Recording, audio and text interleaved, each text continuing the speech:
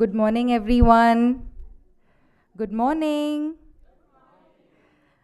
Before we start, इससे पहले कि हम शुरू करें, can I please request everyone to put their phones on silent?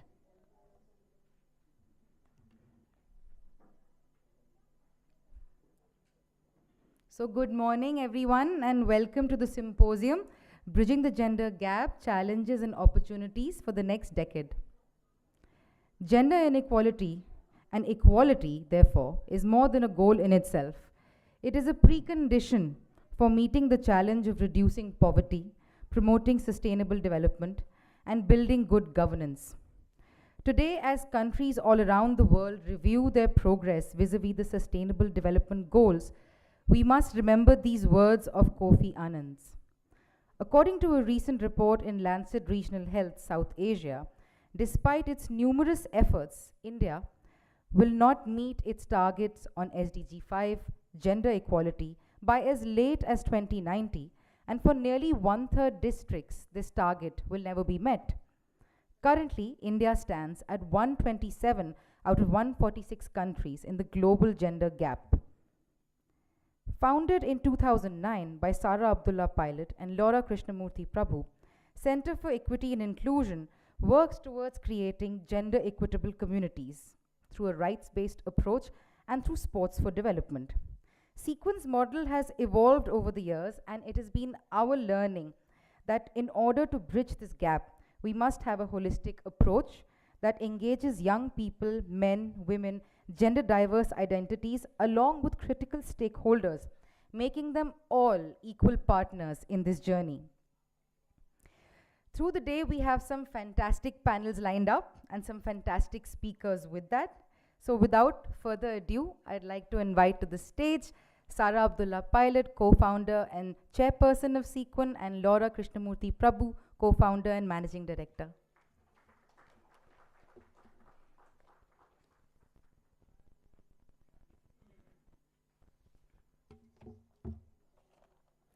I'd also like to call to the stage Padmapriya Janaki Raman. Padmapriya, I'm going to share a little bit about you. Padmapriya is an actor working for the past 15 years in the Indian film industry with main lead credits in more than 50 films across 6 languages. She has won the President of India's Medal for Acting, and her films have traveled to international festivals like Venice and Toronto. She founded Collective Crew, a media and entertainment startup driven by diversity and focused on producing content that is women-centered and sourced primarily from Indian literature. She is the founding member of Women in Cinema Collective that works towards creating equal space and opportunities for women in cinema. Welcome, Padmapriya.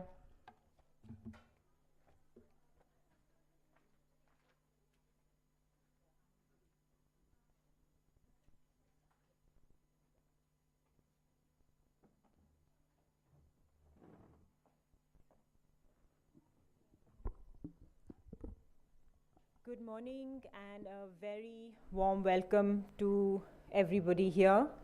On behalf of Laura, on behalf of everybody at the Sequin team, we are so excited to see so many of you who have come from far and wide. Literally, I think we have delegates and attendees here from maybe 15 or 16 states of the country. And so many people have come to me as we've been organizing the conference and as we've been sending out the agendas and saying how excited they are that it's been a while, I think, from the pandemic, having this kind of gathering with people from across spectrums. It hasn't happened. I think we've become so used to, and of course, you know, technology is a wonderful thing. We've become so used to our Zoom meetings and our team meetings. But to actually gather in a physical space, I at least feel that there's no substitute for that. You know, we talk about, there's that beautiful word, Ronak, which in English doesn't quite, I don't know how you translate it, but I think that Ronak that is in the room when we have these conversations, like last night, our delegates who had come, and we all gathered together for dinner, and even today, there's no, I mean, how do you get a ronak in a Zoom meeting, that light, that that we need when we talk about these kind of conversations, because they're not light by any means. They can often be very depressing. It can be very dark, and one sort of feels like, my gosh, for years we've struggled, and are we getting anywhere? But actually, the fact that we're gathering, that we're talking, that we're interested, that says so much. One of our delegates yesterday was sharing with us, he has come from Kashmir. And I mean, he must have taken him like a couple of hours to get to the airport. Then you have to be there 3 hours before check-in, and the flight was delayed and delayed. He sat at the airport for like 12 or 13 hours. But he is still here. We would have understood if he called us and said, I'm not coming. We would have said, yes, it's fair enough. Sorry, we'll miss you, but we understand. But he was determined. And that energy is what I'm really looking forward to today from everyone, that, I am determined to be here and to listen and to contribute without assumptions, without presumptions.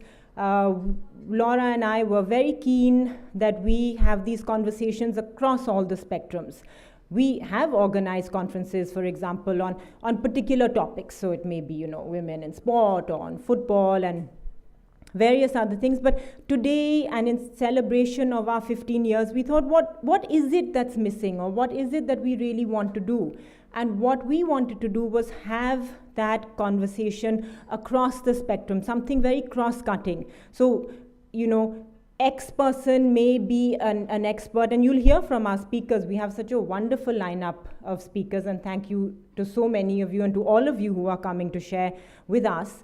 And sometimes we may think that, oh, well, I don't work on that, or that's not something that I really am looking at, or I work in advocacy and this is in the grassroots, and I work in the north and this is, someone speaking from the south.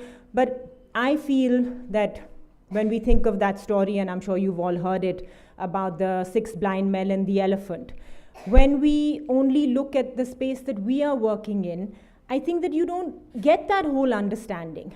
And if we're looking at very deep, very sustainable, very real, very transformative change, it's only when we listen to each other, it's only when we work together that we are actually really going to make those strides. So I hope that today we have a day, and it's a packed day, it's a full agenda. We have plenty of tea and coffee so that, we don't fall asleep and we need a little bit of caffeine once in a while. But I'm hoping that the conversations are going to be so engaging that we won't even need to step out to have that coffee. So please do contribute, do give us your ideas, do give us your thoughts, do share. And I look forward to a really wonderful, wonderful day. I would also like to thank Padma Priya. Thank you so much for being here. We've been speaking to her for a while, and we were talking to Padma Priya about how we would like to start this session. Unfortunately, we did have to begin without Supriya Suleji. Her flight was landed a little bit delayed, but she will be here and she will join us before Parliament starts. But we didn't want to delay, because actually we have so much to hear from Padma Priya, and we thought a really nice way of going about it would be to have a conversation, would be for us to talk to her and to really hear more, because she does so much. I think probably next time we'll have to have an entire day to hear about what she's done, what she's achieved, all across. I mean, if we talk about a holistic understanding, if we talk about cross-cutting, I'm not sure that there's very much that she doesn't do. So I look forward to hearing more from her, and I'd like Laura to facilitate that.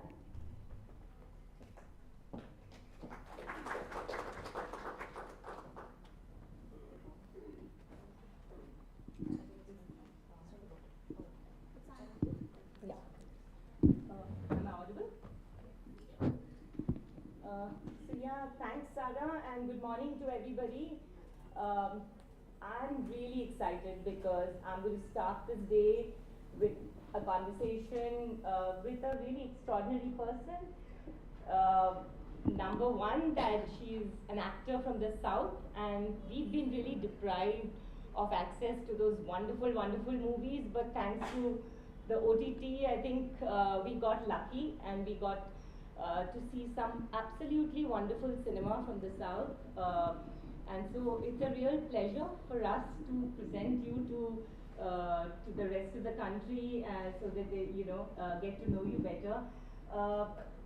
You've been a very successful actor. You won awards. You've been in the popular mainstream cinema.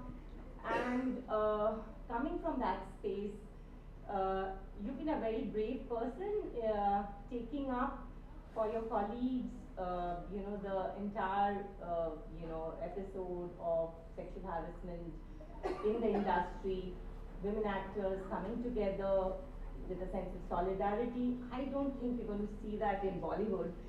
So I'm sure it must have been a challenging stand for you to take at a personal professional level, but I would love for you to share that journey with us, Priya.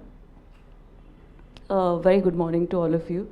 I really want to celebrate Sequin today, 15 years. It's not a joke, and especially in today's environment. I met Sunita ma'am some time back, and we discussed pretty much where we are with respect to gender funding, and it's I mean generally funding for the social sector, but specifically for gender has always been a challenge, and I hope you can surpass that, and we get to celebrate another 15 years soon, and I'm here. I also want to thank all of you, and especially Sarah and Laura, because rarely do we, we actors are typically called for bringing in the X factor. So to bring in us for a serious conversation on gender issues, for recognizing that media and entertainment, which contributes 30,000 crores to the economy, is also a workplace, and the issues around it, and to have that as the first session, really want to thank you for recognizing that, because in spite of 5 years of Me Too, which was in many ways, I mean, it came from many sectors, but spearheaded by the media and entertainment, 5 years from then to now, there's really been no catch up on what's really happened. And so it's really useful to actually be here and kind of say that it's not just intersectional, it's very much a workplace like everywhere else. So I want to go back to the question on how we came about. I don't know how many of you know about the Women in Cinema Collective? Okay, there may be a couple more. But I'll just quickly give you a recap.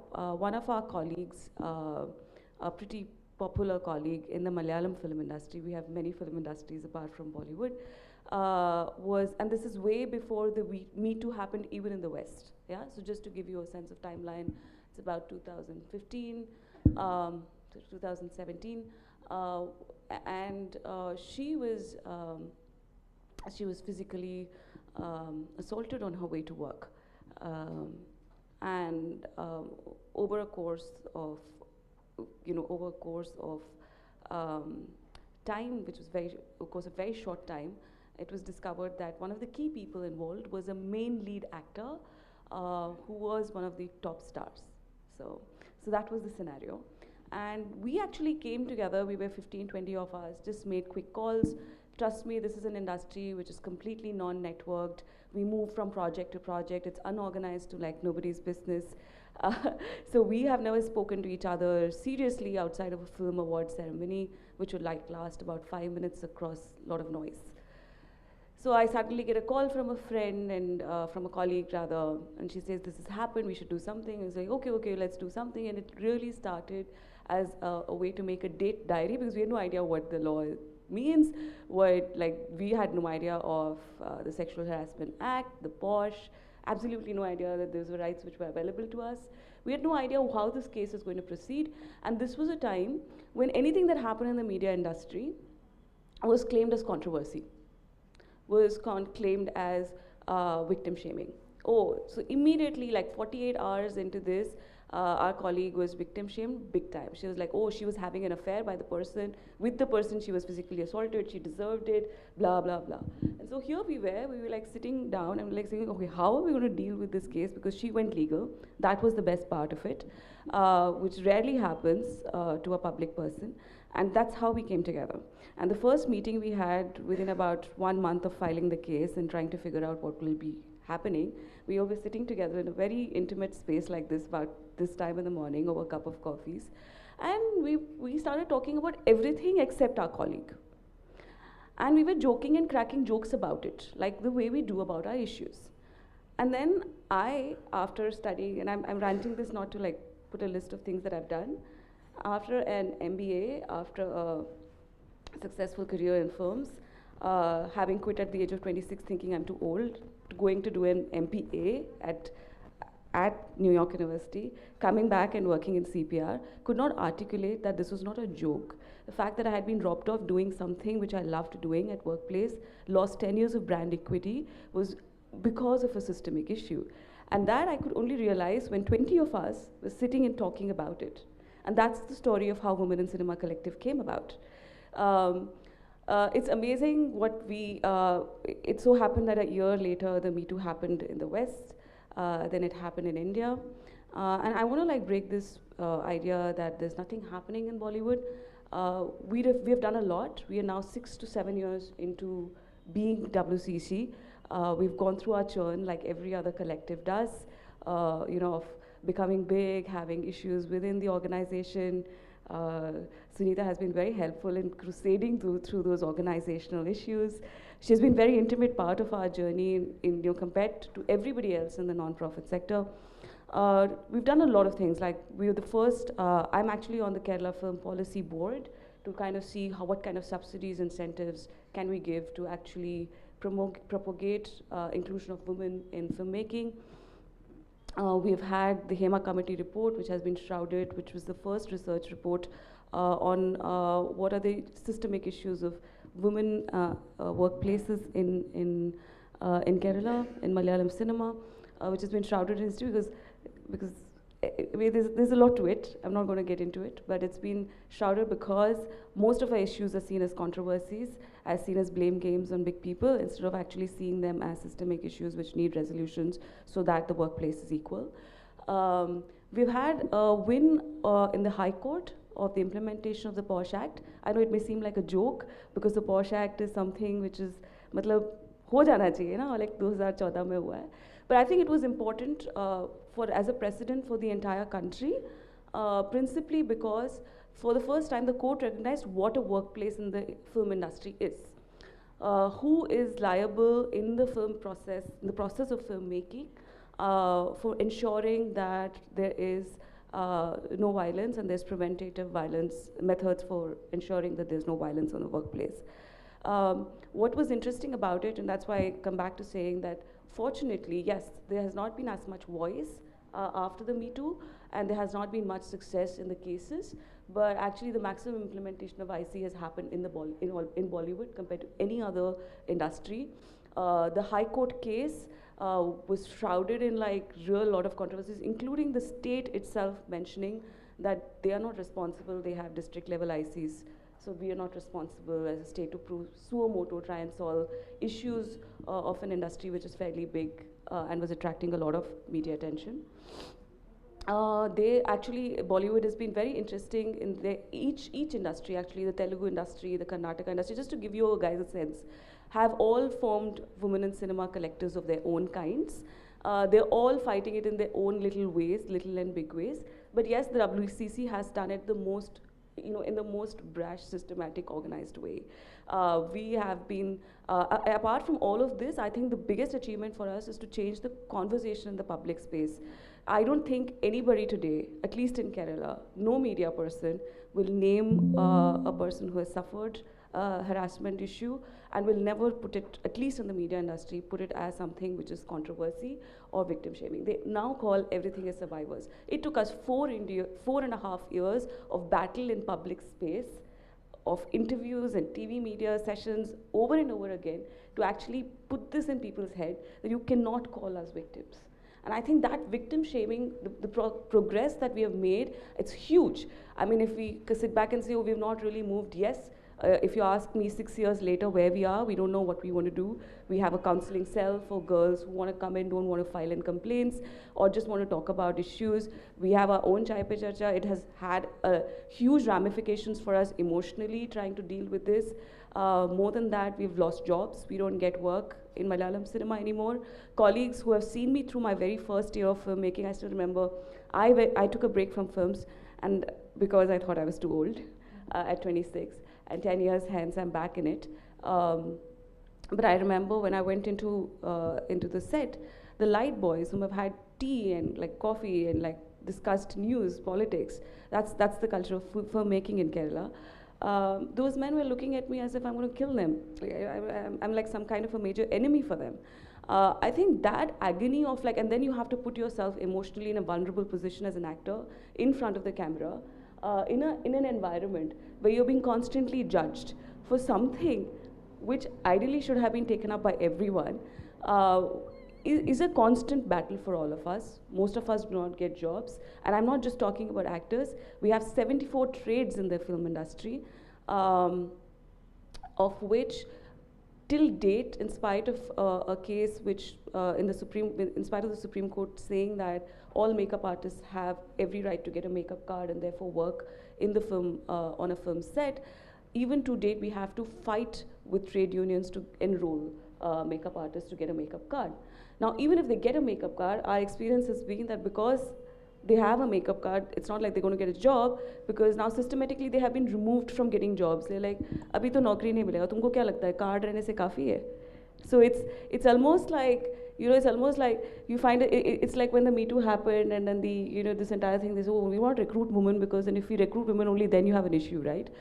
So we've seen all of this, but the charm of it, we're celebrating 50 years, the charm of it is that just 2 weeks back, all of us, I wasn't there, I couldn't be physically present there, but all 25, 30 of us, which remains like a constant number, met up, shared energies, and are finding our ways of surviving through the crusade.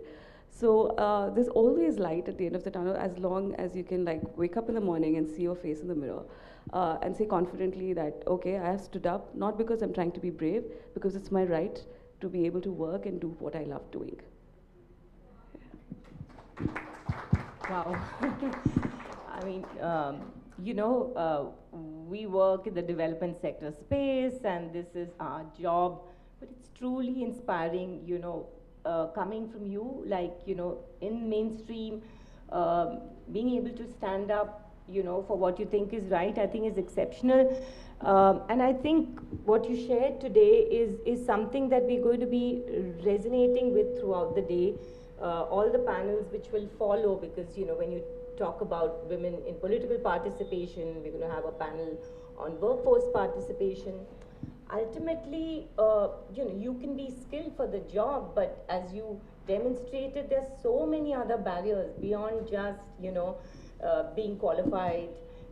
You know, how do you address all these structural challenges? So, is it?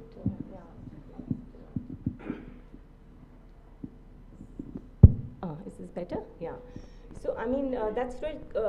You know, so what kind of a message would you like to share with the rest of the group? Because we're going to be having these deliberations. We are looking at the gender gap. Nita shared the massive gap that we had to cover. You know, so across through the day, we're going to have various deliberations. So when you look forward, the next 1 decade, what are some of those, you know, things that you feel as a collective we should be looking out for?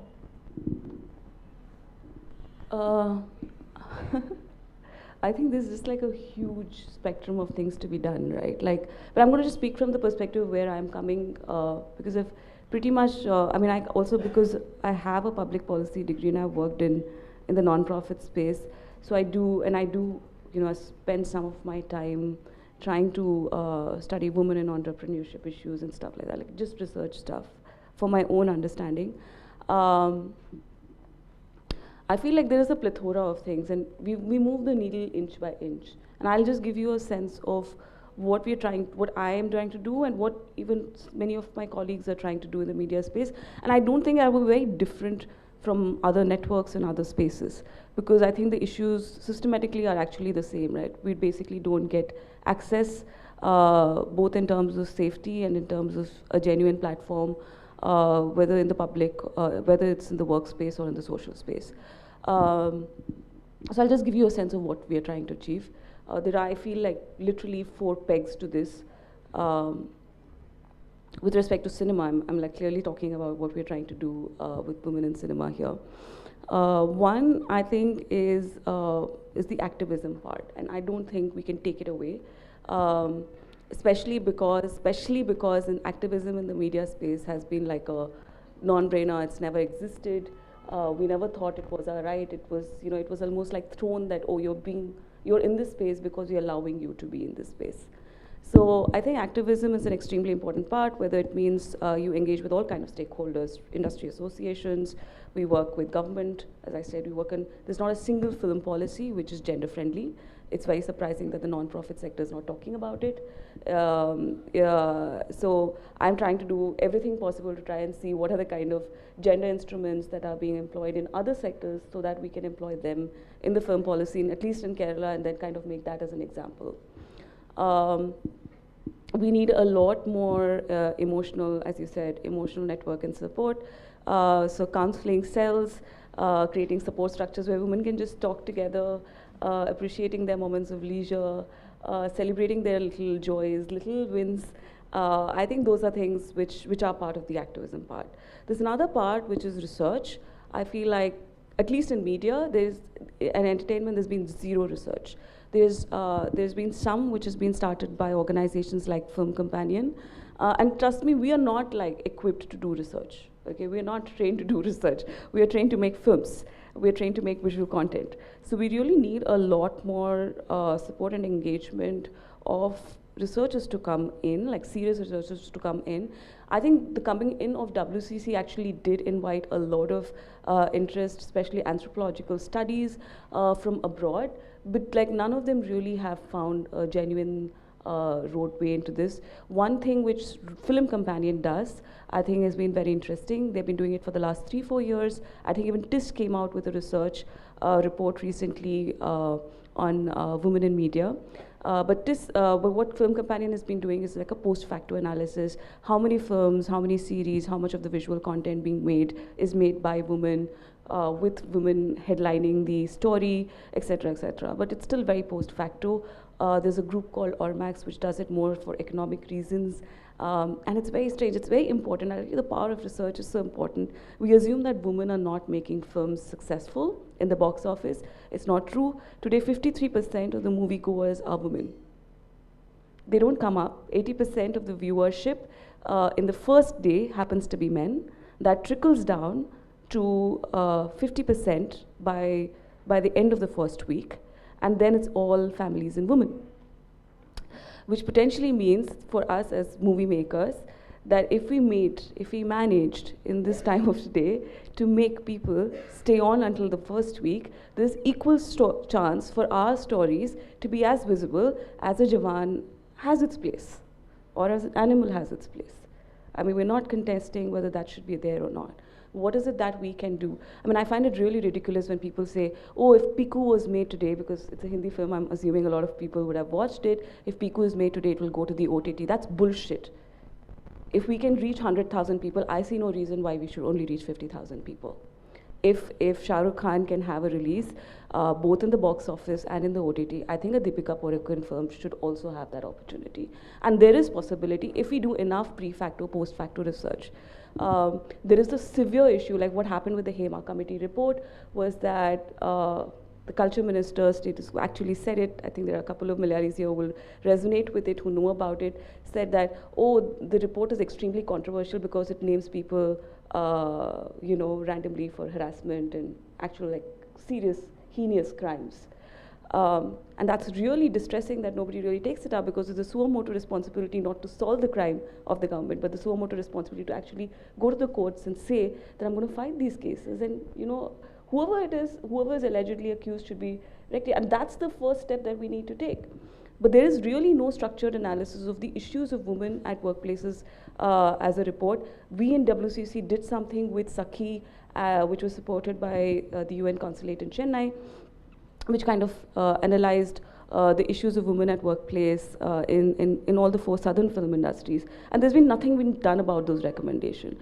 So there's been like, we've been really struggling very hard because nobody knows about us, and people think, oh, we are the X factors, we're really not a workplace.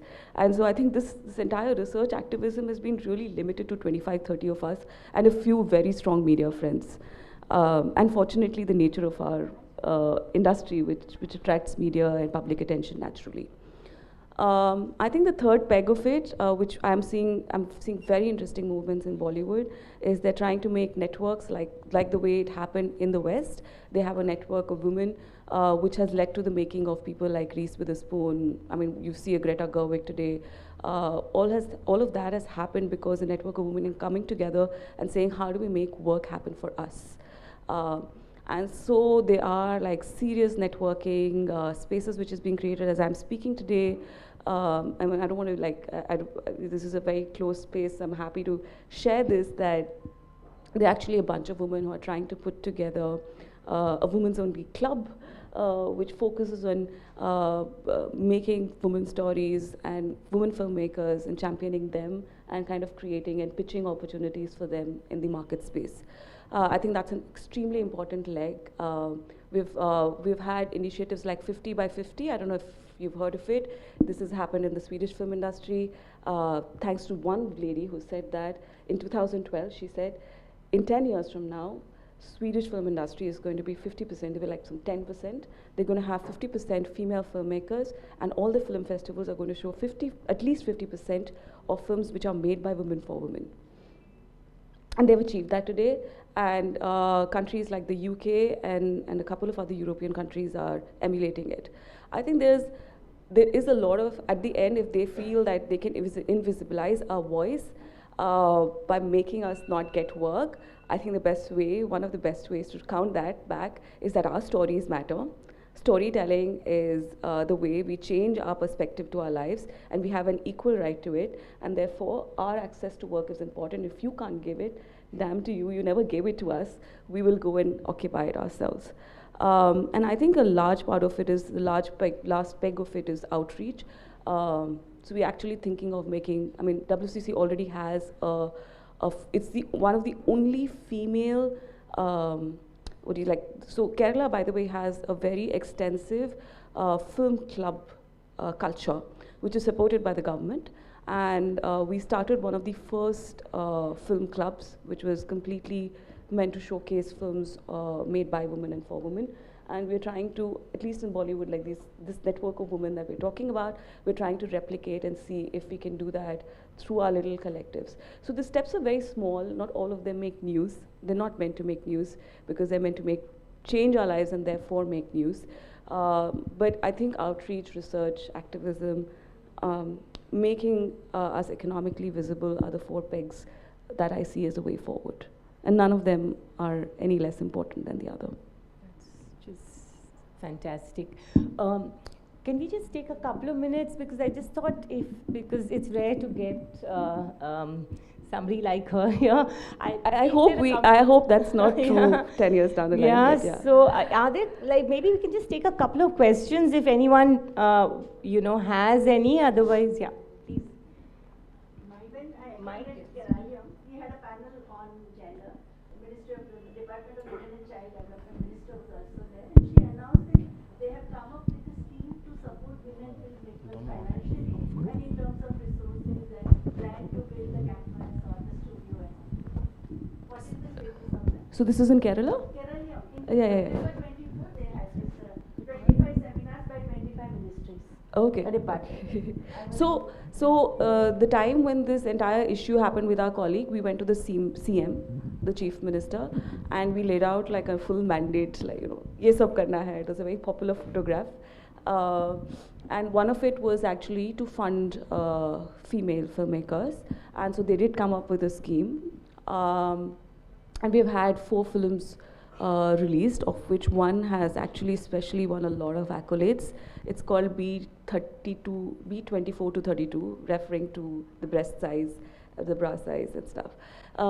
So it has started. I mean, as I said, I'm part of the film panel, the policy panel. But again, I'm like reasserting this, that that entire the making of the panel is extremely male-led. The commission itself is, that's why I'm saying the HEMA committee report, which was set up to actually list the issues of, I mean, we had actually given a set of solutions. So the kind of, solutions which the HEMA committee itself put out, or the government put out as saying is the HEMA committee report's recommendations, has been extremely adverse to the cause. I mean, we can get into details of it. So, matter of fact, when we were making the film policy, like we're structuring the first draft of it, they said that we want to completely remove this because it's not been successful, the film funding for women. And I was like, and why is it not successful? Because these filmmakers haven't made any films after that, which is like 2 years since the first film. So there have been 2 years, 2 rounds of those filmmaking grants. The first round was 2 years before, so whatever, like 2000. So normally, like an Adur Gopalakrishna, for instance, as a filmmaker, has only made 7 films in his whole lifetime. Do we call him to be a less credible filmmaker, or do we make that effort less credible because he's only made 7 to 8 films? And one had to really pose that question to the panel who's making this policy draft. And so what I'm trying to say is, yes, it all happened because of severe media pressure and our relentlessness, but there's also a lot of pushback from the government in not doing this because the media is a very important peg for politicians as well. And, we bring votes, we know about it. So, and people who have a lot of money and who bring votes are not women, are the men. And they want to protect their bastion, and it's a very strong interplay of relationships that we're happening, and so we are battling that. But fortunately for us, what's been really going is the Kerala public. I think the public has lapped on very strangely in an extremely deeply patriarchal society like Kerala. The public has really lapped on to the WCC movement in spite of calling us very elitist and all of those breakbacks, which are fine to take with. They are ones who believe that this cause matters to them. It matters to them that their girls, when they go and find opportunities to work in cinema, that their space should be safe and should be an equal place to work. So I think that pushback is what is working in our favor in terms of negotiating with the government for our rights. Thank you so much. Okay, one last question. You could just introduce yourself, please. Sure. I'm Tara Krishnaswamy on the next panel, I guess. Hi, Work with women in politics. So I'll sit down and ask. There's 2 sort of angles to this. One is promoting women to make more films, to get a more sort of equitable role in the film industry and get better funding and so forth. The other angle is that mainstream cinema being made through the male lens and controlled by men, there's a lot of feedback and critique and everything that is devoid of women's input, right? And when women do give criticism of the film or feedback on the film, it's viewed as a sort of, a feminist kind of a thing, as opposed to we are 50% of the population. Our criticism is as valid as male criticism, if nothing, right? So, for example, you could take extremely otherwise... It's valid even if we were not 50%. It is valid even if we were not 50%, but so for you take extraordinary films and sometimes they tend to throw gender under the bus, or they haven't, but they are deemed to be extraordinary films in other ways. They could even be films about social justice, and they leave out gender justice, right? And social justice is achieved, on the sort of, by throwing gender under the bus. And this is something they don't even realize, right? Because a lot of politics is connected to social justice, but it somehow doesn't include gender justice under that umbrella, and films therefore mirror that. So what are these collectives, what are the collectives doing to make sure, or can we do things to make sure that the feedback and critique is well-rounded, that women deliberately get together to critique films in ways in which men are blind and are unable to see, right, for themselves? So, I mean, when I say women, I'm also talking about women who are deeply patriarchal and therefore can't see, right? I think one of the only ways of changing that over time is to show more cinema, which is not which is what our vision of the world is, and there's a lot of that. A lot of that may not be visible to us on a day-to-day basis in the box office and the screens. And I think one of the efforts we are all trying to do as a network, a larger network, not just Women in Cinema Collective in Kerala, but networks of women in cinema that have kind of formulated in organized, disorganized ways across the country, is to try having small film festivals, monthly film screenings, where we have conversations. It's a slow process, but unless we cultivate our audience and viewership to that conversation, we cannot expect them to overnight change their perspective, because we have had 70 years of being thrown that bullshit on our face. Having said that, I also feel like there's a lot of hope, because I think 50 years back, or even 10, 15 years back, if we had a Barbie released along with Oppenheimer, it wouldn't have even lasted in a country like India. Yes, it hasn't done as well as Oppenheimer, but that entire fact that there could be a conversation around it, that there was a fairly big chunk of sales which came from a sale of that movie, is an indicator that there's a changing demographic. And therefore, the way we need to pitch our stories to platforms which give you money, whether it's the box office or studios, is to actually start doing research and saying that the audience demographic is changing.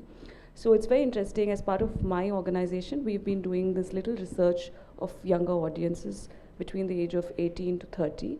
And we said, okay, we showed them a few films, and we showed them a few trailers which had female protagonists. And they said, oh, this is very interesting. Oh, this is not cool. And then we said, why did you say so? And they only stuck to the story that they were not affected by the gender. And to me, that's a changing demographic of viewing. And so if we do enough research, pre-facto research of what is the kind of audience which is going in, then we will be able to commission more female stories that we want to see. So I think there's like a push-pull, both demand, supply works that are happening. They're happening in very silent spaces. They're not things which are spoken about much, because we haven't gotten to a scale where we can really scale and talk about it. But I think I really wish if these efforts were made beyond women in media. I really wish the non-profit sector, I really wish the researchers seriously look into why the Me Too movement happened, and what are the systemic issues that caused the Me Too. And instead of just, I really wonder where the critiques are who said that, whatever said and done, the women should not have gone ahead and like brashly spoken about it without naming people. That kind of really does not lend truth to our cause. But have the same people really gone back and said, okay, that's happened, now what are the systemic issues behind it, and how do we resolve it? How do we showcase that this is an issue, this is the kind of resolutions we need? So very much like we need evidence-based approaches for other gender-related issues, like we need gender-based budgeting in other sectors, we need the same thing in media and cinema. It's not very different. So I mean, I think the onus is not just on us, it's as much on everyone who's here, and if there's sort of a thought, I'm happy to take that conversation forward. I actually want to add one more. I don't know if you're short of time, but I've spoken to this with Sunita, but I'm sorry, I'm like name calling you like that, because she's such a person I really look up to in terms of the work which Sunita Dhar ma'am has done here. But I saw a report in one of these media channels, which is a fact, it's a statistic. 80% of Instagram users in India, which is a major content creator, visual content creator. I know the minute you think of visual content, you think of movies, but actually today, 70% of visual content is on OTT and social media platforms. 80% of users in India are male users, and only 20% are women. And this is exactly the reverse proportion in the rest of the world, barring some other countries like Pakistan, where 80% of users are women and 20% men. It makes sense, right? Photographs, beauty, fashion, you would assume that this would be naturally a woman's space. What are like so many men, they have equal access to fashion and makeup and stuff. But one would think that these are things which are naturally associated with women.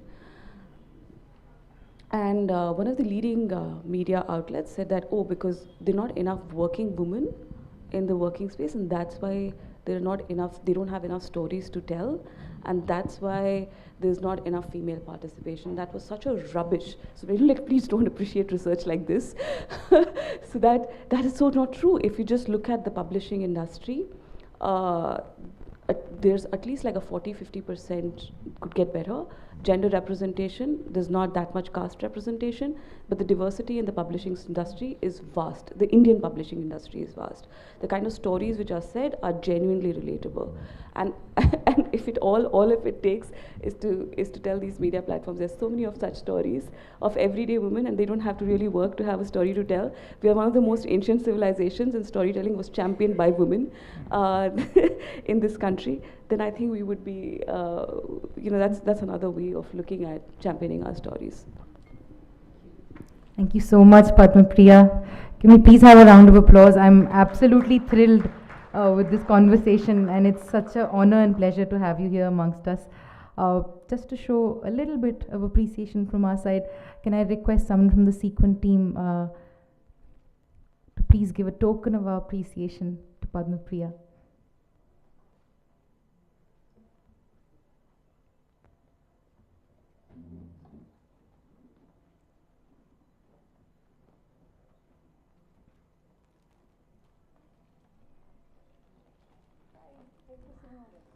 Thank you.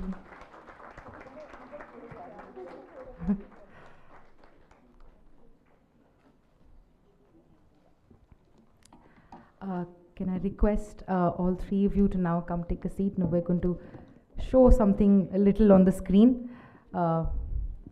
Thanks and all the best to everyone. I really hope we can celebrate more such years together.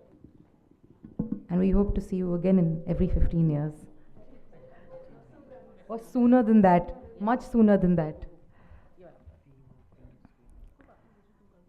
शुरुआत में मैंने थोड़ी बात की थी about Sequin. I spoke a little bit about Sequin right in the beginning when we started the morning. But more than my words, जो शायद आपको थोड़ा बोर कर सकते हैं, I'd like to show you something on screen. थोड़ी सी झलक, a little glimpse of 15 years of Sequin.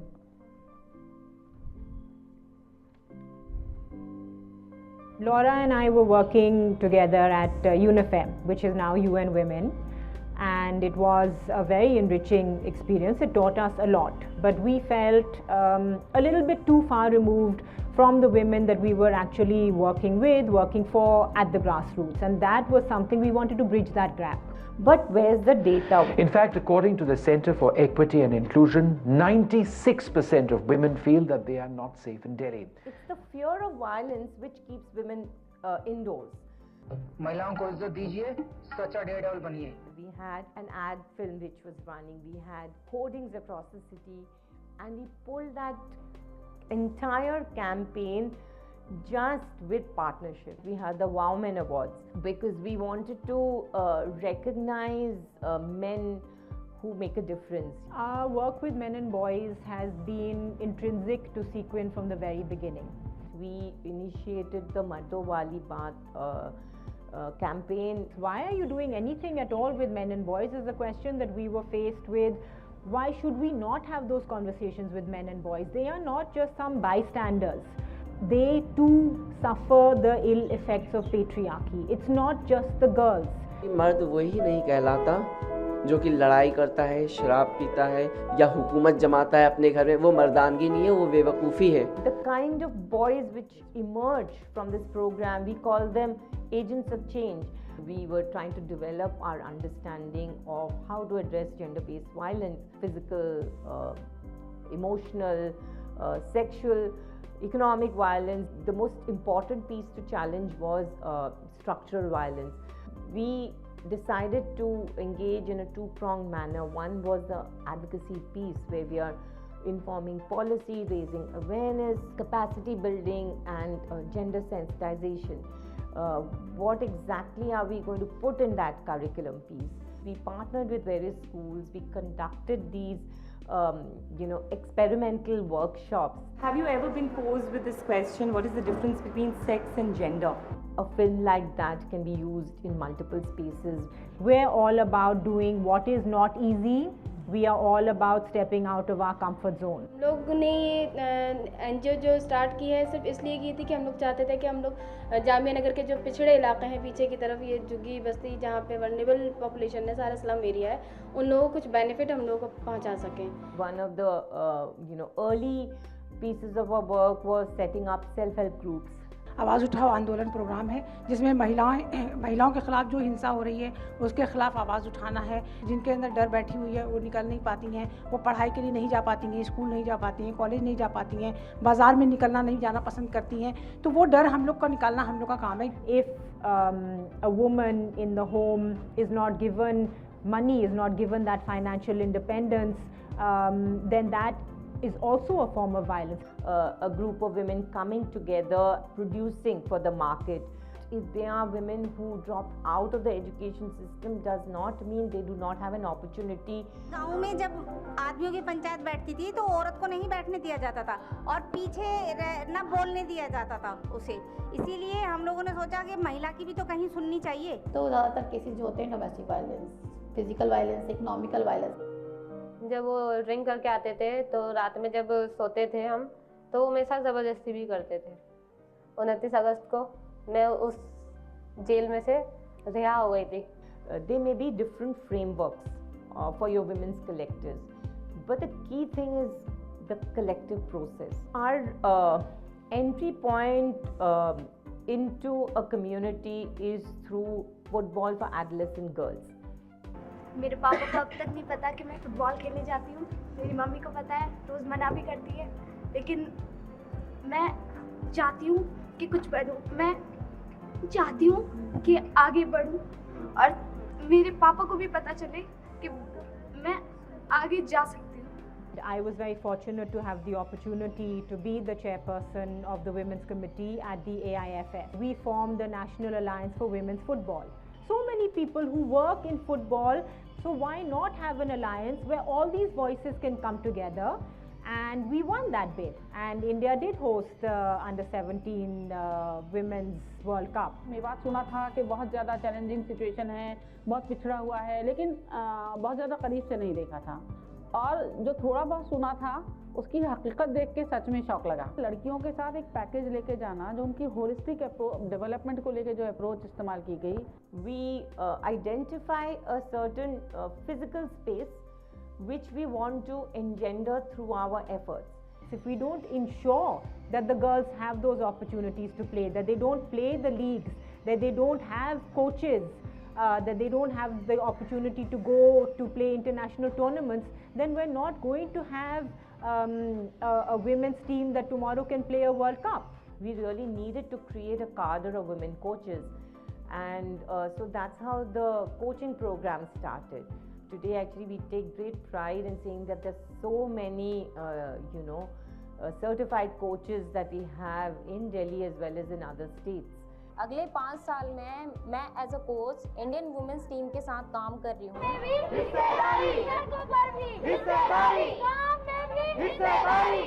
They are confidently negotiating public space, they're leaving their homes, going to their local parks, they're playing till dusk, and they feel safe, they feel confident, they are very confident to wear their football gear and walk down those streets. There is this wonderful community that we have created. मेरा मन में लगा था वैसे जो madam कर रही है उनका ऑर्गेनाइजेशन कर रही है, हम भी दिल्ली पुलिस भी एक पार्क को अडॉप्ट करनी है. मैम अगर लड़कियों का स्कूल आना बंद हो जाए तो पूरे गांव में अगर मतलब कोई 10-5 लड़के रुक गए तो उसकी वजह से गांव वाले किसी को भी नहीं पढ़ाएंगे, कोई लड़की स्कूल नहीं आ सकती है. We have to build girls in such a way that they're going to be able to demand those spaces. आपको इतनी देर से कॉल कर रहे हैं, आप क्यों नहीं आ रहे हो? गाड़ी तो जबकि 10 मिनट दूर पे खड़ी होती है. Are we prepping our girls to be those kind of politicians who are going to do a very different kind of politics?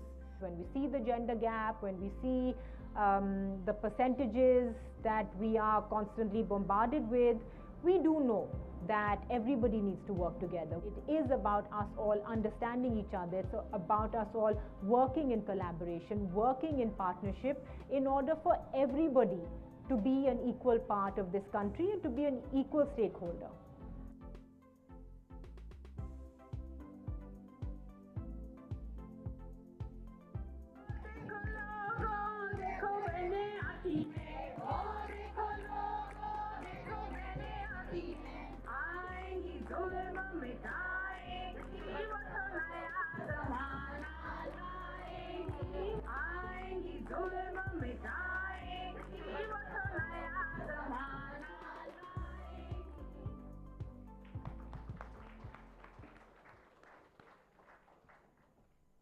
Thank you. And that was a little glimpse of 15 years of Sequin.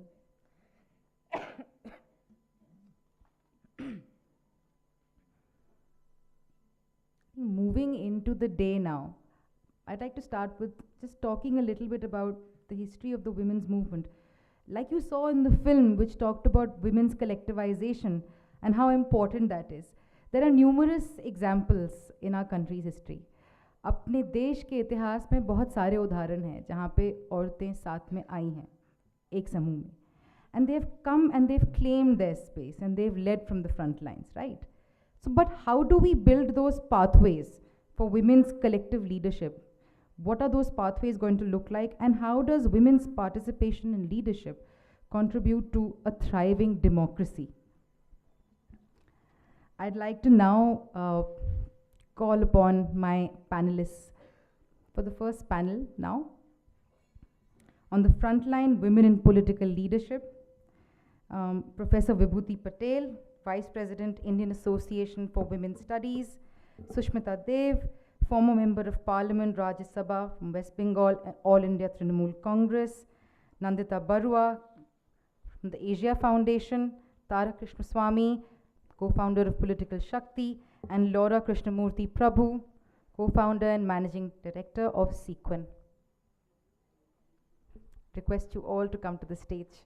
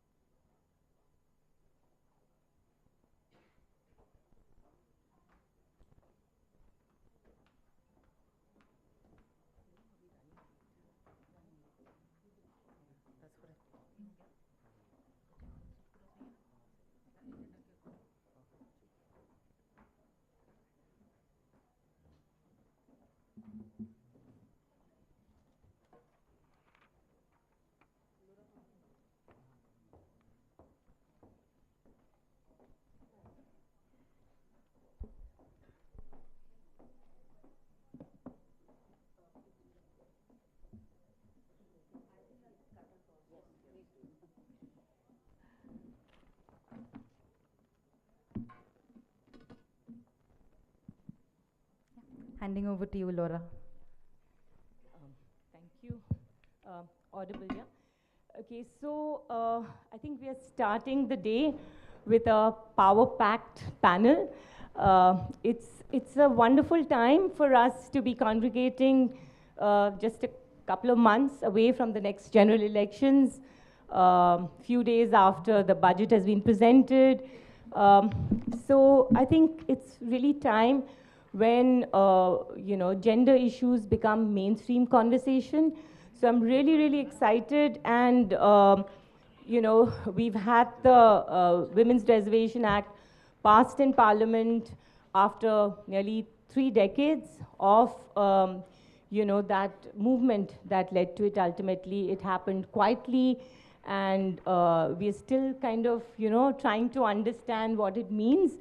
So I think this panel today is going to help us to understand what we have in store as we move ahead for the next decade. I hand it over because this is, we're short of time.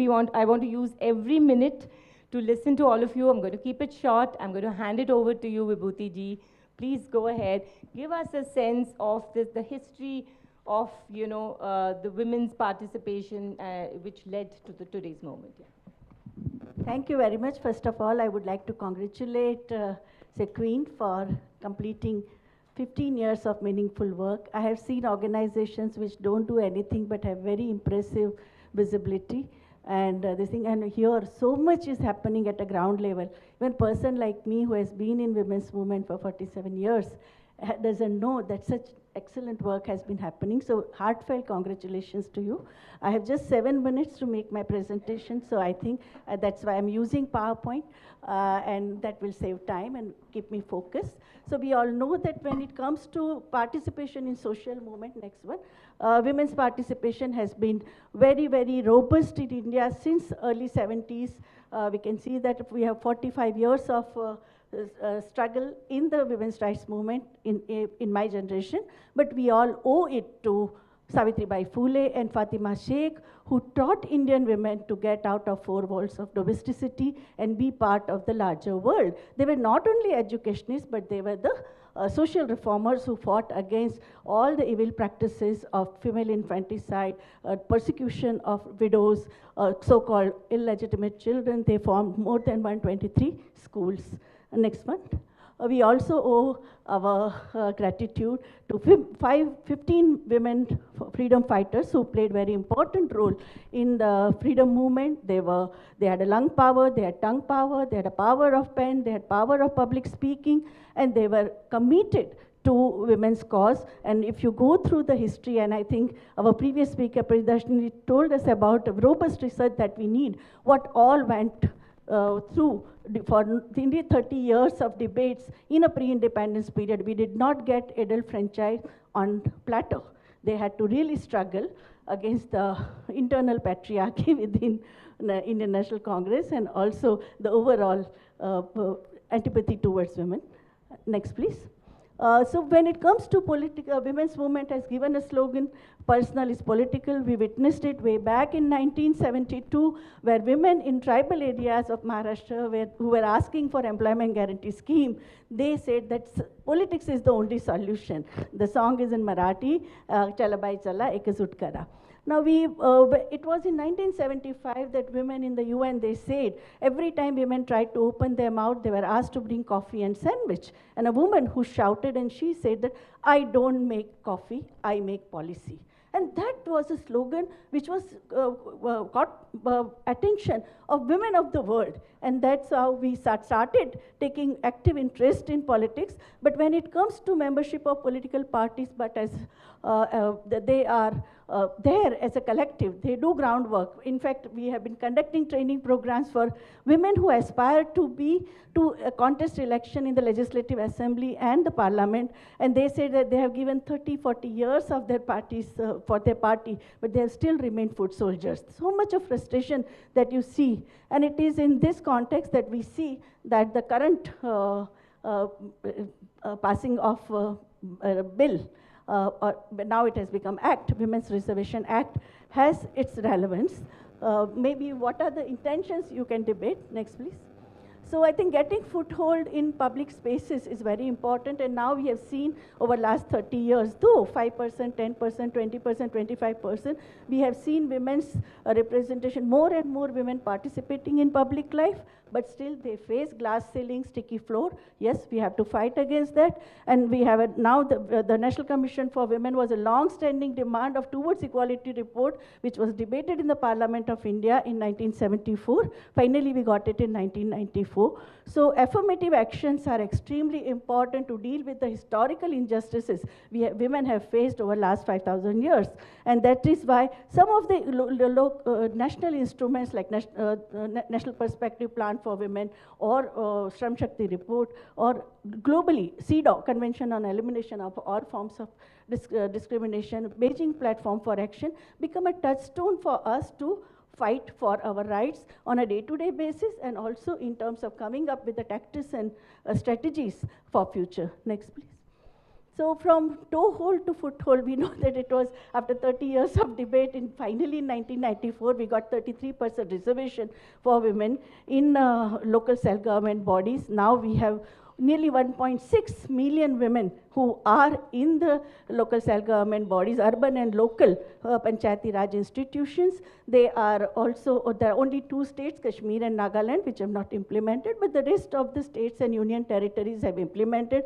Nearly more than 20 states have 50% reservation of women, and we saw how heroic they were during the pandemic. Their work and their interventions were very important. And many of them who have had a 5 or 4 or 6 rounds of winning the election, they are also thinking of now entering into the, in the larger politics. Next, please. So the journey of the bill, I think many others will also talk, that so many times, right from 1996, bill was introduced, and now we see that finally in 2024, we managed to get it. Next, please. Get it passed. So Women's Reservation Bill's timeline, it has been widely publicized also. Next, please. So reservation of women, the main issues of reservation within reservation was a bone of contention that has also been taken care of, and within the women's movement also there has been many debates over it, and it is also next question is that of what kind of powers women will have. Next one.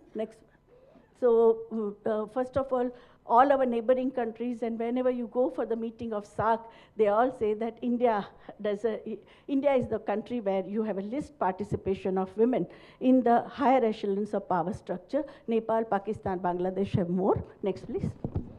So the mobilization of women in the political parties, we have seen the first time the question of Stri Shakti was mentioned by Madam Gandhi in the 80s. We have seen that now the BJP has also talked the question of uniform civil code in the 90s also, and mid-90s we saw Telugu Desam Party for the first time talked about the women's right to land rights, and which also created pressure for the other state governments. Left parties, they always talked about the right-based approach. Next, please. All of them have women's wings of party. For the first time, we see women's concerns being reflected in the political manifestos on their website. You can also highlight whatever they don't implement, that's a different issue, but at least they are now acknowledging, they are giving space to women. Next, please.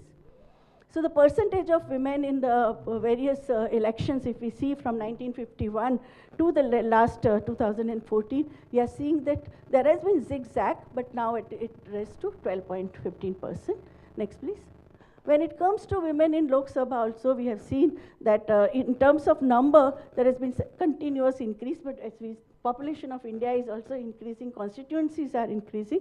So in terms of percentage, it has remained 10.6%. Next, please.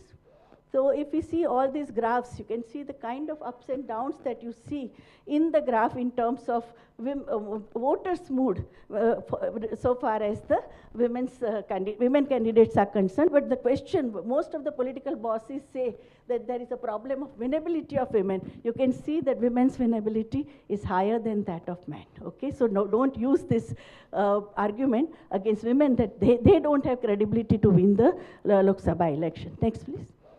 Official data, I think it is there, even in the graph, this is in a numerical way.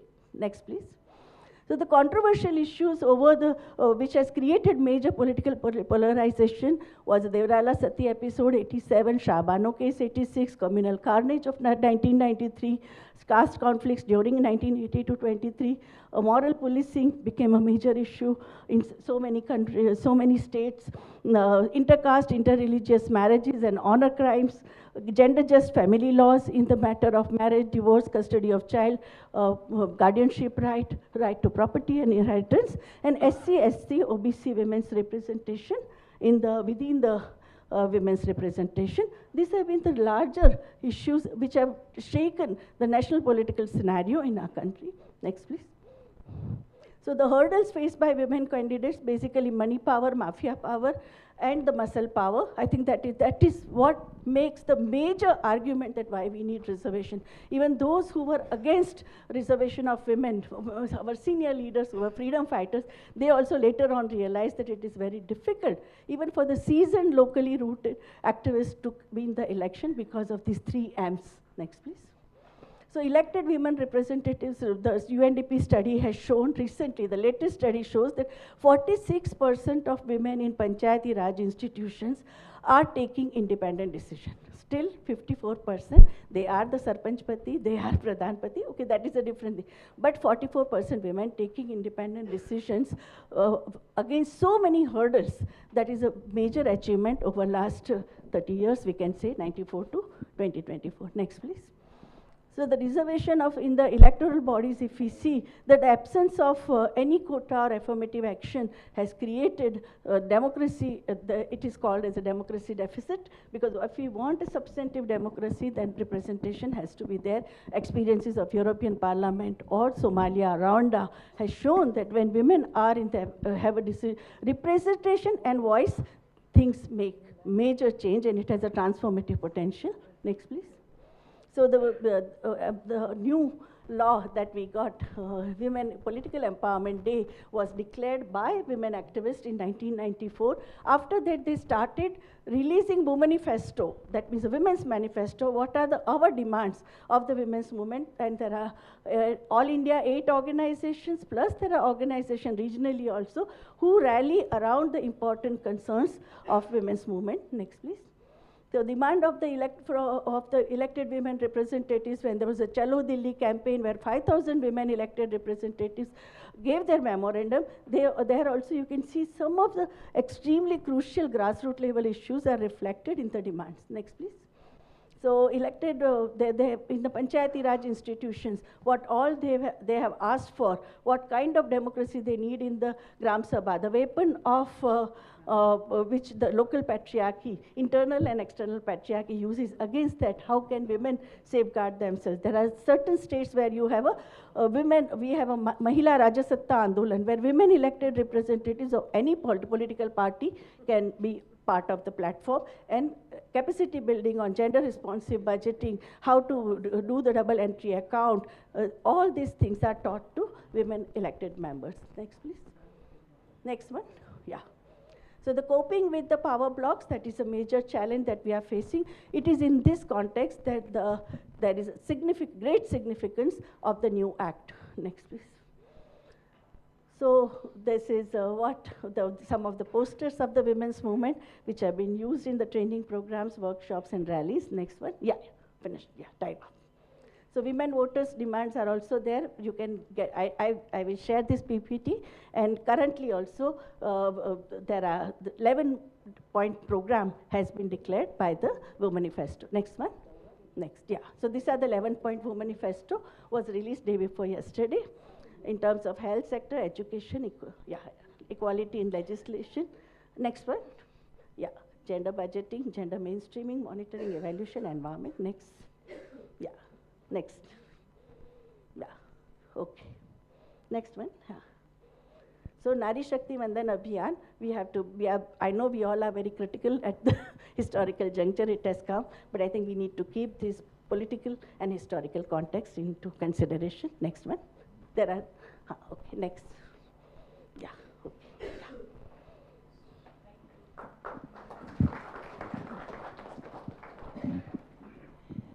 Oh, that was, thank you, Vibhuti ji. I don't know how you managed that in 7 minutes. That's a lot, but thanks for keeping to time, because then we can come back with rounds of questions. Over to you, Tara.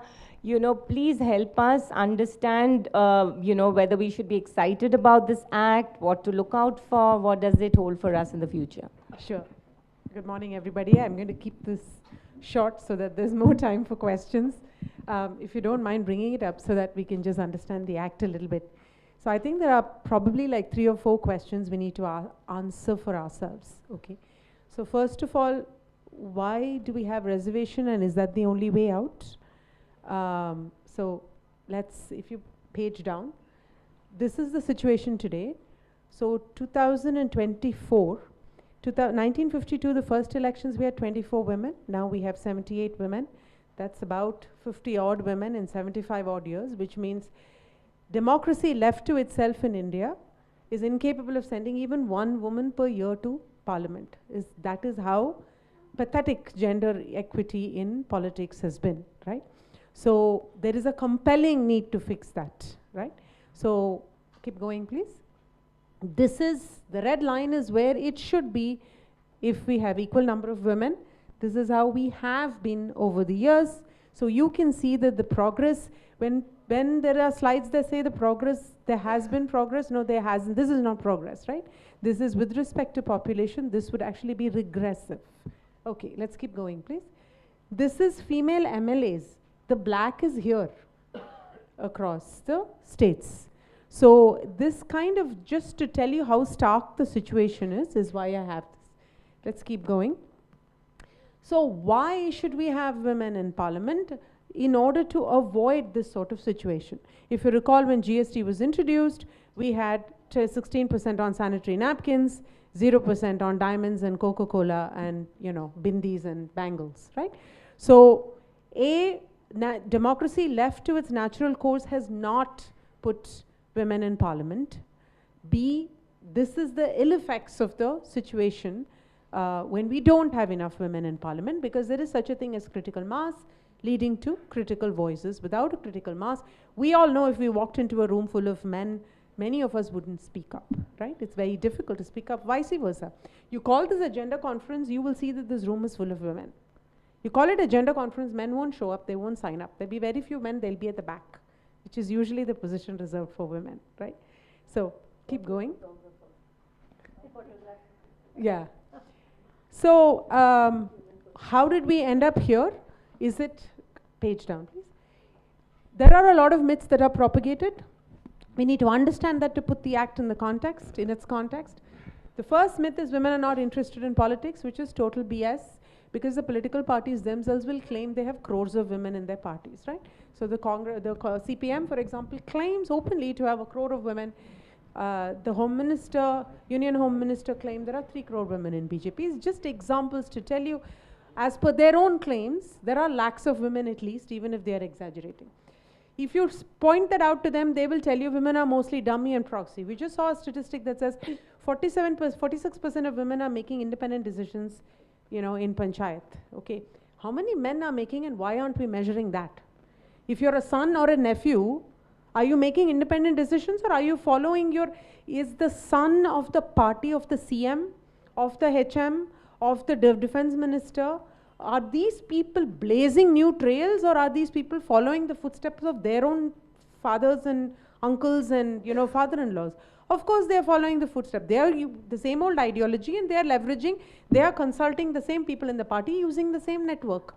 So, but we don't call that dummy, right? We call that just dynastic. So it's a nice little word for men and a completely different word for women, right?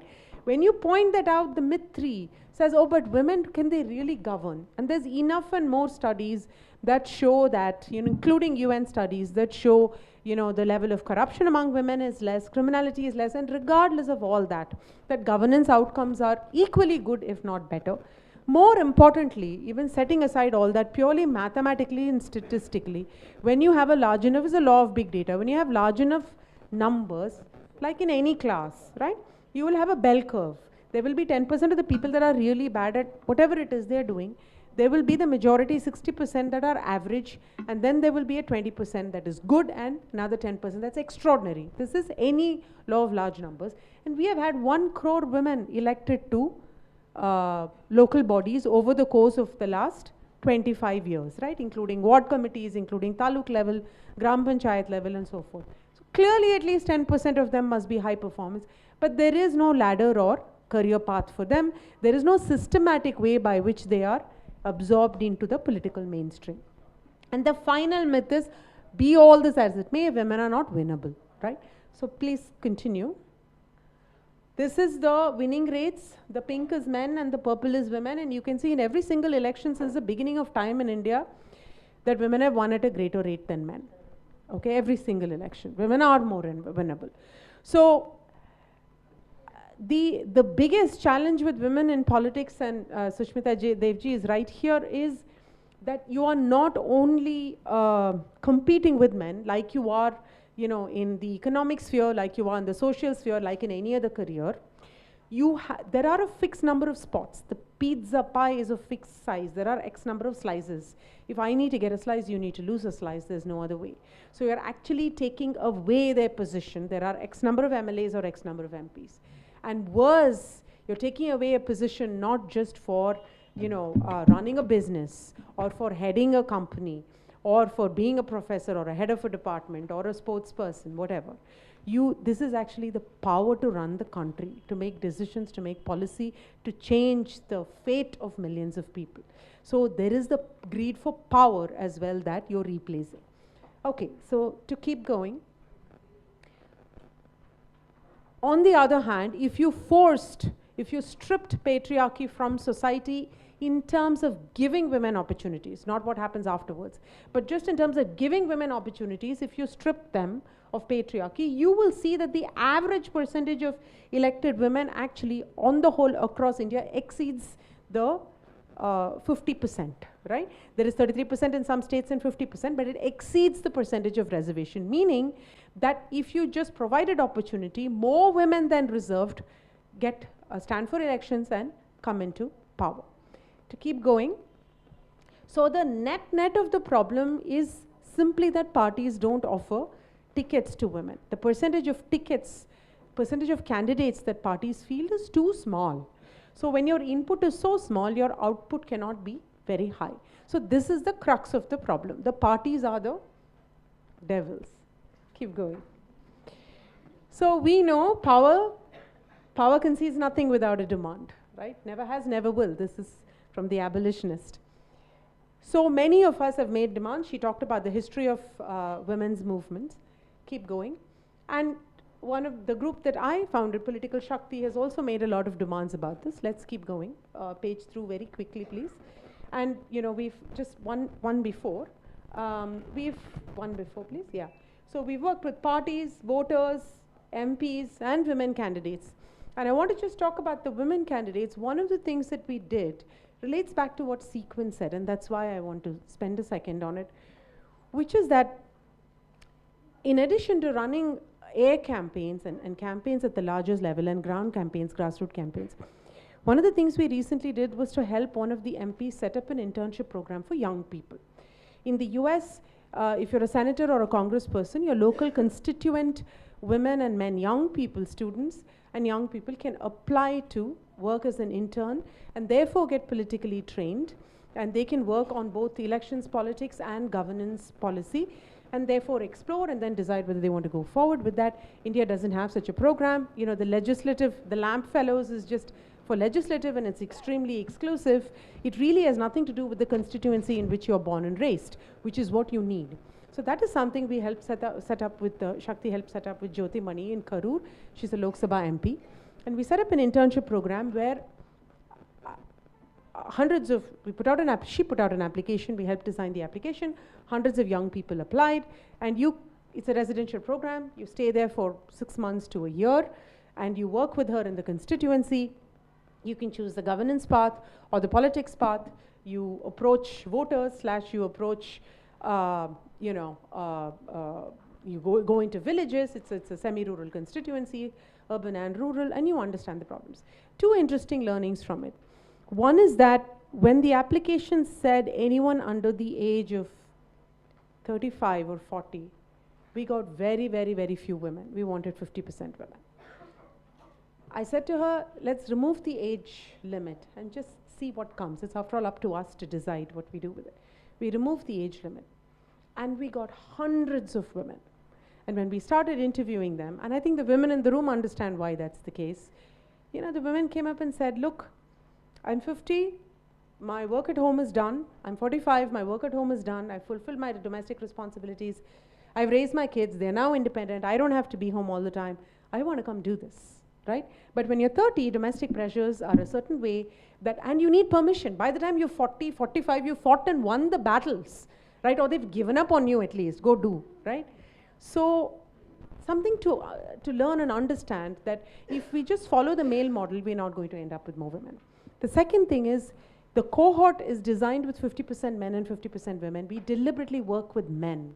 And the outcome is that at the end of this, young men told us, when we started, we thought, what are these women doing in politics? The women who had joined the cohort. And when they ended, they said, having worked shoulder to shoulder with them, we realized that we cannot do this without the women. Because in many homes, they're not going to allow us entry. We can't talk to the women in the homes. Or the women won't confide in us even if they talk to us, right? They won't tell us what the problem is, why certain schemes are not reaching them, right? Why the Swachh Bharat toilet doesn't work. So it is so important to take men along this journey because they are the reason why we are here. They are the reason why we are here. So all the capacity building that we do just for women is simply not the solution in and of itself. And finally, if you go to the last piece, we've run many campaigns. Lack of time, I won't talk to you about this. But if you could go to the act itself, because we want to get to, I'm going to spend a minute on the act. Yeah. Yeah, so no, the previous one, yeah. So the reason, all of them tabled the bill, all these prime ministers tabled the bill, In fact, the current Prime Minister is the only one who did not table the bill in his previous term, but all of them tabled it in their very first terms, even though they were coalition Prime Ministers. But it's finally passed. I think with all the work of women activists and with all the work of the women politicians, the real reason we are here, or rather the big chunk of the reason we are here, I think, is because of women voters. The fact that we have almost equalized the voting percentage, which has now put pressure on politicians to acknowledge women as voters and give them something, right? And it's not just this. They've been giving them many things, whether it is, you know, all kinds of educational benefits, economic benefits, and so forth. So now the Act, and I'll close with that. The 106th Amendment, the Nari Shakti Vandan Adhiniyam, or the Women's Reservation Bill, simply, is the 106th Amendment. And much like the earlier version of the bill, which was the 108th Amendment, which didn't, fully pass, it applies, we start here, okay? It reserves 33% of seats for women. It reserves them in both the national legislature, the state assemblies, and now the union territories as well, right? Delhi and other union territories as well. It applies only to the lower houses, so it doesn't apply to either the Legislative Council in some of the states that have it or the Rajya Sabha. It provides for a rotation of seats, so it is not the same seat that will be reserved for women. And it applies to the SC/ST seats as well, so it's 33% of general quota and 33% in the SC/ST quota. And there have been 3 issues that continue to stay as sticking points. I'll just refer to it and then close so we can get to this. So the first and the 2 in red are significant issues without undoing which the bill itself is a flop. The first issue is that this will kick in only after census and delimitation, which means that the next census, which may be, which is due in 2026, and then that may take a couple of years to complete usually. So you're talking at least another, 4 years before the census is complete, starting now. So it is not for this Lok Sabha election. And after which delimitation is another 1-2 year cycle at the minimum. So it's not for the next Lok Sabha election either. So probably we are talking about 2034 Lok Sabha elections is the earliest at which the reservation can commence. But then the 106th Amendment has been passed and has become an act. And if you look at it, the second issue is that there's a 15-year term limit to it that says the reservation is valid only for 15 years. But the verbiage is not very clear in the law. It also says that the 15-year term begins when the law becomes an act, when it is notified. So if they notify it today, your 15-year clock starts ticking today. But the first reserved seats won't kick in at least till 2034 because of census and delimitation. So you've lost 10 years in the process even before it starts, but then the 15-year clock has started ticking, and maybe you just have the reservation for one cycle, right? So this is extremely sort of dangerous situation that it puts us in that the whole thing becomes a campaign election rhetoric as opposed to anything substantive for women. The other issue that has been brought up is to say that there has not been a caste designation for and reservation for women across the backward castes, and of course no word at all about minorities, right? The fact is that while that is 100% true, it is also true that the same applies to men. Today in Parliament, you don't have male representation of all castes by reservation. You have it if parties forward backward class candidates, parties forward minority candidates. So the women's reservation bill per se is not a caste reservation, it's a women's reservation bill, and it mirrors the rest of the situation in Parliament is how it is. So this is sort of the state of affairs that we have with the Act today. Thank you. Thank you, Tara. That was most useful. I think that's left us with a lot of food for thought. I think we'll come back to the last bit during the question answer round. I want to move straight to Nandita now. Nandita, I really want you to talk a little bit about what it really means to have more women in politics. Are we going to look at some different kind of politics? You know, what are you making out of all these conversations that have been happening? Thank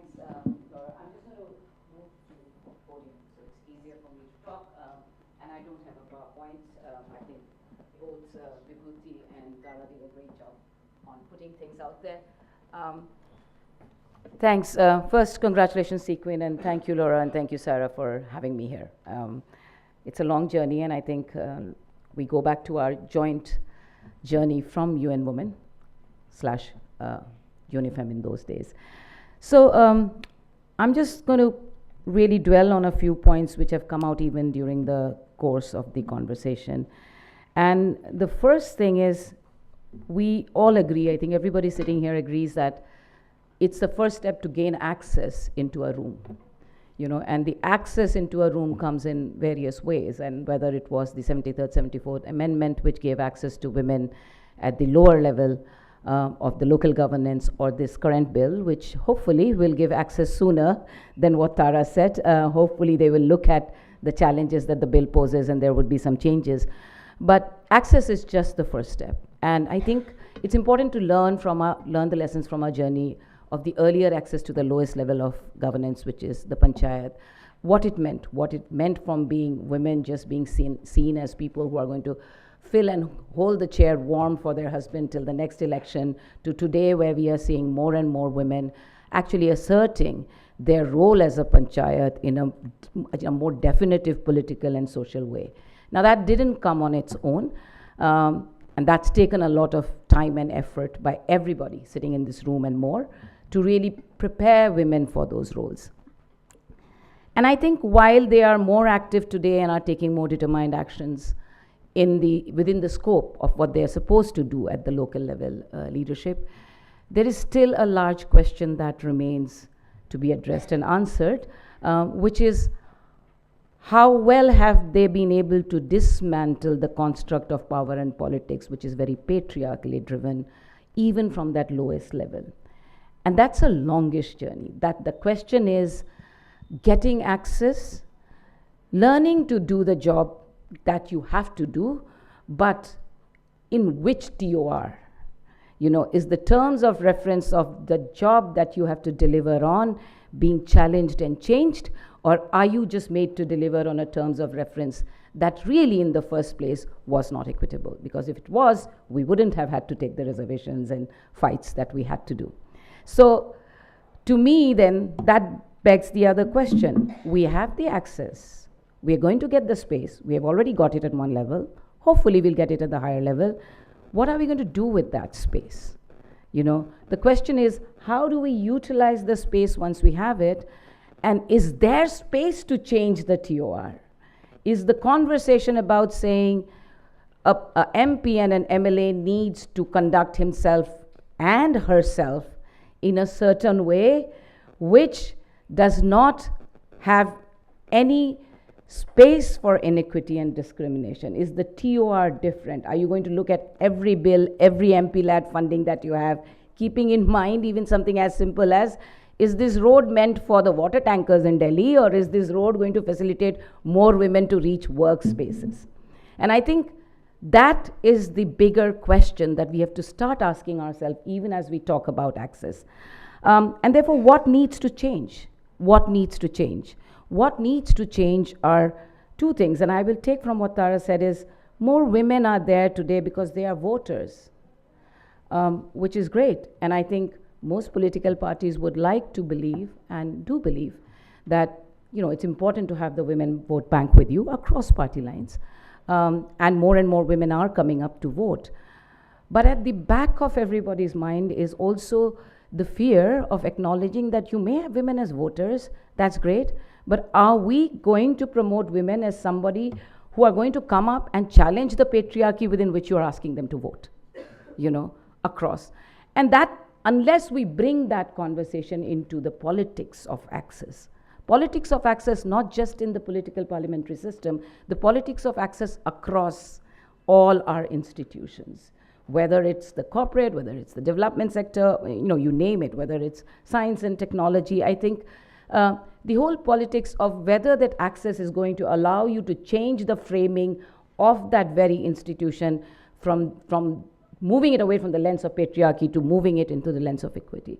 Those debates and those conversations have to happen, but there is a great fear. We've had women political leaders, great women political leaders, and it's always interesting, look back and see how women political leaders were judged for corruption versus how male political leaders are judged for corruption. You know, not just in India, across Asia, across the world. How women political leaders are being judged for choices by calling them moral or anti-culture versus how men are judged for choices by saying enabling, empowering. You know, that language of claim and access still remains very, very patriarchal. And that perspective and that framing is something I think we need to look at, which is why it's the 3M, money mafia muscle. The money mafia muscle is not just by default, it's by design. It's the design of politics in a way that you think it enables you to really run it from the perspective of patriarchy and push things that you don't like, which are equitable, not just for women, but for all other groups of marginalized people, in the name of culture, in the name of social, norms. And I think that is the other framing that we have to start asking ourselves as we prepare women to access these spaces. We've spent a lot of time really investing in women, and sometimes when more and more women start occupying these spaces, the paradigm shifts, because then the women are entering the spaces with the lens and the stories and the lives that they have lived, and to a great extent it changes.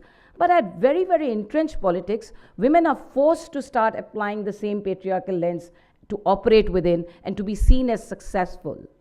So when they say women are not good leaders, they are not good leaders to do what men want them to do. But they are going to be good leaders if you change that paradigm and say, power is not about aggression. Power is also about empathy. Power does not equate, is not equal to being an aggressor, or power is not equal to showing your muscle. Power actually equates to care, to caregiving, to being inclusive. So the softer dimensions of what we say are feminine, to me, are the most powerful dimensions that we need to bring into the conversation of power and politics if we want to make the change. Otherwise, the aggression of behavior, the aggression of thought, the aggression of control, which is named as being successful, powerful traits, will not allow women to access those spaces the way they should. So I think for me, just take a minute, what I feel that collectively, while we start accessing these spaces and also challenging the very core of some of the principles which have brought these spaces to the forefront, is to really create a narrative that is going to challenge the reason behind why these were given to us versus the reason behind why, as Sequin said, we need it. That's ours. It's our right. And when it is our right, the space has to be defined with our realities and our lived experiences, not to be acted upon based on the lived realities and experiences of the other gender. And the other gender also needs to change their perspective of masculine is not always aggression.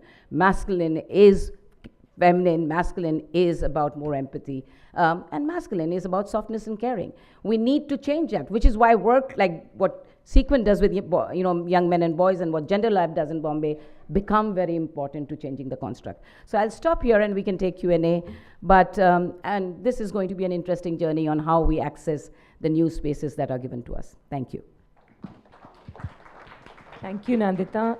And I think this is just the right time to call upon Sushmita Di from Trinamool Congress. Really delighted that you agreed to come, because you are the one politician amongst us. And from Trinamool, it's something that we all need to figure out what works there, and other states can follow. So over to you.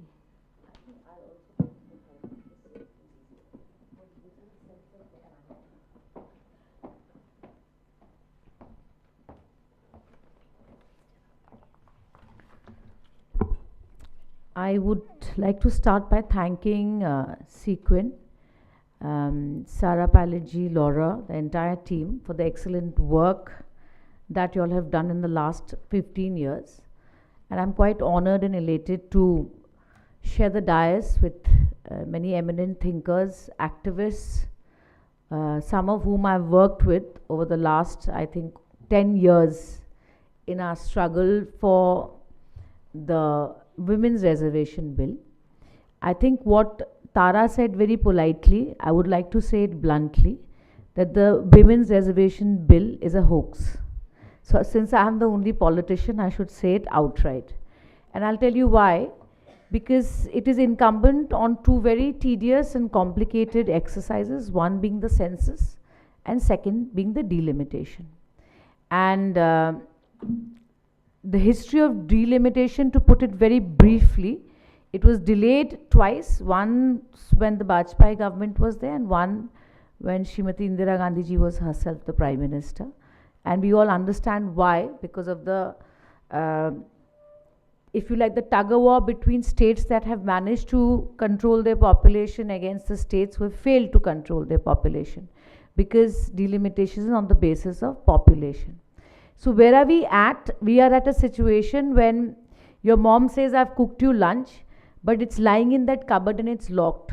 So you can't complain, Mom, why aren't you cooking for me? And neither can you eat that food. So that's where women's representation in the parliament is at. And of course, those are my views. But I think what my panelists have very nicely focused on is historically what happened, where are we at now, and what are the different approaches and methods by way of which we can actually make a systemic change. And I cannot deny that political parties are the gateways to politics, whether it's for women or whether it's for men. And I think the primary duty lies with political parties to bring that change of bringing more women into electoral politics, and not just electoral politics, because it's a fallacy to think that everybody wants to fight an election, but to bring women in positions where they actually have a power or a role to play in decision making within a party. And I think there is absolutely no excuse for any political party to say that why there are not more and more women sitting in positions of power within the party apart from electoral politics. And the second and the more controversial aspect is, of course, electoral politics. So as you all know, I joined All India Trinamool Congress in August 2021, and before that I headed the women's wing of the Indian National Congress. And I can tell you that it was a very enriching experience for me to run the women's wing. And the difference, if you like, where I felt after joining Trinamool is, they had already acted upon what we were aspiring to do. So looking at it very closely, what I'll make it anecdotal rather than theoretic and academic for you. For instance, I went for a big party program where Honorable Chief Minister Mamata Banerjee was there, and she has this tendency of not sitting. She walks around on the stage. So she walked around once or twice, and she looked back and made a sign to somebody, and within like a minute and a half, she changed the entire seating arrangement of her stage, and they were like more than 50% women leaders were called on. And those of you who have watched politics or been involved in politics, you will know, I mean, Sara comes from a political family कि stage पे कौन बैठेगा उसको लेकर बहुत चर्चा होती है, बहुत politics होती है. So in a second she changed it. So the question is, are the political parties going to walk the talk? Vis-a-vis data, I think we all know that Mamata Di gave 41% women nominations in Bengal, so 17 out of 42 seats. And I have to say that the women did very well, because 9 out of those 17 women went, so the strike rate was more than 50%.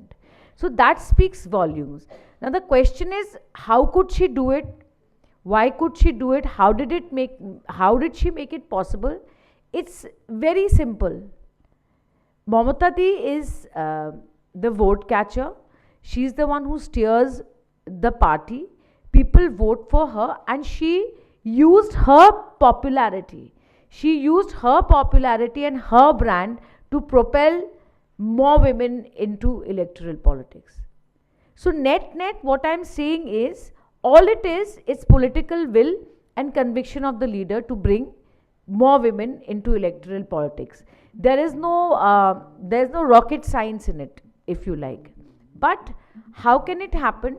I think organizations like Sequin, now that the reservations bill is out of the way, I mean, theoretically, I think what organizations like yourself should do is actually approach different parties to make sure that they make a paradigm shift in their heads and in their systems, to make a systemic change within the party to ensure that they bring more women into their political system. And I think the second thing which well-known organizations like yourselves can do is capacity building. See, what hurts me more to see a deserving woman not getting a ticket is to see a woman who's not deserving sitting on that chair. So it works both ways. Having women representative cannot be about tokenism. We may have had one prime minister who's a woman, a president of India, Lok Sabha speaker, and you know, things like that, but that doesn't mean that women across the board are empowered.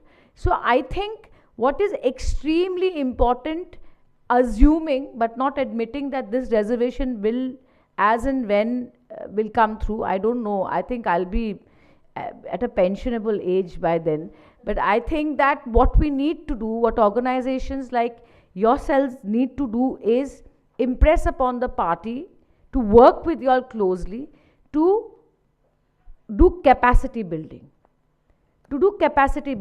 This whole, Tara spoke about it, this whole thing about the rubber stamp, saying women are rubber stamps. Believe me, I've seen lot of men in politics who are worse than rubber stamps, who know nothing about the panchayat system, about the municipality, what is a finance commission, what is, you know, funds which are, if you like, coming, how they're supposed to be used. So that argument fails. But yet, having said that, to give quality governance coming from women who are equipped to fight elections, to speak in parliament, assemblies, wherever, capacity building is extremely important, where I think organizations like yourselves can work very well. And I think the toughest part about equality is, although it's our constitutional right, you know, and equality is not just an idea in this country, it's a right, as we know, as we've seen in the constitution, but all the obstacles are not actionable. Can you tell your father that because I'm the daughter and, you know, my brother, you're favoring my brother, I'm going to sue you in court? You can't say that. The fact that there are gender roles that still prevail in the minds of many people in the society, is that actionable? No, it's not actionable. So we can't, that's a lot, 3 minutes. So I mean, so what I'm saying is that this is the problem with equality. But without making this speech any longer, I want to, you know, introduce an idea to this audience and think about it. There's a book written about it. You see, we often say, because I read it recently, like 3 months back, we often say dynasts, कि ये तो परिवारवाद है, इसके पिताजी politics में थे, इसके ससुर पॉलिटिक्स में, तो there is a Sushmita Dev or a Supriya Sule or I don't know who else. So what I'm saying is, let me tell you, there are studies that will tell you that families have actually been the biggest facilitators of bringing capable women into politics. And don't undermine the power of that, because the patriarchy that we are talking about, the mindset that we are talking about, the gender biases that we are talking about, actually more often than not start from families. So if we believe in affirmative action, then why not depend on affirmative action? Affirmative action is like a quota. It's like a quota to bring more women into politics. we shouldn't look down upon family as an institution which facilitates women to come into politics. Actually, there are enough arguments against nepotism, then there's no doubt about it, and I don't deny the power of that argument, but I do believe that we need to rethink the roles many families play in, propelling women into politics, and it's an important channel. So, I think how many minutes? 1 more minute? 2 minutes, okay. Last but not the least, just something else that you all should think about is policies apparently passed to help women often harm women. Okay, now let me give you an example. You're frowning. Now, there is the Maternity Benefit Act. Have you been through it ever? It is one act. Please don't get me wrong. I'm absolutely for lactating, pregnant, and mothers with infants. They must be given, the space, time at their workplace. But the way it has been packaged, where you're imposing it on private companies without any financial impetus from the government, has actually made women between the age of 20 and 25 less employable. So when you see a 21-year-old girl, you start thinking, oh my God, I need a creche. I have to let her go home to feed her child, then I have to do this. So employers have started worrying about younger women, employing younger women. But if this whole thing had been incentivized, and it has been in many countries in Europe, where the government says that if you comply with this, we will give you some sort of a fiscal impetus, which actually has the impact of bringing more women into the workforce. I remember writing to the Honorable Speaker of the Lok Sabha when the Maternity Benefit Act was passed, saying, here we are passing a law saying every woman in a private sector must have these facilities, but in Parliament, where there are so many women, I don't see a creche or I don't see any facility there. So what I'm saying is, legislation for women must also have the impact of actually making that change or shift which we all dream of. It has been my absolute pleasure to be amongst you and speak to you, and good luck for your future endeavors. Thank you. Thank you so much. I think I want to make the most of the time to kind of throw it up to questions. I think there'll be a lot of questions from the room, so please go ahead. Anyone who has questions for the panelists? Yeah, we can pass the mic around. This is a very quick question. Please You introduce mentioned- yourself. So sorry. Hi, my name is Akriti. I'm from Center for Civil Society. For Ms. Sushmita, you mentioned a book that you read. So could you just tell us what that book was, because I was making a note and. I think I will give you the name of the book later. Sure. So that we can have more questions on Yeah. what we spoke. Yeah. I'll give it to the name. There was a hand at the back. Yeah, there's a hand in the back, and then there's Anamika right here, this right behind over there also. Quite a few hands. So my question is for the panel. Tara ma'am pointed out that there is a pre-existing problem in the parliament wherein the backward class people, there is no representation provisions for backward class individuals. Is there any policy formulation through which the issue of intersectionality, that is of backward class women, can be addressed? And for that, do you need to address women as backward classes, and for us to rethink the whole idea of backward classes, for it to be dealt with in an integrated manner? Could you introduce yourself also? Hi, I'm Pranav. I am a lawyer. Hi, Pranav. Good to see you. That's a great question. I'll let Sushmita ji add her thoughts to this as well. I haven't seen the Parliament approach the issue of reservation through the lens of intersectionality yet. In some states, we do have, for example, Muslims classified as backward castes, or even in the Dalit quota, depending on their caste of origin or their backwardness itself, socioeconomic backwardness itself. We have had Christians classified as such as well in certain states. But from a national perspective, we don't have that. And in fact, there are ideologies, the prevalent ruling party ideology today goes against the notion of ascribing caste to anyone other than those who identify themselves as Hindus or are identified as Hindus. So that kind of kills the whole process of intersectionality in some ways.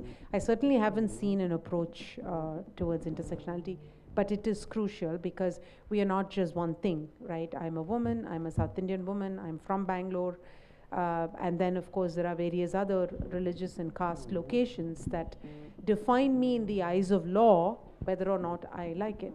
And if you don't come from a background of privilege, it becomes crucial because that's the only way to access state schemes, benefits, etc. So we are really short of time. Couple of more questions. Yeah. Maybe we'll just take a couple of questions together and then the panelists can respond. Please introduce yourself. I'm Ghasiram, working with Exinit. जब हम लोग काम करते हैं ये जो elected representative specially with the Panchayati Raj system, what has been the observation is the unpaid care work जो burden है, ये रेस्पॉन्सिबिलिटी लेते हुए वो और एक बर्डन उनके पास आ जाता है, and the kind of sitting fees and that is allocated to them as the elected representative is extremely low. So in that case हम लोग कैसे ये एडवोकेसी को आगे ले सकते हैं कि इसको और बेहतर किया जाए?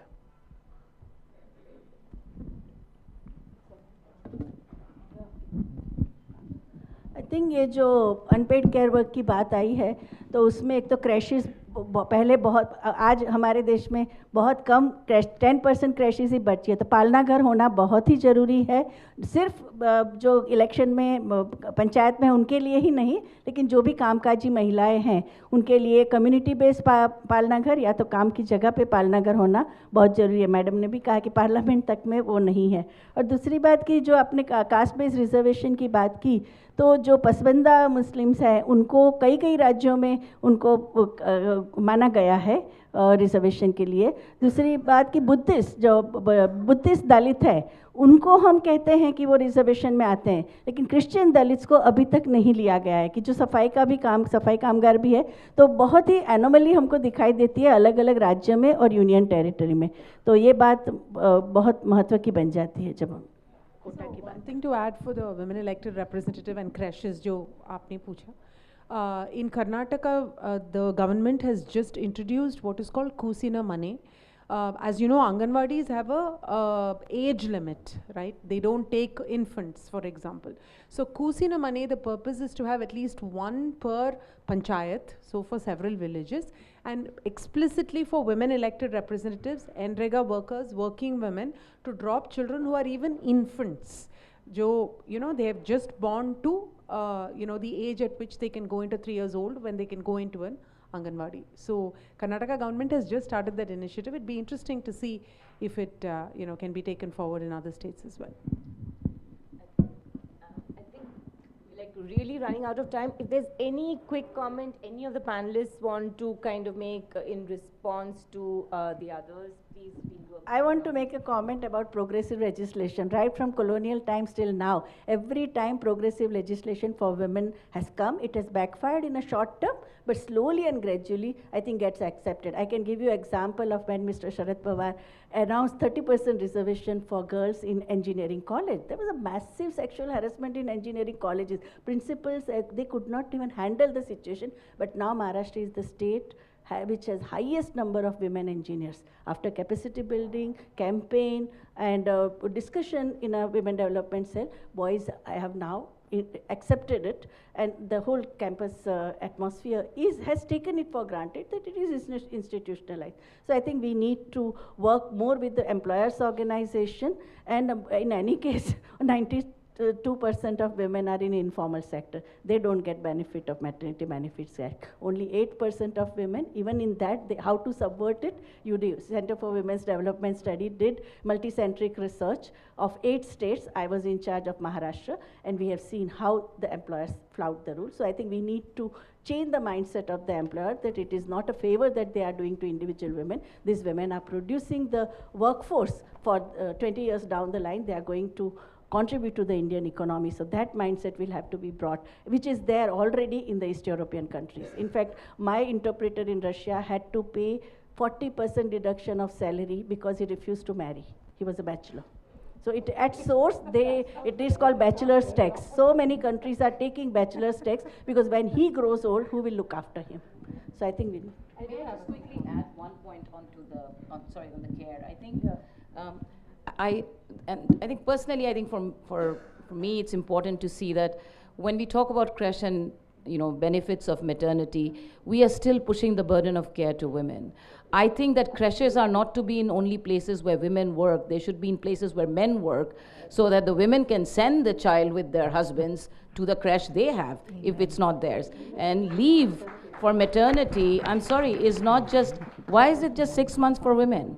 I think it should be something that has to be left decided, that the men should be allowed to take 6 months if the wife is pregnant. If she doesn't want to take a break from her career, she shouldn't have to take a break from her career just because, and then it becomes easy. Oh, you have maternity, so you take it.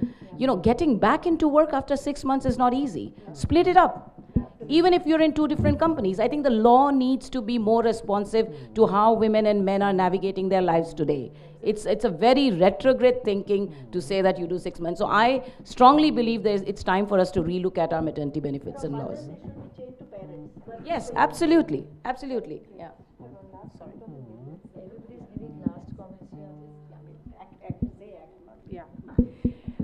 So when Biden-Harris won the White House, Biden's campaign, Biden-Harris joint campaign staff, when they run president, vice president, they have joint campaign staff usually. Once they offer the candidacy, they combine their campaign staff. It was 50% female. Biden-Harris campaign staff on purpose was 50% female. And when they won office, what they do is the women who've been working end up getting positions, are awarded positions. So you have strategy positions, communication positions, policy positions. All of them, at least 50% are women now. And this is not a method that we follow in India at all, right? You don't have that sort of a thing. I would encourage young women in this group, specifically in the audience, to go join election campaigns, to work with MLAs, to work with MPs. You don't have to, this is not marriage, you don't have to commit the rest of your life to that political party or that MLA or MP. Think of it as a speed dating exercise, just like marriages are like that, is a different matter, but you're stuck with the legal system. Here there is nothing to bind you. It's like a marriage, you can walk out anytime. This is like speed dating, you literally can walk out without repercussions, but it exposes you to, it helps you see both the governance aspect and the electoral aspect of it. Volunteer your time, that way you don't have to have the worry of, will the MLA or MP accept you, will the election campaign accept you. This is the time that you can volunteer. I still volunteer my time for these things, and I think it's extraordinary experience every time I do it. So I'd encourage people to do it. Thank you so much. I think we can just carry on, but we'll just have to stop it here because we want enough time for the other panels. Thank you so much. That was just wonderful and lots of food for thought. Can I request all the panelists for a photo, together? You can just step in front of the tables.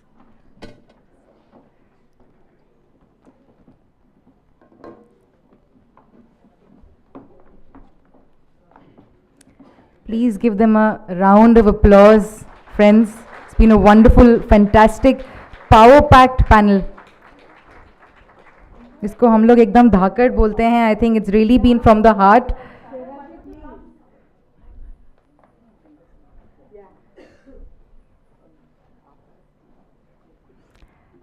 So right now we're running a little late and we're going to break for tea. Okay.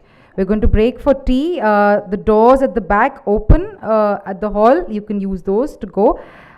Tea break is going to be just about 5 minutes. I request you. We're running incredibly late. So आप सबसे दरख्वास्त है please 5 minute में चाय पीजिए और वापस आ जाइए for the next panel that will be the gender and media panel. Thank you so much. It was wonderful. Huh? बोल दिया. Please use the back door of the hall. Absolutely wonderful. Like a group of women get on stage and talk about politics with us.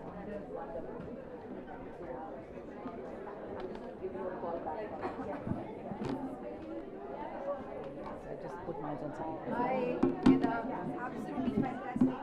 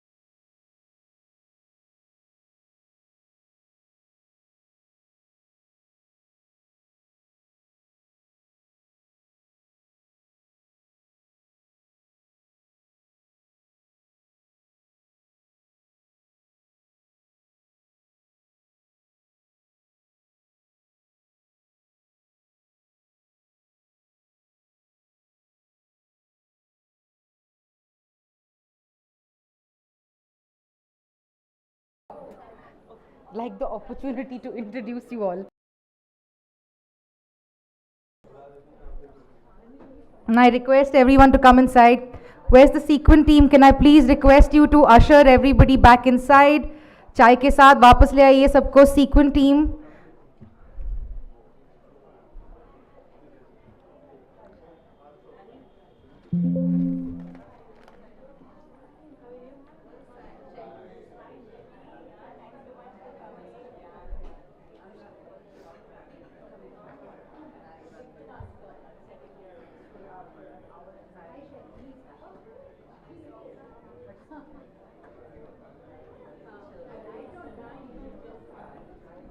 Sequin team, wherever you are, can I please request you to usher people back in? Yeah.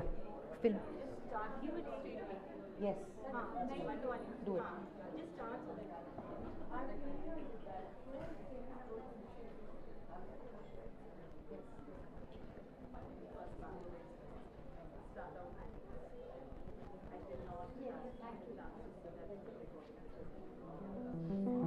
Mariam, just get the lights. अगर कोई लड़की Thank you.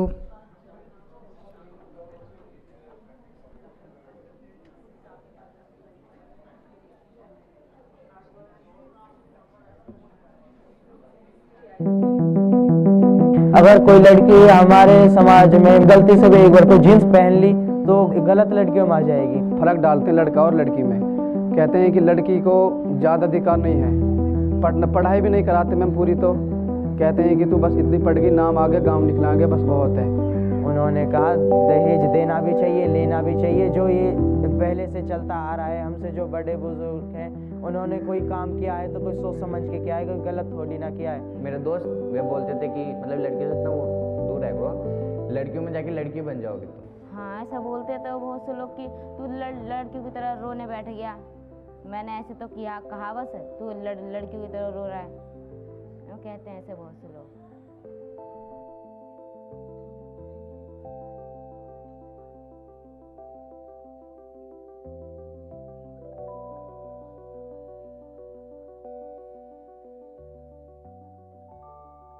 जब जो शुरू में agent of change training हुई थी, last period था, तो मैम आई, उन्होंने बोला कि जो बदमाश बच्चे हैं उनको भेज दो। और फिर हम नीचे गए तो फिर राहत मैम थी जो ट्रेनिंग से आए हुए थे एजेंट ऑफ, हम बैठे, हमको पेपर दिया और हमको सॉल्व करने के लिए दिया कि क्या क्या है उसमें मेल और फीमेल के बारे में लिखा था। ऐसे क्वेश्चंस पेपर आए थे और हमने उसको फिल किया। ट्रेनिंग के बाद हमको नॉलेज मिली, हमको पहले इतनी नॉलेज नहीं थी, हमको जितना समझ में आया हम टिक कर दे और तुक्के से मार दे, हमने जितना भी मारा था। थे हमारे स्कूल में जब सर गए थे यूनुस और समीम, तो उन्होंने कहा था कि हमारे हेडमास्टर से मिले थे, सर से उन्होंने कहा कि सर हमको इतने लड़के चाहिए। तो ये बात सर ने भी कही थी, भाई लड़कियों को क्यों नहीं ले रहे आप? तो कहा कि सर नहीं, लड़के ही चाहिए हमको, लड़के को सुधार करने के लिए ये होता है कि लड़के पापा बनेंगे आगे जाकर। हमारे यहाँ पे जब लड़का होता है तो पूरी ऐसे तैयारियाँ वगैरह होती है, काफ़ी टाइम लगती है, लड़का होता है, लड़की होती है तो ऐसा कुछ नहीं करती। जब मैं होती कुछ नहीं करता, मेरे भाई वो तो बहुत।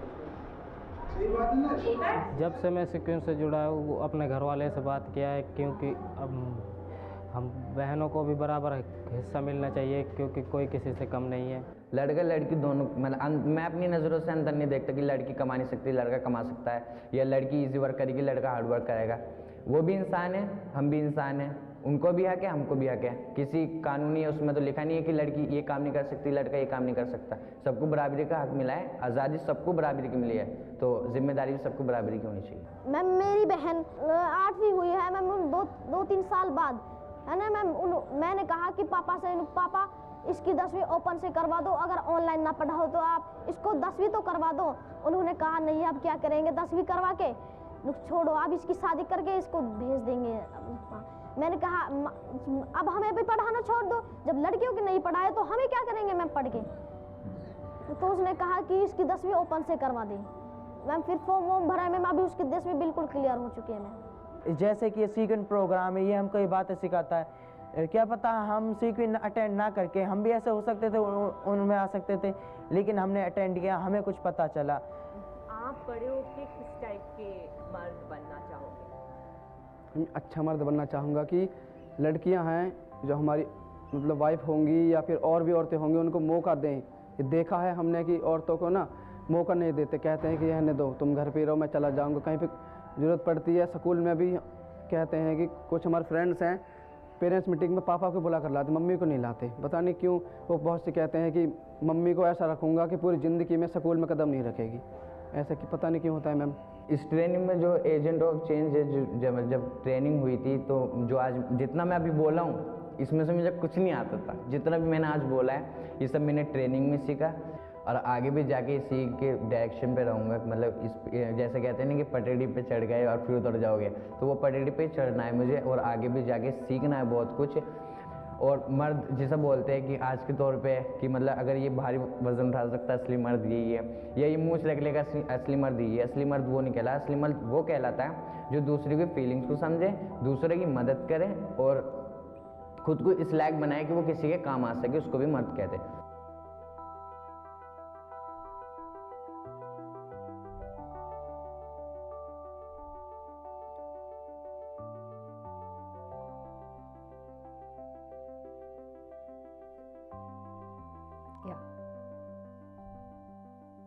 Thanks for that little glimpse.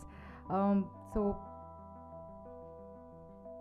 you know, the world is made up of stories, and stories that we tell about ourselves, about communities, about events and identities. And in today's fast-paced world with the boom of virtual connectivity, it's unleashed a plethora of stories right at our doorstep, just one click away, right? But what do these stories reinforce? What do they really tell us about the world, about ourselves, about other people? Whose story is being told? Who's the hero? Who's the villain? What is it in the story that's not being told? For the next panel, the role of media in building narratives for gender justice, I'd like to call upon our speakers, Raghu Karnad, independent journalist and writer, Namita Bhandare, also an independent journalist and author, Shaili Chopra, founder of She the People and Gayatri, Revati Lal, independent journalist and activist, and Sapna Kedia from the ICRW. Please come up on stage. Please give them a warm round of applause. You've all had tea. Abhi to chai pi ke aaye hain sab.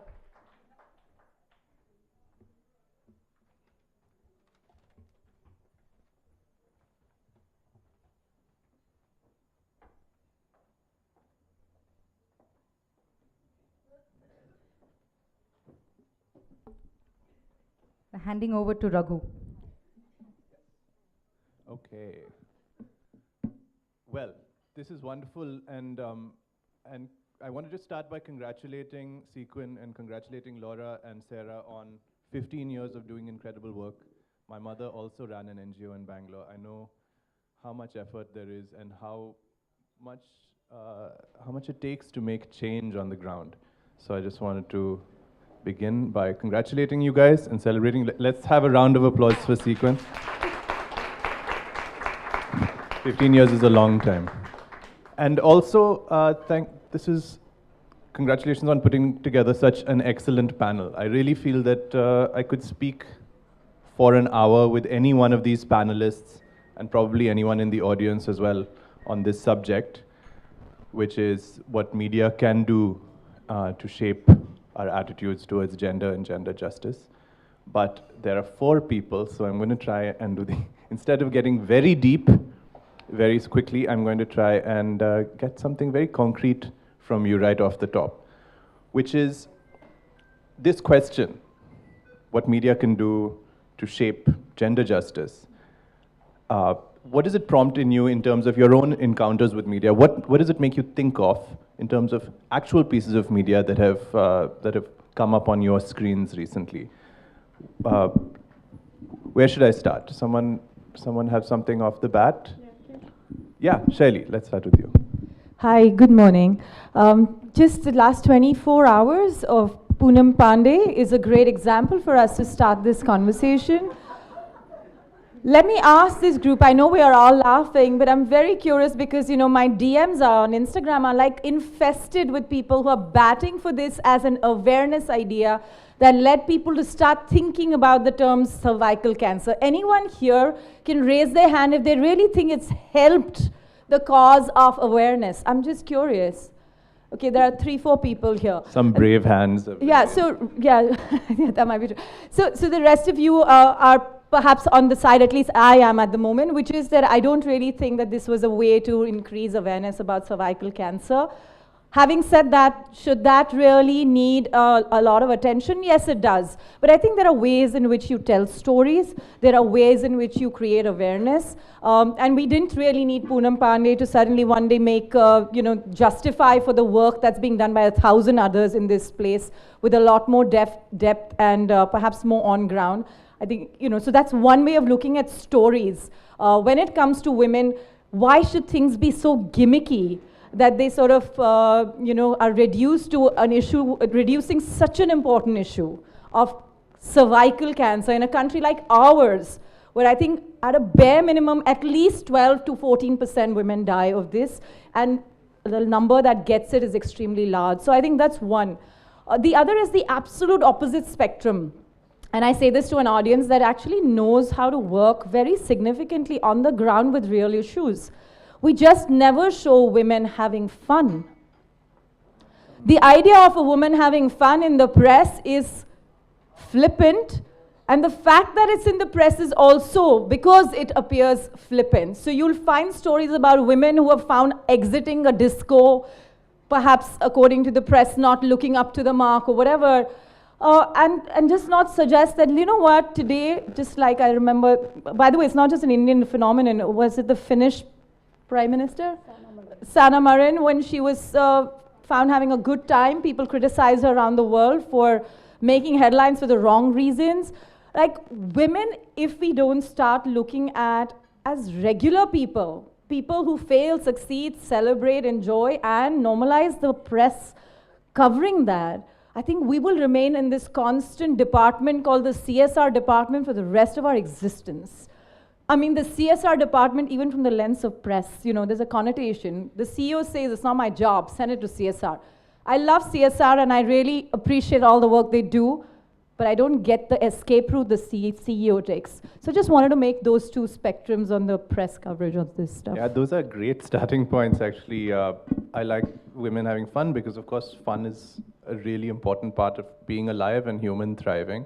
And I have a feeling Revati is going to add things to that. But also this Poonam Pandey thing, if we're talking about the word media, then there's no getting away from how provocation and breaking the rules seems to be now integral to the structure of media algorithms and so on. And that's something we're going to have to talk about if we can. Namita, let me come to you next. Well, I'm actually grateful to Poonam Pandey for one reason. I don't know whether anyone is more or less aware of cervical cancer, but she has told us very clearly, and we've just come back. Me and Revati were in Mumbai recently at the Network of Women in Media meeting, and the reality is that news is dead. We're all consuming content. That's what it is. People don't read newspapers, they don't watch television, they're watching reels. So Poonam Pandey is the manifestation of the times we live in. We're consuming content. Having said that, back to Raghu's original question on what were for me the turning point, without a doubt, was December 2012. The Jyoti Singh gang rape and murder, and I think it opened up a massive, massive conversation. It certainly changed personally the direction of my work. Earlier I was writing this and that, and for the last 11 years it's only been gender, nothing else. We're 50%, 48-point-something% of the population. That is all that concerns me and obsesses me, and I find it enriching. And it's not all doom and gloom. The other story that I found really inspiring and a boost was the protests at Shaheen Bagh, because it shattered the stereotype of women who can't have fun while protesting. These were the dadis and the nannies, Muslim women, all the stereotypes about ये तो घर के बाहर नहीं आती हैं, ये बुरखे में हैं, ये And they're laughing, they're singing, and they're unbroken. So that was what it was for me. Did you see either of them turned into other forms of media, like repackaged or adapted? I think that maybe was Delhi Crime based on... Yes, it was, with Shefali Shah. Did you watch it? As I did, but I'm trying... Yes, I mean, I think the script was fairly faithful to the facts, except for there was a boyfriend who was kind of became the villain of the piece in this thing, whereas everybody had kind of forgotten him and moved on. So yes, you know, that protest, I cannot tell you what it did. I mean, I made a small documentary film. I was for a Singaporean company. And the first time we went to meet her mother, I mean, they had not yet been given this government house. They were living in, and she was just, I'll never forget her. And my hair still stands on end. And we are in this small room. There's a camera person. There's a guy with that sound, that boom mic, big thing. There's a producer. There's me. And everybody puts down, the men put down their equipment and they're just weeping. They're just sitting in that little room. So there was something in that girl's story that I think moved the entire country in a way that nothing else has. Not Kathua, not Hathras, nothing. Worse, or as bad. We're not on a hierarchy of which was a worse rape and which is a lesser rape. But that just moved everybody, and I'll never, for my life, explain why. I mean, you know, I said, this is it. I don't want to do anything else. I would rather stop writing. I only want to do gender. And yeah, let's try and come back to what a watershed that moment was. I mean, it's bringing back memories that I haven't had for a while about the protests at India Gate, and you know, the people climbing on the electrical lights and things, and it was like something we'd never seen before. And the water cannons, exactly. But Revati, what has been on your mind or on your screen recently?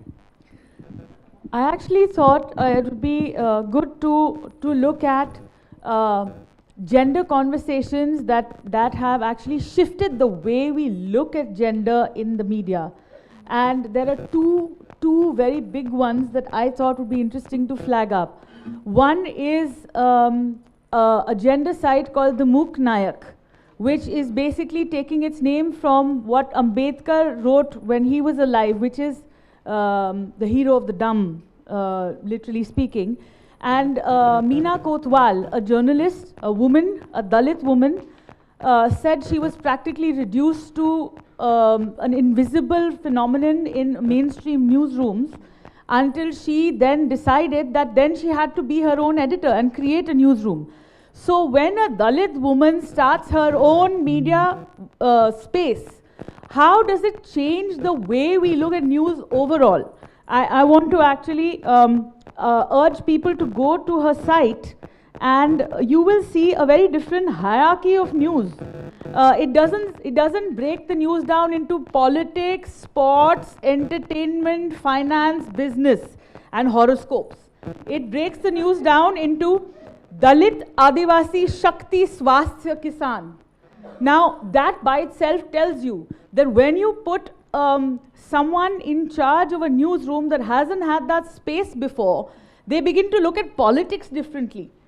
And that spoke to me very loudly, because I remember being in very conventional newsrooms, very women empowered, but still very conventional newsrooms from the 1990s onwards, where I always felt, oh my God, yeah, I'm interested in politics, but I'm not interested in what Sharad Pawar is saying per minute. And why does that make me a lesser political animal than the next person?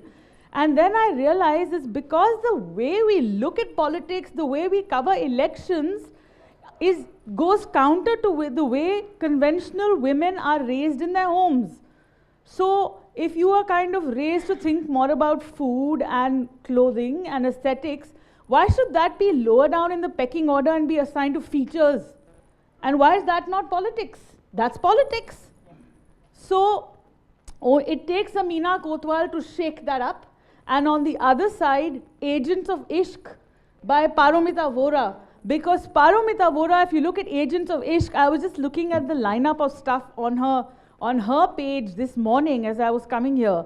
And there's really exciting stuff. When we say pleasure. It's all there, up in front. How to talk about sex, what fun conversations these are. It's about putting pleasure back in the center, and we're talking about the horrors of Bollywood and creating male tropes like Animal, where basically a guy is just almost jacking off on the movie. He's just standing there and gunning people down and piling onto women as though, and the two things are the same thing. But that's because it sells. And why does that testosterone fused with violence sell and has become the mainstream of our politics, right? The BJP fuses violence in this way and reduces women in this way. So if we have to look at an alternative, I think we have to look in our media spaces to say, why are we always talking about gender in terms of violence and rape? I refuse to reduce gender conversations to violence and rape. Why can't we talk about the way grandmothers have told stories? Why can't we talk about, and when we talk about the women voter, can we zoom in? Who is a woman voter? Is she tribal? Is she Dalit? Is she Muslim? Is she Savarna? Is she a mix of these things? And how is that woman voter a separate slice from Dalit, tribal, Savarna? We don't ask these questions because we're actually not looking inside those spaces. It's tokenism. But there are spaces that are doing a great job of making us think. We need to look at those spaces, we need to power them, and the more we look at them, the more we hero these spaces like the Muknayak and Agents of Ishq, the more money will flow in that direction and mainstream it. Because unless we do that, we'll say, oh yeah, there's this lovely thing that I know about but don't look at. Fascinating. Yeah, thank you. I'm glad you brought up Muknayak because, first of all, it highlights that there is non-metropolitan, non-elite media that is coming out of new places, that's empowered by technology. I generally have quite a bleak view of technology and what it's doing to us. But voices like this get to really reimagine what the news should look like and what it means. And can also throw a spotlight on, again, on fun, on pleasure, on things that aren't dictated by our gaze on rural women or non-elite women. So I think there's a lot of connections to be made there. Sapna, jump in. I'm sitting here as a consumer of Bollywood. I've grown up on Bollywood. I love Bollywood. And it's a little scary to say that in this room, but I'm also someone who works on gender justice. These two parts of my personality come out in contradictory ways in my work, in my conversations. I have read a lot of articles about Animal. I echo why it's problematic, but I also have people with whom I've had conversations about what they liked about the movie, right? And I think those contradictions is what the media needs to show.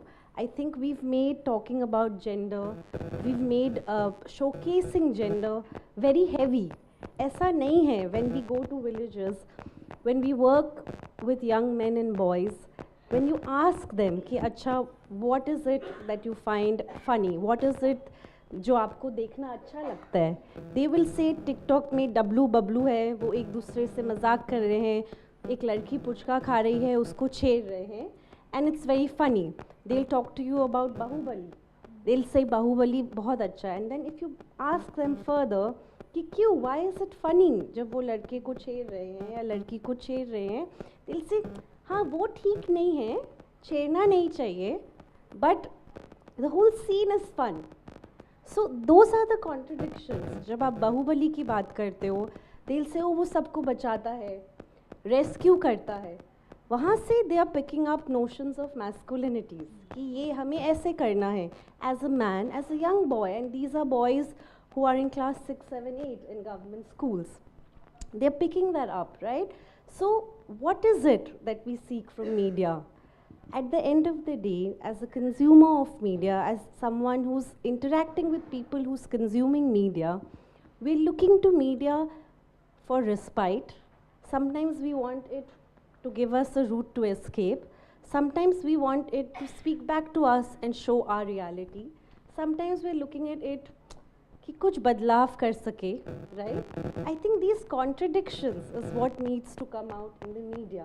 Even when we talk about, say, gender just movies, when we talk about movies like perhaps, say, a Thappad, right? It's such a powerful movie. We can agree, we can disagree, but it's a powerful movie. And it's a Bollywood entertaining movie. It has good music, it has good whatever. It shows the contradictions in relationships. It's a healthy young couple in a metropolitan city, and then there's a slap.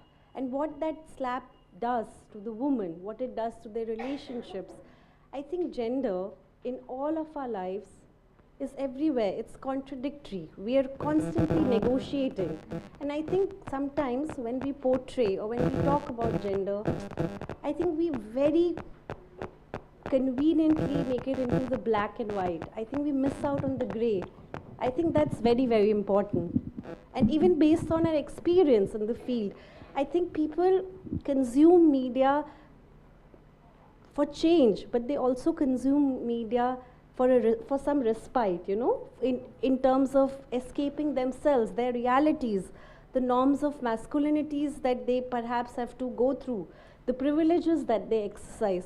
I think that sort of discrepancy, that contradiction is very challenging to conquer, and it doesn't have to be without fun. It doesn't have to be without pleasure.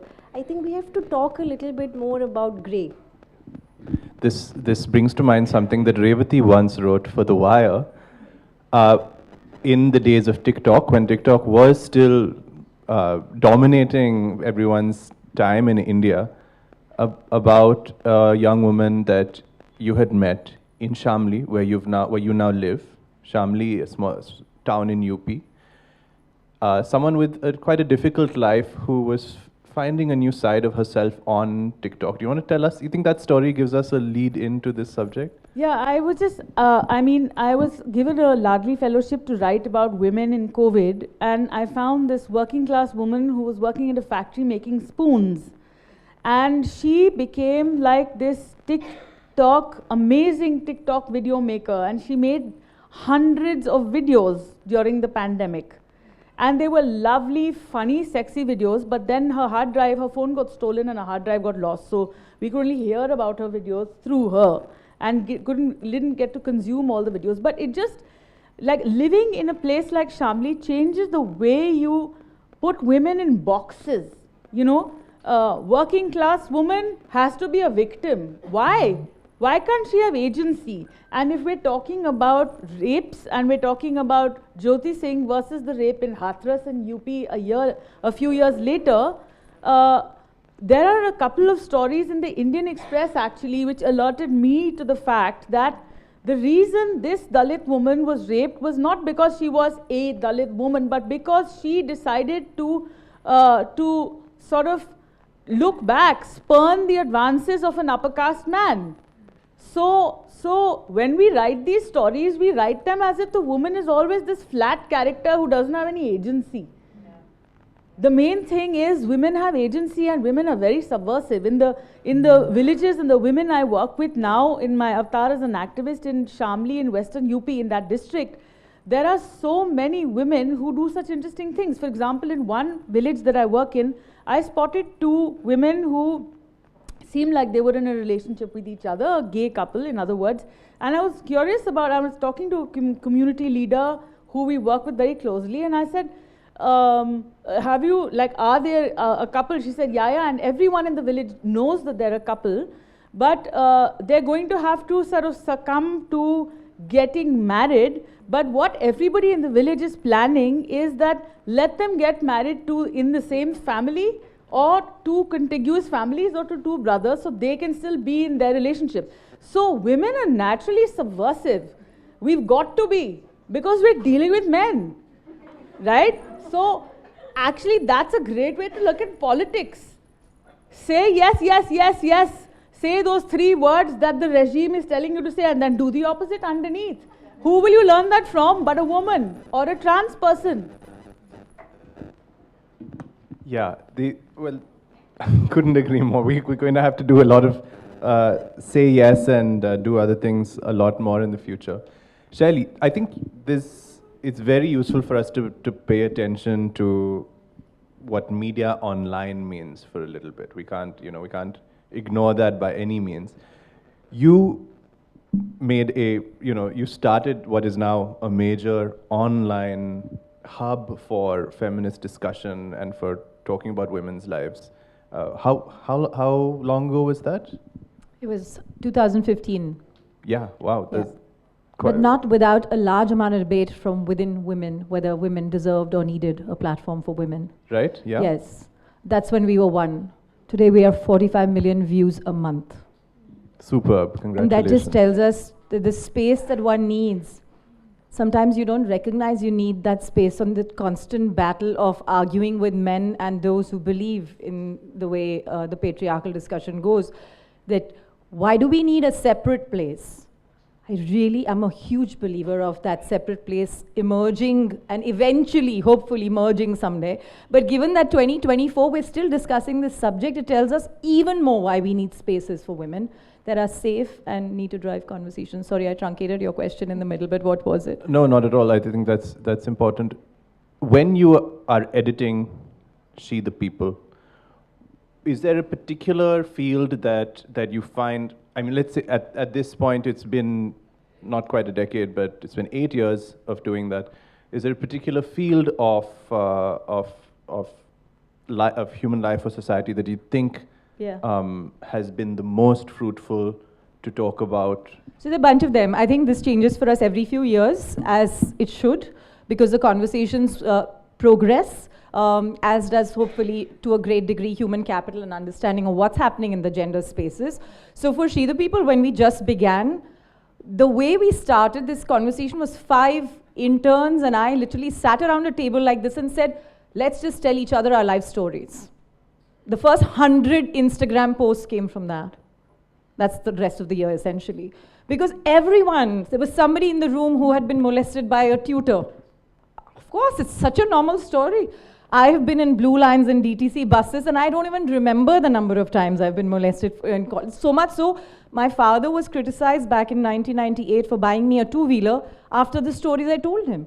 He was like, oh, you're spoiling your girl, you're giving her too many wings with those wheels. It's the truth, I was just looking at safety. So I'm just saying, these are stories like that, but to the point, we were talking about Paromita's platform, one of the things that has just bloomed in She the People over the last 8 years is a conversation on women's health.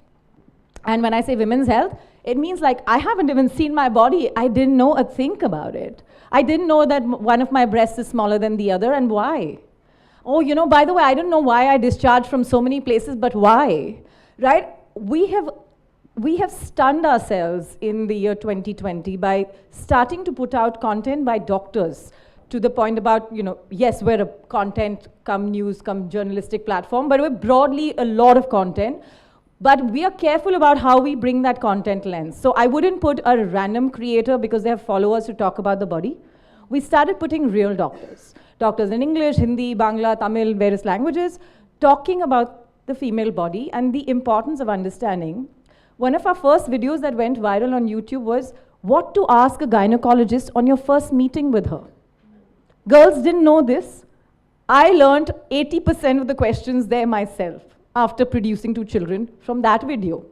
And why am I saying this is because we just don't think that things that are academically absent in our world, right? I mean, we go to doctors, they give us 3 minutes for 1,200 rupees, and you're back with some medicine, you don't even ask why.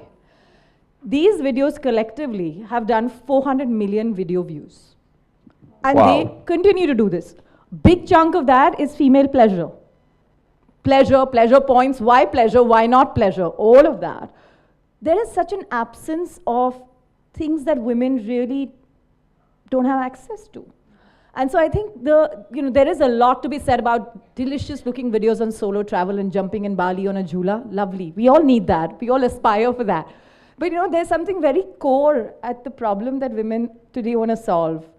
To the point of agency. Money is agency. Lots of conversations are happening there, but I am actually I have failed at creating content at money, and I'm a business journalist who moved in here.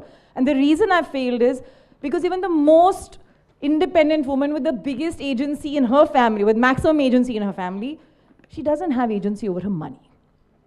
She's super smart, she's an MBA, but she'll eventually tell her husband, can you just do this for me?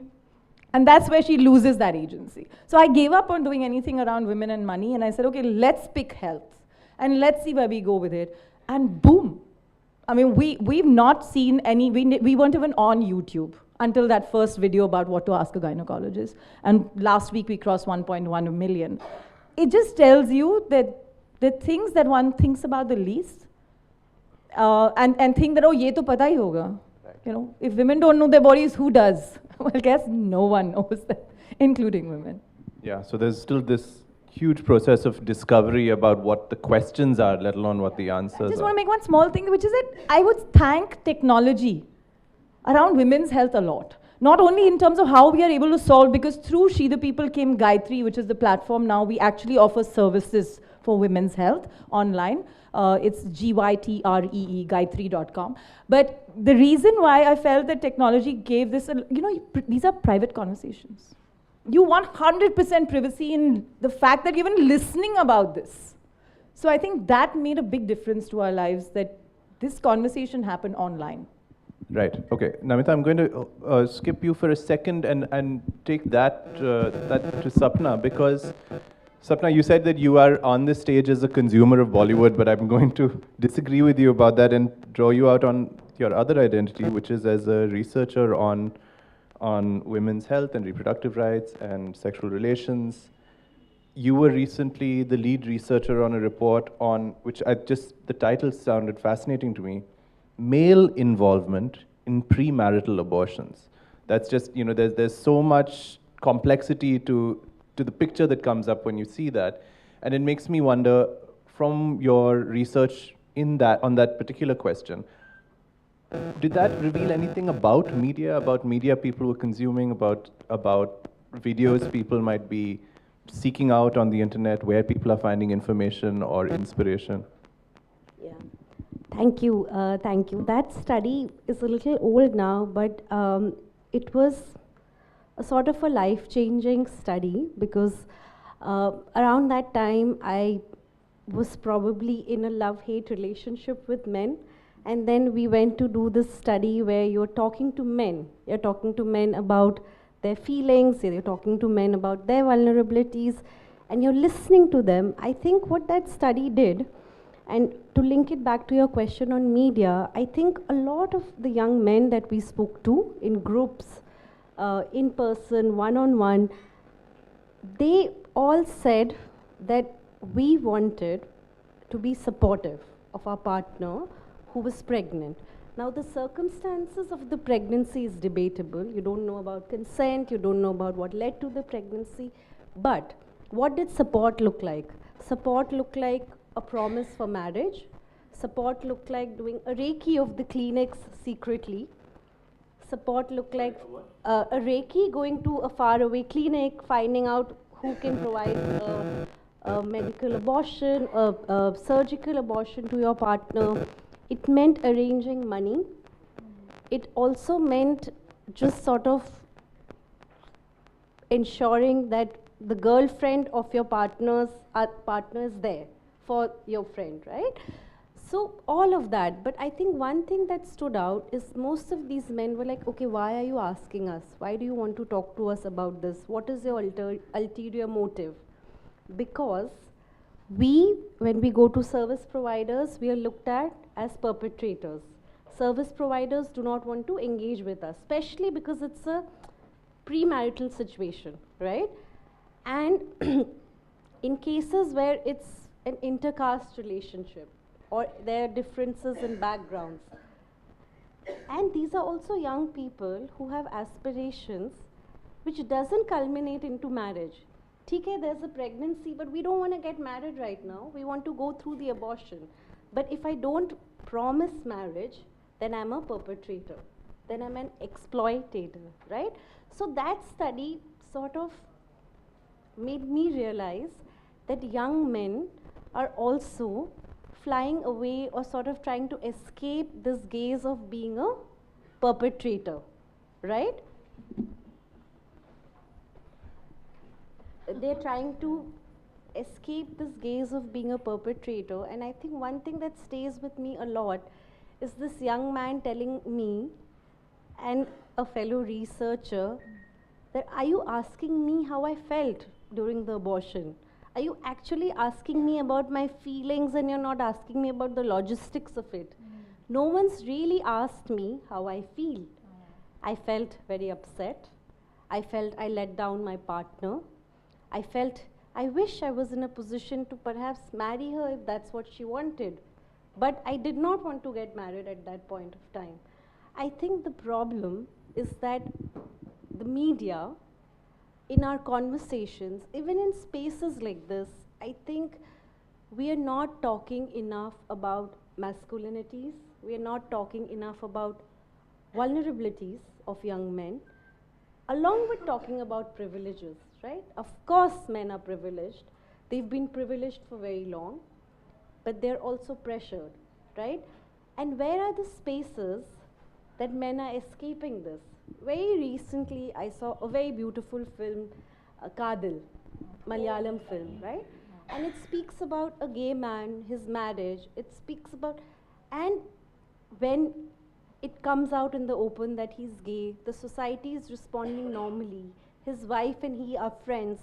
I think that whole movie spoke about coming out and the challenges that one faces in a day-to-day conversational manner. It didn't make it this whole thing about, oh my God, this man cheated this woman, he was a closet gay person, and he sort of ruined his life, he ruined her life. It spoke about those daily nuances. I think that's what we have to speak about when we speak about gender in the lives of men, in the lives of women, in the lives of children, in the lives of adults, in the lives of elderly. We never speak about gender in the lives of elderly, right? And also people across the spectrum. I think that's very important. Right. That's fascinating. Now, I'm sad to say that we only have a minute left, but we are going to try and help the conference get closer to its schedule. Namita, I just want to ask you to help us wrap up. You know, you started out by mentioning something that had to be mentioned, which was this, you know, seismic moment for Indian media, for Indian gender discourse, which was the 2012 killing of Jyoti Singh.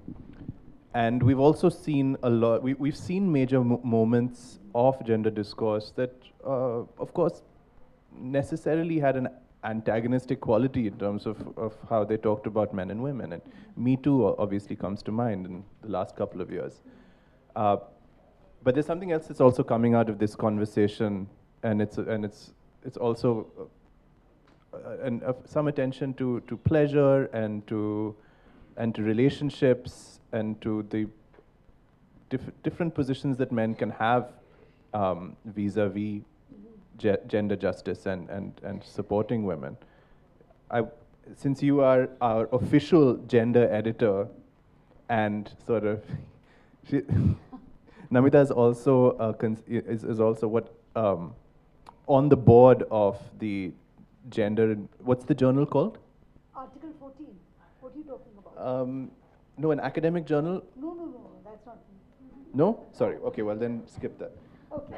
There are plenty of distinctions that I can name here, including being the long-time gender editor at the Mint newspaper.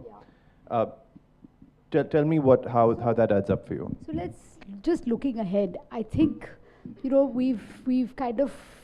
I want to caution everyone against entering any kind of state of lull or complacency, you know, because you've got a lot of things ticked off. You know, your budget, the interim budget that was just passed, has the largest percentage ever in the history of gender budgeting and pre-gender budgeting for gender, earmarked for gender.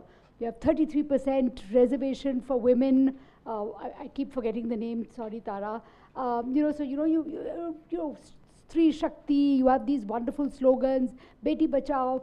You also have alongside, it's not just all about politics, you also have an incredibly aspirational generation of young girls, and Suhail will tell you more about them in his session. You know, girls in villages who want to play football, who want to do kushti, fathers who are saying go and do kushti, you know.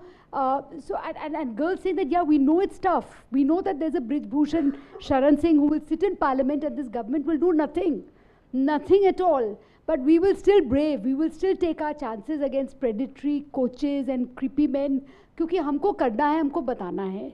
So against all of this, it's very easy to feel that the battle is won, and I feel that we really ought to be cautious.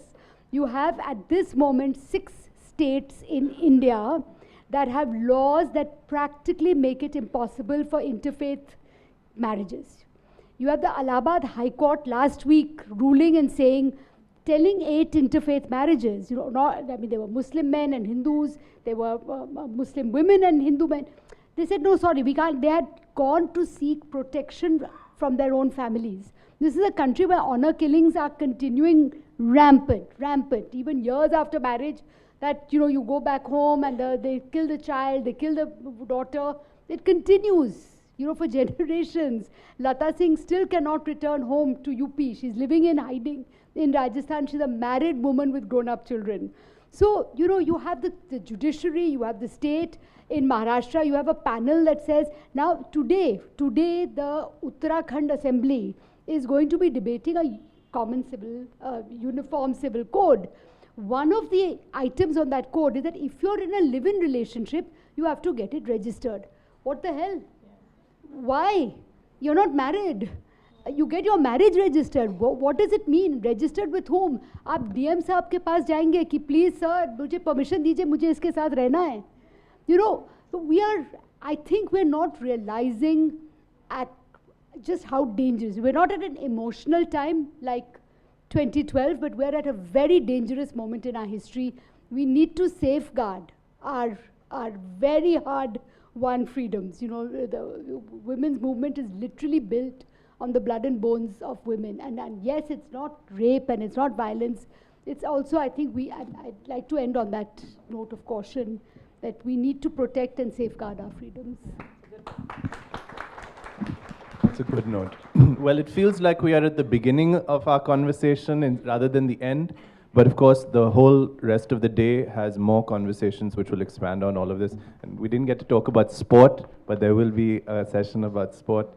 And thank you so much for all of your wisdom and insight. Over to you. Thank you so much. Can you have a big round of applause for them, please? It's been absolutely wonderful having all of you here. Can I please request you to just step in front of the table for a group photo?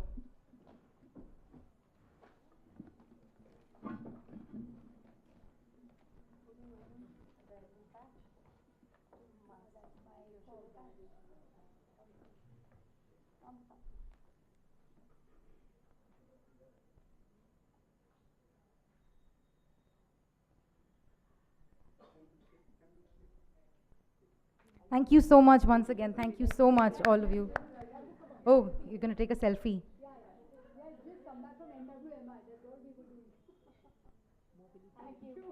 Thank you. Thank you so much. Thank you, Namita. Thank you so much, all of you. And while they write, you know, football was not a part of this panel. Football is panel ka hissa nahi tha. But Sports for Development is the panel that will happen after lunch. So, and we have some fantastic speakers there. So, uske baare mein bhi charcha hogi. Before we move into the next panel, थोड़ी सी एक और झलक आपको मैं दिखाना चाहती हूँ. Can we have the lights off in front?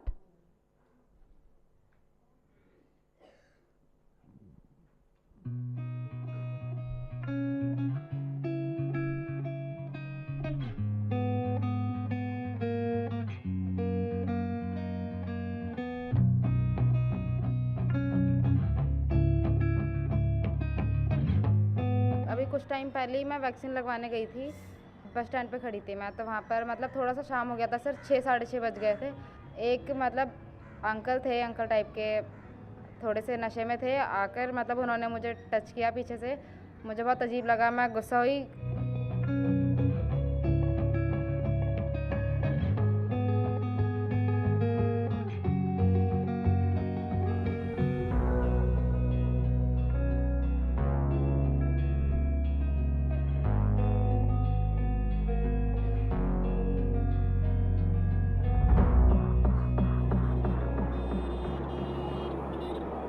Amin sir थे, उन्होंने मुझे बोला कि तुम्हें ना एक अपॉर्चुनिटी मिली है मुंबई जाने के लिए, तो मैंने बड़ी ही मुश्किल से अपने घर वाले को कन्विंस किया इस चीज़ के लिए।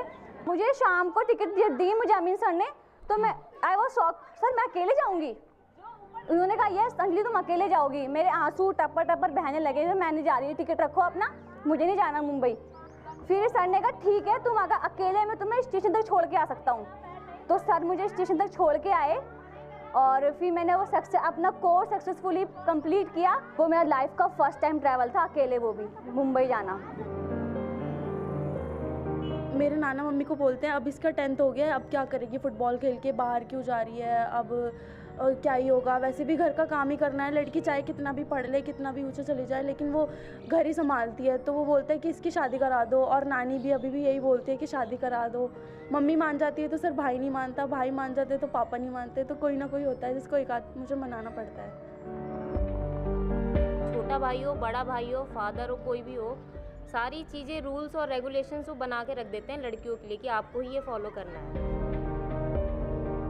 वो कमेंट करते हैं पापा की परी स्कूटी चला रही है, कहीं उड़ ना जाए।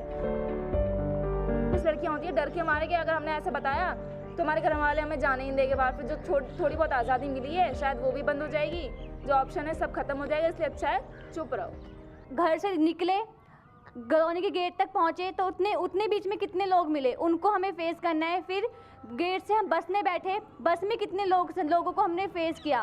फिर हम बस में से अपने डेस्टिनेशन पे पहुँचे, वहाँ पे जो हमारे सारे कलीग्स हैं उनको हमने कितना फेस किया। फिर हम वापस आते हैं, दूसरी बस में चढ़ते हैं, हमें और नए लोग मिलते हैं, रास्ते में नए लोग मिलते हैं। तो ये सब चीज़ें हैं।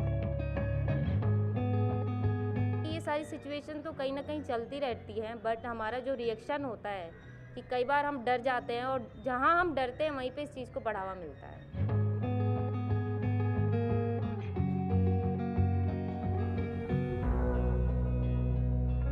पता है ये टीम गेम खेलने का यही फायदा है, हम लोग ना एक दूसरे से स्ट्रेंथ मिलती है। फुटबॉल खेलने से मेरे अंदर एक कॉन्फिडेंस भी आया, क्योंकि मैं अकेले बाहर आ जा सकती हूँ, और हाँ, और मैं अपने साथ अपनी टीम को भी लीड कर सकती हूँ।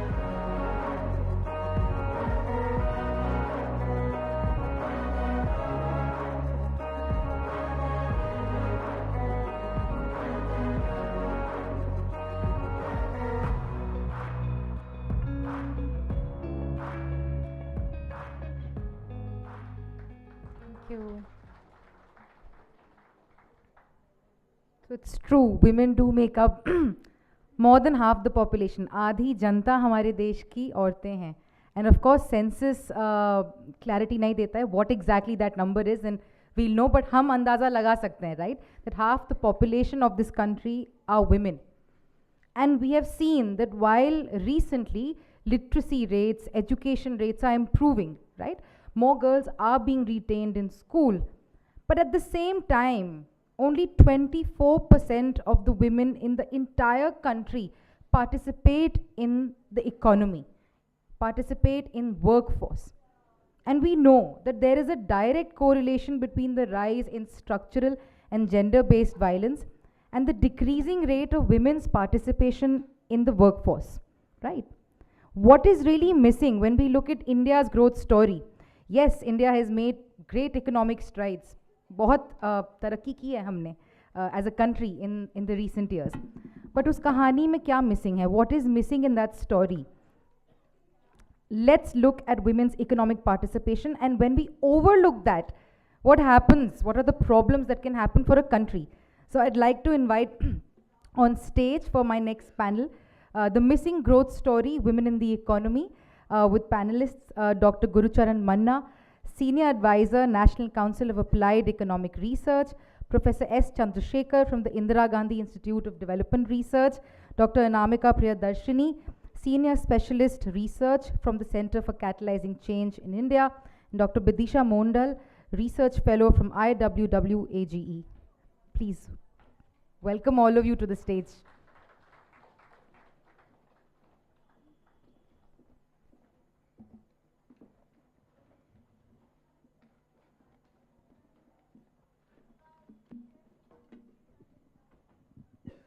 Thank you very much. Yeah, I think I echo the sentiments of this panel when I congratulate Sequin and the Sequin team for the incredible work they have done in the last 15 years.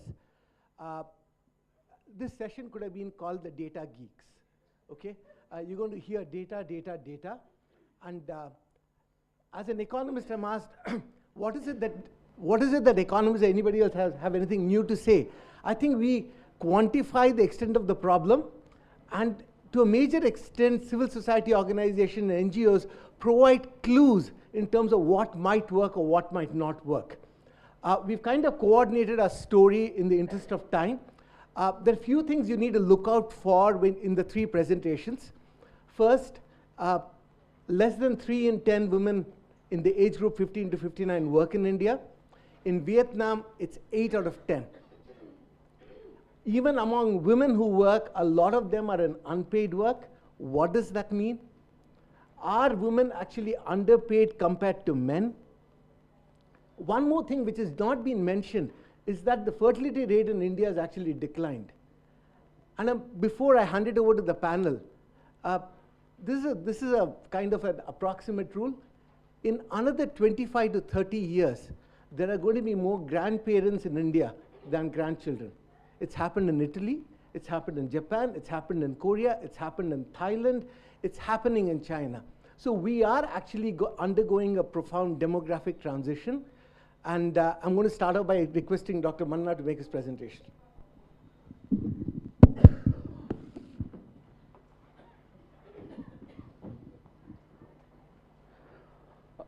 Good afternoon, everyone. I am really privileged to be part of this panel, and more importantly, as a participant of this entire event of today, which is deliberating on a very, very important subject of interest. Before I have a few slides to share with you. Basically, as Professor Chandrasekhar has said, what I will do in this brief discussion, I will take you through some few slides, 6-7 slides, not more than that, quoting some statistics based on the official national sample surveys. But before I go there, if some of you just tell me that what would be my impression about the overall labor market situation in the country today, or for that matter, across the last few decades, I think I may not be wrong if I say the following. First, I think it is of very low labor force participation rate and work participation rate.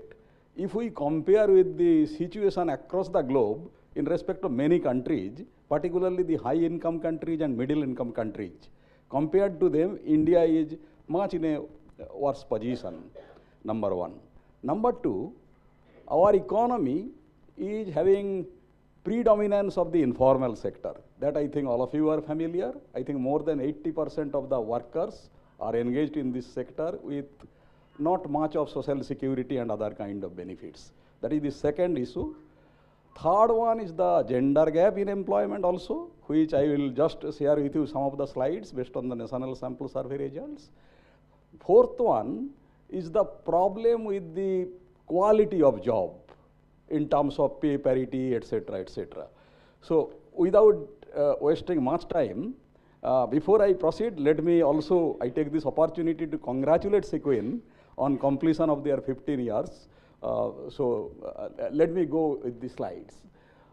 First, let us look at, during the last 2 decades, what has been the trend in the percentage of employed by gender. You see, this I have done it for the persons in the age group of 15 years and above, that is adults. And NSSO, many of you may have handled the data. I am talking about the usual principal and subsidiary status concept. I am not going into details. Basically, the major time criterion during last 365 days, they have been working. I mean, they are engaged in the economic activity. If I look at the 15 years plus population, over time, during 2 decades, starting from 2004-5 till 22-23, this is PLF's latest result. If you look at the rural India, you see the labor work participation rate has declined for males. For females, during 11-12, it declined substantially, but again, there is some improvement in rural India. But look at male versus female. For rural India, about 78%, nearly 80% of the males are employed as per PLFS 22-23, As against that, for females, it is just half, about 40%. Come to urban India, situation is worse. You see, again, pattern is similar. There is a decline over time. The disparity, was more in 11-12, and some reversal is there, some improvement. But look at the female work participation rate for urban. It is only 24% as against male of work participation rate of 70%. So there is a huge disparity, gender differentials you can say, in the work participation rate between male and female. This is the problem. So problem is much more, if we talk about engagement of women in economic activities, problem is more in urban India as compared to rural. But please remember that in rural, majority of these female workers, they are basically in agriculture. That is also the problem. So anyway, these are the main issues. Next one. We have seen that for rural India, it is female participation rate is about 40%, but there are state level differences. Some states like Assam, Bihar, Haryana, Manipur and Punjab, their work participation rate is much lower than 40%, which is the national average.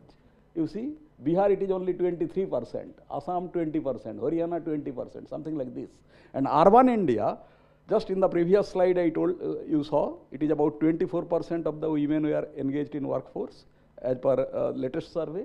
But look at the states like Bihar, Delhi, Haryana, etc. The percentage is much lower.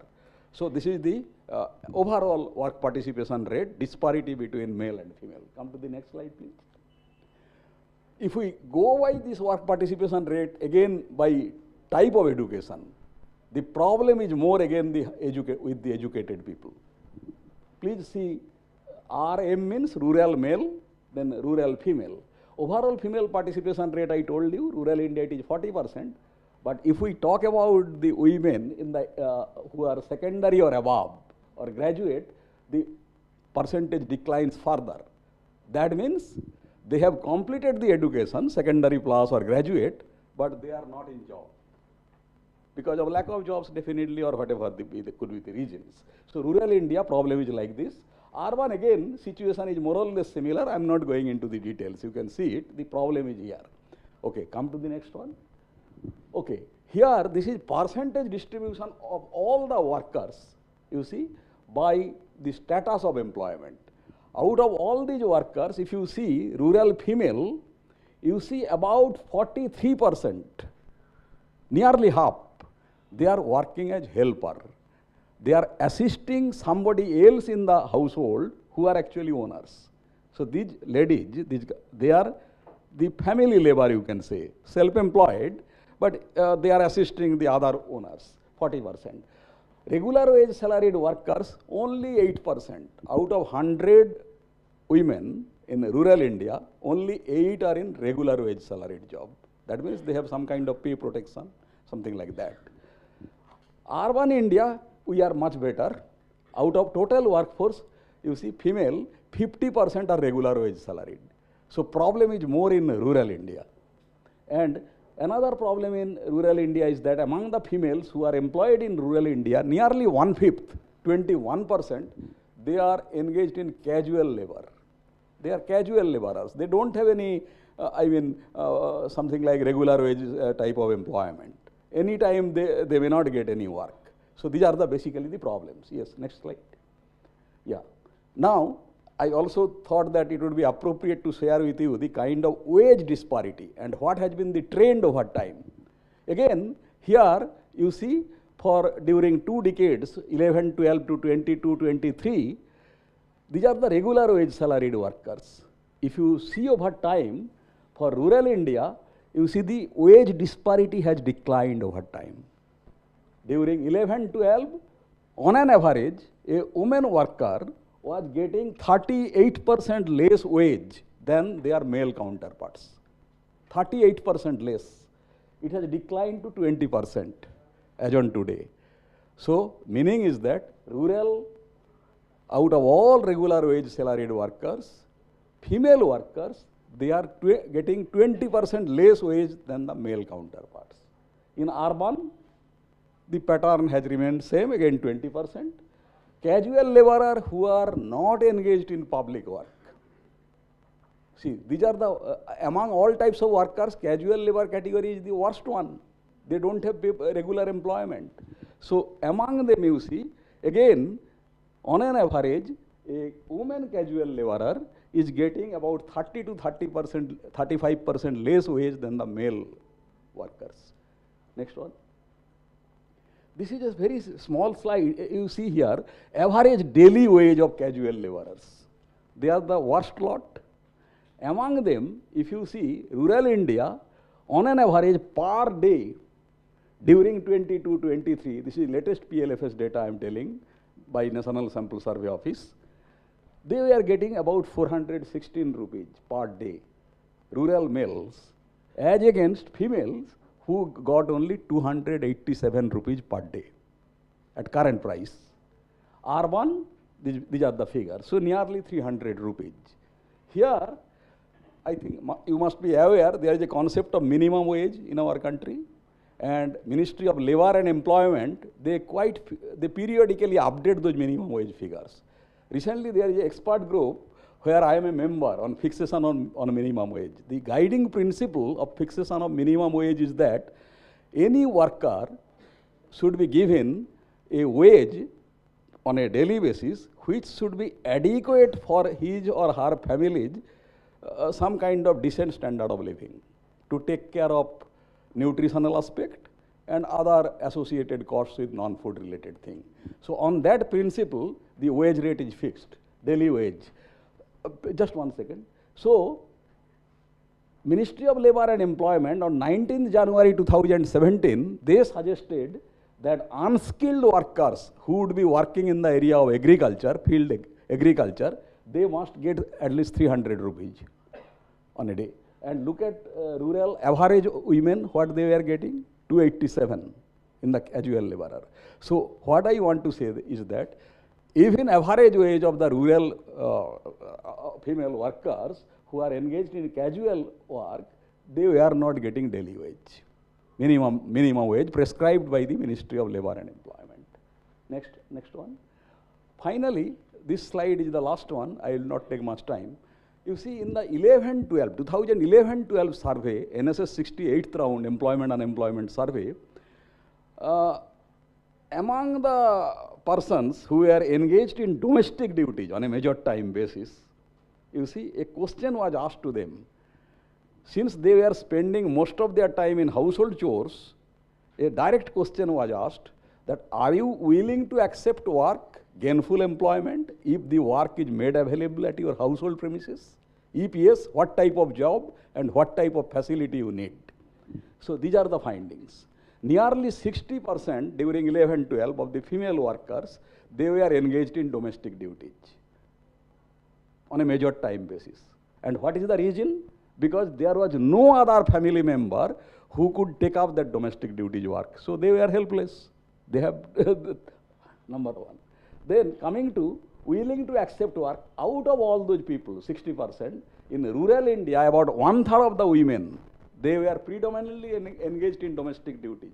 They said that yes, we are willing to accept gainful employment if work is made available within the household. And urban India, it is about 30%. What type of work we are acceptable? Tailoring, dairy, other animal husbandry, poultry, spinning, weaving, and food processing. These are the kind of feedbacks what we got through the National Sample Survey in 2011-12. And type of assistance, they said that initial finance on easy terms or working finance and some kind of training will help them. So finally, I would conclude. I think next slide. I'm not going into the issues. The problems we have already described. I think some steps, policy interventions are necessary to address those problems what have been highlighted.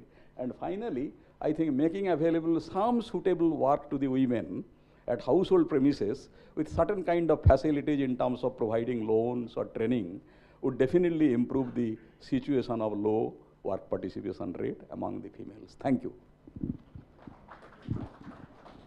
Thank you very much, Dr. Manna, for that nice presentation. The next two speakers, Dr. Mandal and Dr. Priyadarshini. So Dr. Manna was a data producer. I think the other three panel members are data consumers, but even within this, Dr. Bidisha Mandal, Dr. Anamika Priyadarshini collect their own data.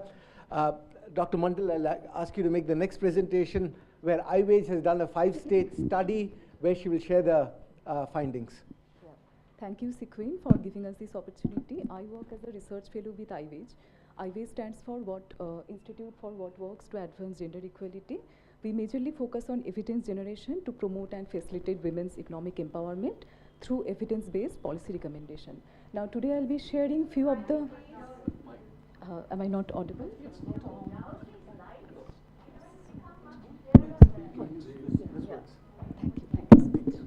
Yeah, so today I'll be sharing a few findings from one of our studies. Is it better now? Yeah. So today I'll be sharing few findings from one of our studies. We attempted to unravel the demand side and the supply side enablers and barriers of women's labor force participation. Can we move to the next one? Next slide. Yeah. So before sharing the findings with you, I would like to take you through the existing evidences on female labor force participation in India. Now, according to the latest PLFS round, that is 2022-23, the female labor force participation has actually increased from 23.3% in 2017-18 to 37%. However, it's still much lower than the male labor force participation rate in India, which stands at 79% in according to the same PLFS round. And also, this FLAPR is not uniform across the age cohort or across the education level. For example, we can see that for the age cohort of 15 to 29 years, the FLAPR is very low at 24.5%. Now, this might be due to women pursuing education at this age cohort.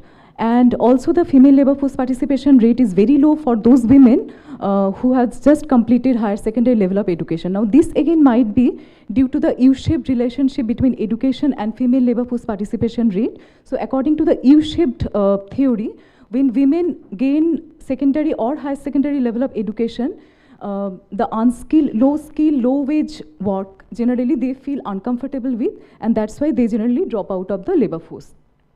Now, to have a global comparison, I looked at the ILO modeled estimates, and according to the ILO modeled estimates, FLAPR in India has risen. It has risen from 21.5% in 2017 to 24% in 2022, but it's still lower marginally than the South Asian average, which stands at 25.6%. However, it's much lower than the global average, which stands at 47.3% in 2022.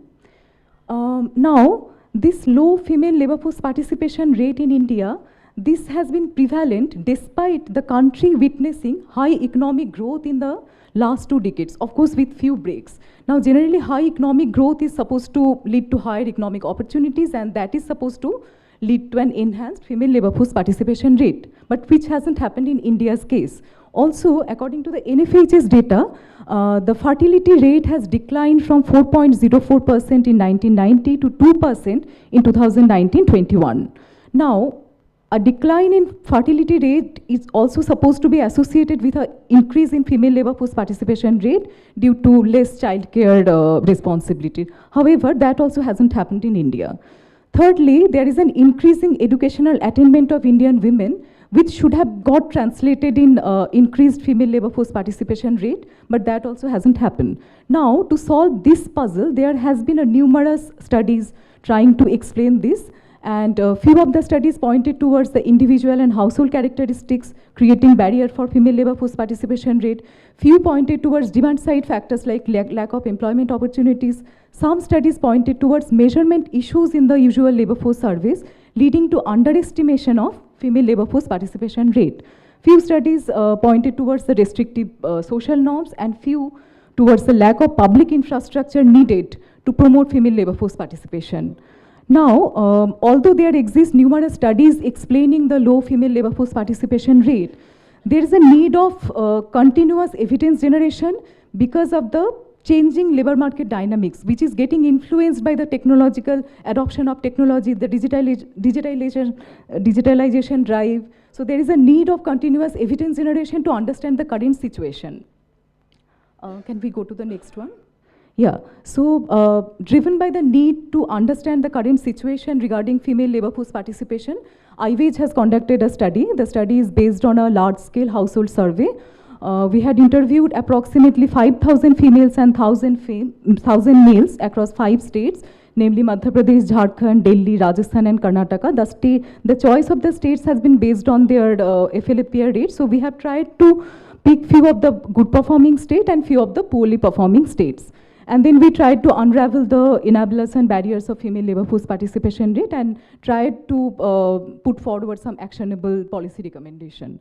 So a few of the key findings are the following ones. So skill training has been a great enabler of female labor force participation rate. Women who received skill training are much more likely to join the labor force. As we surveyed, we found that the preference of skill training is majorly concentrated in 3 sectors: sewing and stitching, computer and related applications, and beauty parlors. However, we found there is a disparity between urban and rural women. So rural women, they lag a lot in the awareness about the skill training programs, and of course, as a result, in receiving skill training. Again, the second key finding has been that mobility acted as a constraint for female labor force participation, and women generally prefer workplaces which are closer to their home, and as they reported to be comfortable with 20 to 25 minutes of commute to reach the workplace. Thirdly, care responsibilities came out to be a big barrier for women to join labor force participation, and we found that women who belong to household with piped water, electricity, and cooking gas, they are more likely to join the labor force. Now, investment in this household infrastructure basically leads to reduced unpaid activities, and that's why they get free time to join the labor force. And also we found evidence in support of the income effect. What does it say?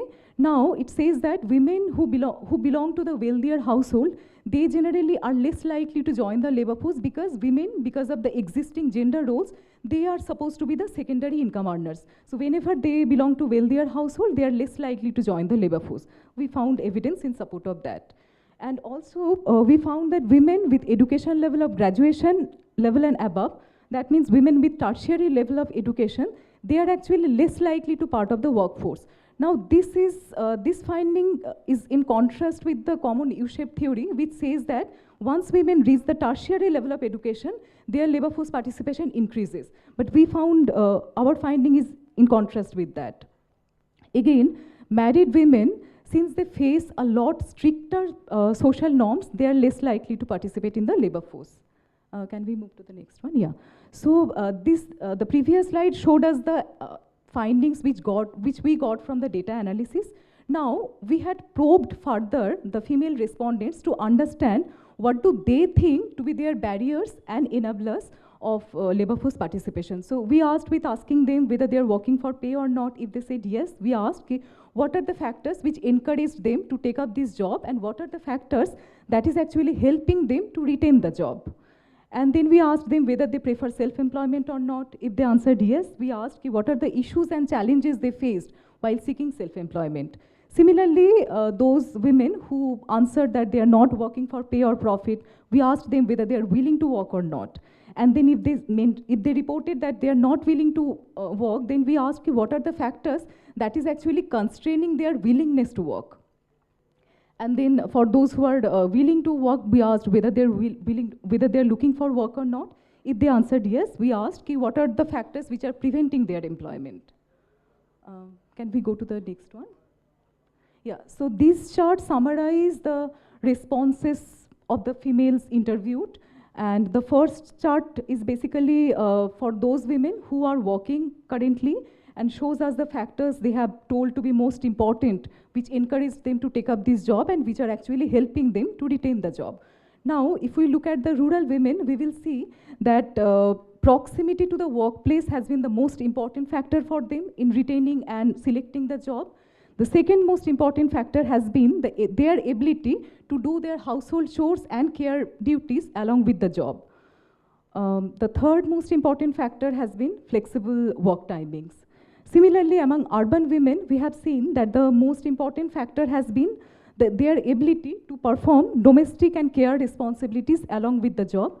The next important factor has been the proximity of the workplace to home. And the third important factor has been, again, flexible work timings. Now the next chart, the second chart is basically for those women who are not currently in the workforce. So these are the factors they have mentioned, these are actually constraining them from labor force participation. And again, among rural women, we can see that the most important factor cited by them are inadequate wages. So they mentioned that the inadequate wages are basically disincentivizing them to take up employment.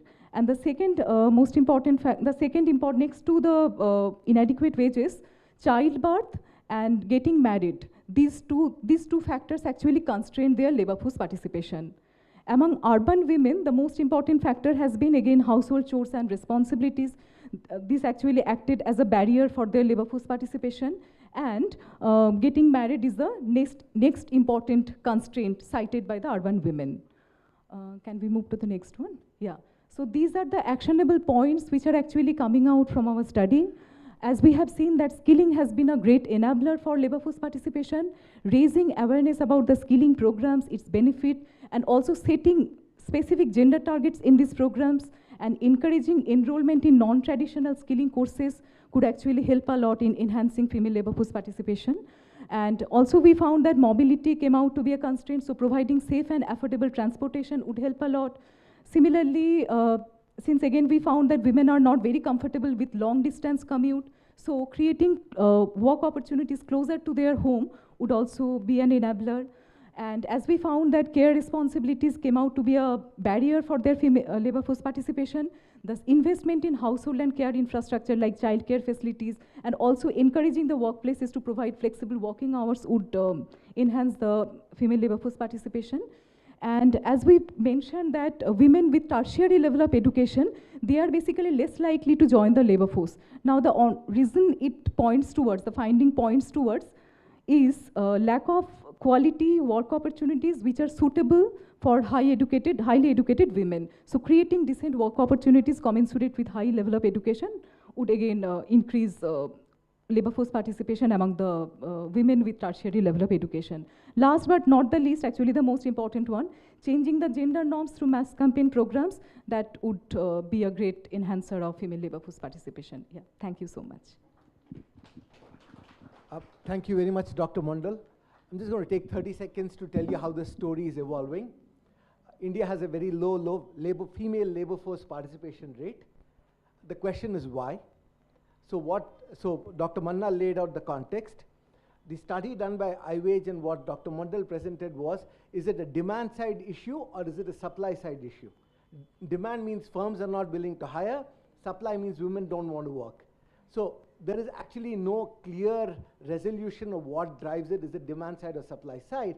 And also the question that we really don't have an answer to unless we have great data is, why are women actually paid less? Is it because they have working fewer hours or in terms of low productivity?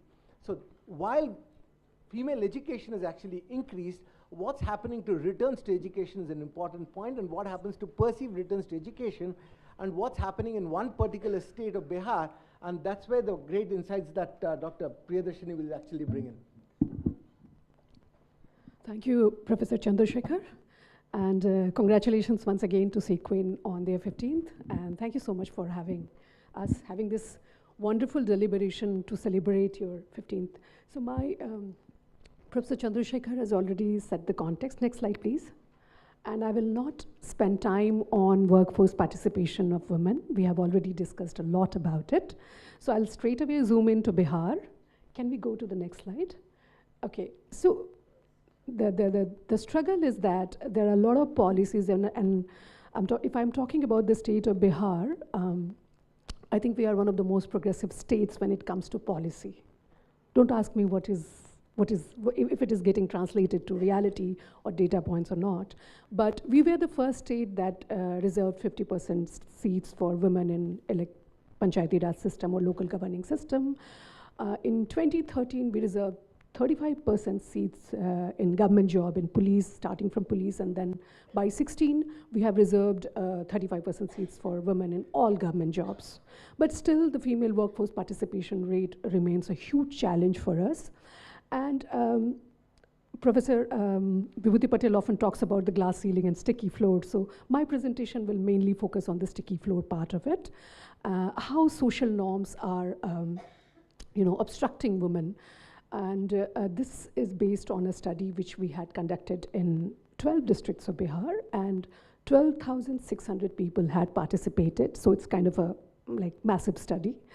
And those participants were from 12 districts of Bihar. Out of that 12 districts, 6 were those where we have high prevalence of child marriage, 3 were medium, and 3 were low prevalence of early marriage.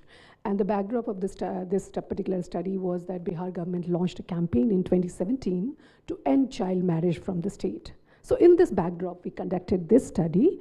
And drawing from this particular study, my presentation will talk about 3 particular social norms or perceptions, or whatever you want to call it. One is low perceived utility of girls' education. And now we know that why girls' education or overall education's utility has declined, I would say. And then time poverty for women and girls. And finally, tendency to control girls' and women's sexuality, mobility, and assertion of choice. Can we go to the next slide, please? So this is about methodology. Since we do not have much time, I will not spend much time on it, but I can come back to it whenever you want me to come back. Can we go to the next, please? So perceived utility of girls' education, I'll begin with that. Next. We clearly saw that overall the perceived utility of education was not very high, but there was a clear-cut gap in the aspiration of parents. When it came to girls, the idea was that, okay, 10th, 12th, they should be educated up to 10th or 12th. But when it came to boys, jitna beta padhna chahe. It could be master's, PhD, whatever the boy wants to do. So aspiration level, definitely there was a very, very clear gender gap. Then we had, our participants were divided in 6 categories. We had interacted with youth also, and when I talk about youth, girls in the age group of 14 to 24, boys in the age group of 16 to 26. And more than 7,000 participants were these youth. And then their parents, mother and father, primary gatekeepers, and community leaders, whom we are calling secondary gatekeepers. So this perceived utility of education was lowest among the secondary gatekeepers. And the parents and youth also said that our parents feel tremendous pressure from the society to prioritize our marriage over our education, to prioritize our marriage over our career. So there was no, that pressure is out there, and families are struggling with that. And lack of economic opportunities is also, Professor Dr. Manna and Dr. Mandal has already shared that even despite higher education, despite rise in education, we are not seeing that women are getting economic opportunities or being absorbed in work opportunities. And that is also, they're not setting good role models, so that inspiration is not coming. And finally, we think that gender norms are internalized, but this particular study, it was like, it was very painfully girls are cognizant about their realities. And it could be because they have access to telephone. The aspirations are high because they are connected to social media, they're connected to seeing Facebook, seeing world, what is happening around the world, what other girls of their age are doing in other parts of the country. So the aspiration is there, and they understand, many of them understand that this is discrimination, this is oppressive, but we can't do. So that pain was there. And some, by the way, in bottom and sometimes inside, can we go back? You can see some of the kind of, statements. I'm not going to repeat that. Those are from, because it's a mixed method study, we also conducted in-depth interview and focus group discussion, so it's coming from that. Next, please. Then second was time used on education preparedness and paid work. So there also clearly we saw that it's very interesting that majority of participants, be it boy or girl, they were not spending even 1 hour on studies. And I'm talking about youth. So, but then there was definitely gender gap when it came to spending time on education or spending time on paid work. There was a gender gap, but alarming fact is that most of the youth are not spending even 1 hour on educational preparedness. One more thing that paid work, when we see paid work, there is a striking, alarming gender gap, like spending, okay, I'll go to the next slide. time poverty for women and girls. So in 2019, there was this first time use survey was conducted in India. We all are very aware about it. And that survey shows that women are spending more than 19% of their time on unpaid work, whereas men are spending less than 2.5% time of their work. When it comes to Bihar, if the national average is that women are spending 6 hours on unpaid work, in Bihar, women are spending 8 hours. So it's like really high. So this is what we saw, that boys are mostly not spending time on domestic work, and that is a huge issue. And I think for Sequin, it's very interesting that when we talk about engaging men, this is one of the very important points, because of time poverty, many girls and women are not able to join the workforce, because that burden is always, in most of the cases, on them. One more thing, that in rural Bihar, what is happening in most of the country, most of the states in the country, we are seeing this women self-help group members are coming up, frontline workers are coming up. So there is this whole generation of women professionals in rural spaces. And the question is, who is looking after their domestic responsibilities? I do not have exact data on that, but my studies are indicating that it is their adolescent daughters who are dropping out after 8th. So we are seeing that enrollment is not an issue in India anymore, but dropout after 8th grade is a huge issue. And I'm not saying that these are initiatives of women's empowerment are, we should, we can't condemn it, but it's time. Now we should look back what's happening at their home. Can we go? We had data on sleep and leisure also, but I'm not talking about that. This is very important, tendency to control girls' sexuality, mobility, and assertion of choice. We had some questions around that, and then one was assertion to patriarchal norms. And I'm like, I'm shocked to share that this was highest among young unmarried boys. And even when it comes to assertion of patriarchal choice, oppressive patriarchal norms, it was highest among married boys. Where it was lowest was in women's collective. So women's collectives are clearly talking about these things. These women's collectives are, even in rural India, they are providing that space where people are talking about it at least, and discussing, and because they have they're connected to maybe somebody is coming from Delhi or US and talking to them. So that aspiration, that understanding is also enriched. They are going through certain level of trainings, be it women panchayat leader, be it women members of self-help group. So that's also helping them. I mean, I clearly remember that ये लड़कियां तो ये Facebook और Twitter क्या है, ये भी तो चौक चौराहा है, वहाँ तो लड़कियां बैठी ही हैं, उनका क्या करें. So that fear, that, and when we talk about women access to digital media, women's access to digital means, and we know that right now, even for work preparedness, even for many other things, even panchayat women leaders, they have to have access to smartphone to do their work, basic work. And digital gender gap is a huge issue. Can we go to the next slide, please? This is not only India, actually.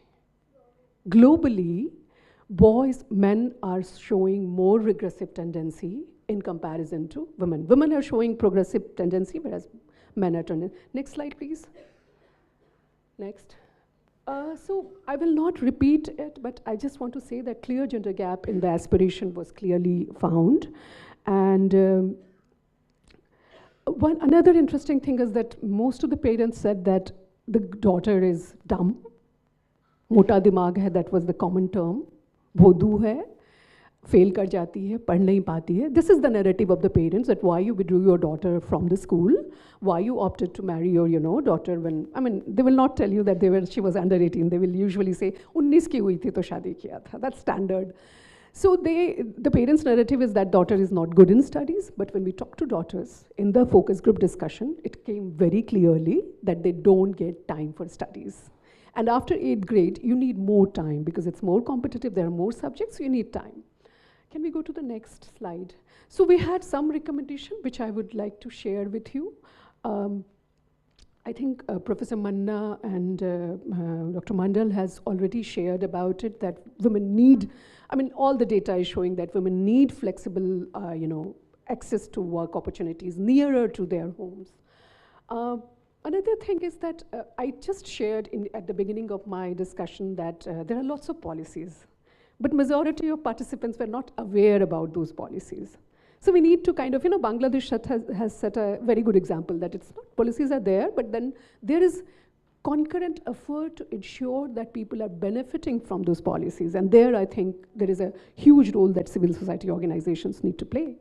Sensitizing boys and men, I think whatever Sequin is doing is phenomenal. I think that is much needed, because we do not want, I mean, these boys who are raping, 17, 18-year-old boys who are raping other girls or who are killing their sisters, they are our children. I mean, what kind of society we are creating? And therefore, it's high time that we should invest on boys, sensitize them, talk to them, work with them. Time poverty for girls, I mean, people don't realize that ultimately to shadi karna hai, ghar sambhalna hai, but how, I mean, mota dimag hai, or like, you know, it's how it's devaluing, dehumanizing your daughters. That is something we need to think about, and maybe women's collectives can play a very important role. We are trying to work with Jivika, which is NRLM's initiative in Bihar, and we are trying to discuss those issues. Whatever findings for our studies are indicating, we are trying to integrate, you know, try to see that we mainly work on research for impact, so we try to see that how it is impacting people for whom these studies are being conducted. Thank you so much. Thank you very much. I think we made up some time, so can we get, we have had a very patient audience. In case if somebody is still cued into the data world and have any questions or non-data questions. Yes, can we pass the mic around?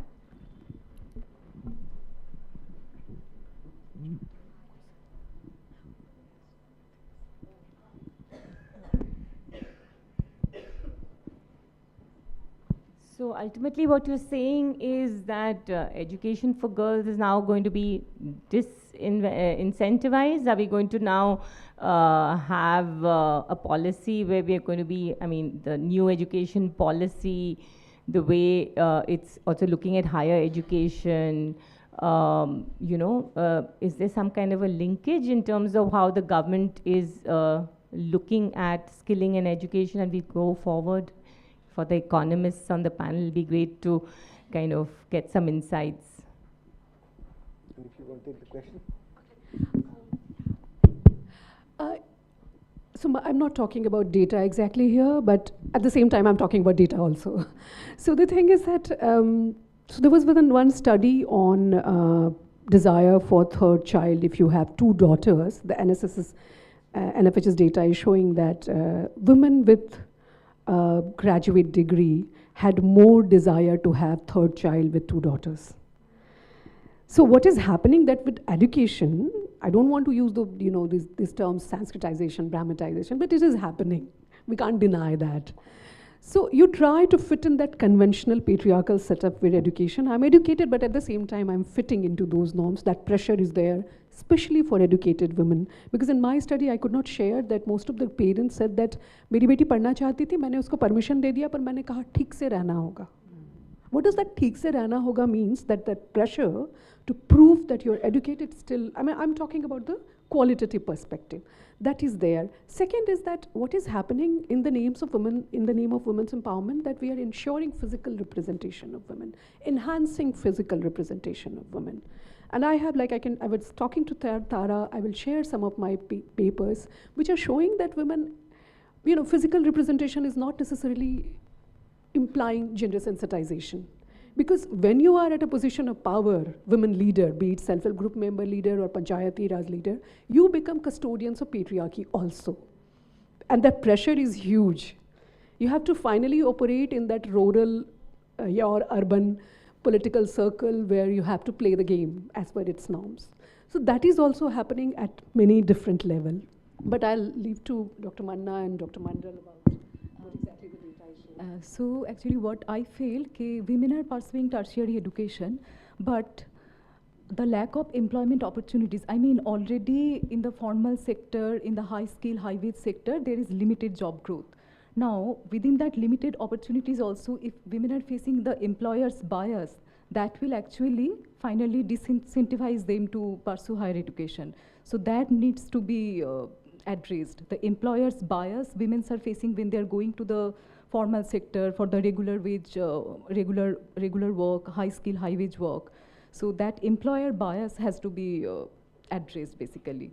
And also maybe in those sectors, for example, in the IT sector, we often hear that there is less flexibility regarding the work schedule.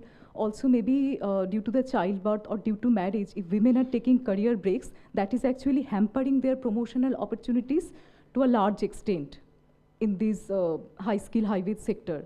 So that also has to be addressed. That has to be internalized in the organizational policy, how to address that, how to again bring them back and not really affect their promotional opportunities due to these factors. So yeah. Briefly add just one point. So data is also showing that men are entering into kind of work which was traditionally supposed to be women's work, kind of like home-based work, and women are being pushed out in the kind of work which cannot be remunerated or calculated. So that is another issue.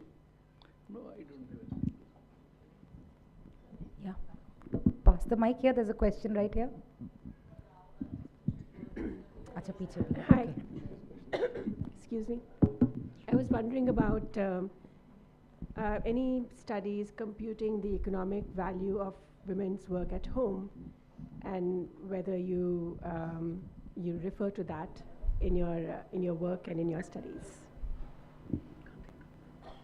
Yeah. So you need very good time use data to actually quantify women's work at home. So there was a 2019 study. The NSS did conduct the survey, so it kind of reinforces what our two panelists basically said. From the age of 14 onwards, you do see a divergence in time use pattern. In terms of should you start putting a monetary value on domestic household work, that's pretty much an open question. At one level I can flip the question back and say, what do I gain by actually putting a monetary value on it? Instead of saying, do they actually get a regular wage salary jobs, social security benefits, etc. But this is not to suggest that people have not tried it, but yes, they have done some work in this area. No, I think time has come. Yes, I appreciate the question. I think all of you will agree that the time has come to value women's work, and a lot of discussions have taken place across the globe. I am aware some countries, neighboring countries also did some study on valuing women's work. Unfortunately, as per my knowledge goes, in India, we have not done much of work in this area. Let me tell you, I think many of you may be aware that not recently, about 2-3 years back, Labour Bureau, Ministry of Labour and Employment, they did some survey on domestic work particularly. Women and men engaged in different kind of domestic duties, including cleaning of household premises, utensils, other maid servants, what they are doing. And in that survey, I was actually in their expert group, I was also a member. Only thing is that results have not yet been in public domain. Now, if that is there, let us hope that it should come anytime in the public domain. If that is there, we can at least have some idea about the women engaged in different types of domestic duties, what is their average earnings, etc., and number of hours worked and all. That would be giving us some kind of ground realities.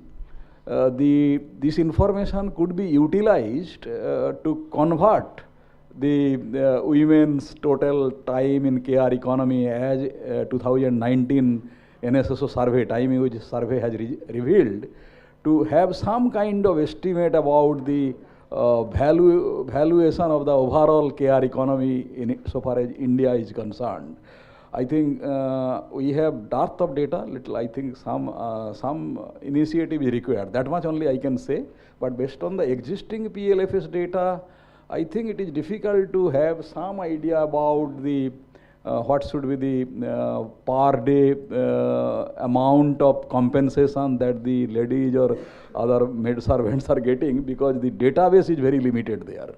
So unless there is a dedicated survey like something like Labour Bureau has done it, that could be a very useful tool to translate the volume of care economy in terms of the number of women or their time devoted to that those work, to some kind of valuation of the care economy. and what is their share in the overall GDP. I think it is itself a very challenging and interesting exercise. Thank you. We'll take a last question. Morning. विभूति, एक minute मैं बोल रही हूँ फिर आप. तो मैं ये कहना चाह रही थी कि जो चारों प्रेजेंटेशन है और जो विषय है वो काफ़ी इम्पोर्टेंट और बहुत अच्छा रहा है. इसमें जो एक बात आई है कि जो हाई इकोनॉमिक ग्रोथ है और डिक्लाइन फर्टिलिटी रेट भी है, तो इसमें एक्सपेक्ट किया जाता है कि महिलाएं बड़ी संख्या में वर्कफोर्स में आ सकती हैं.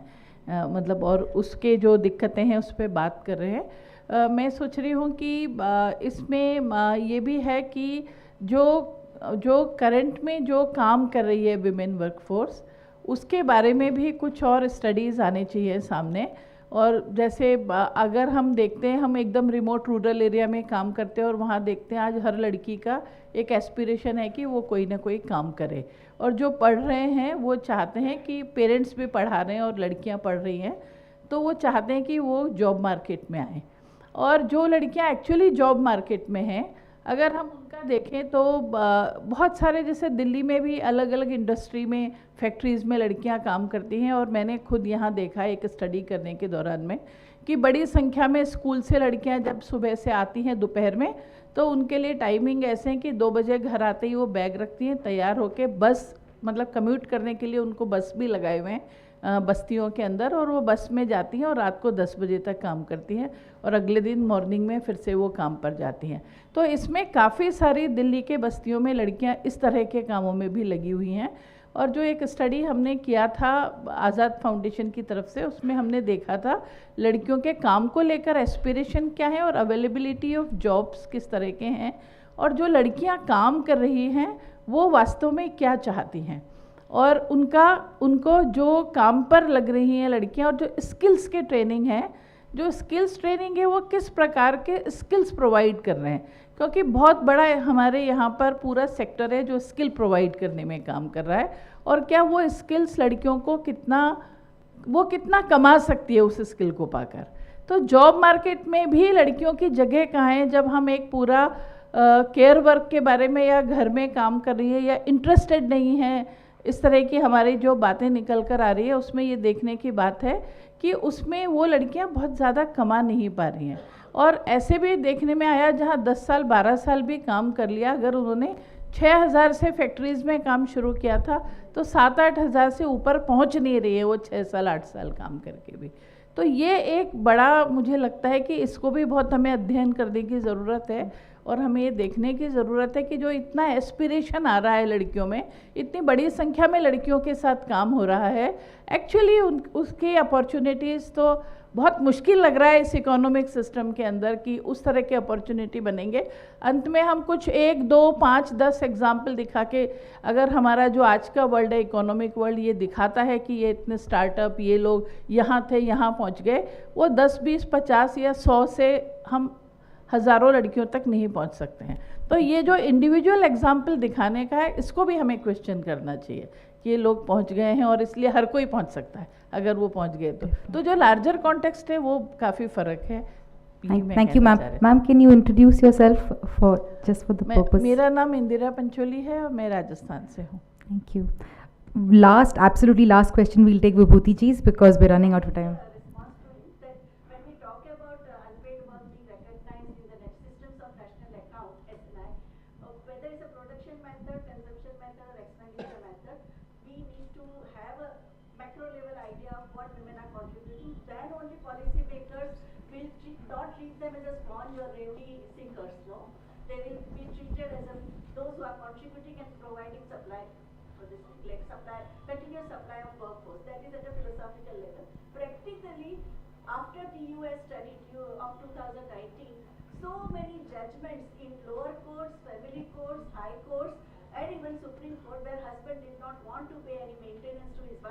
Yeah.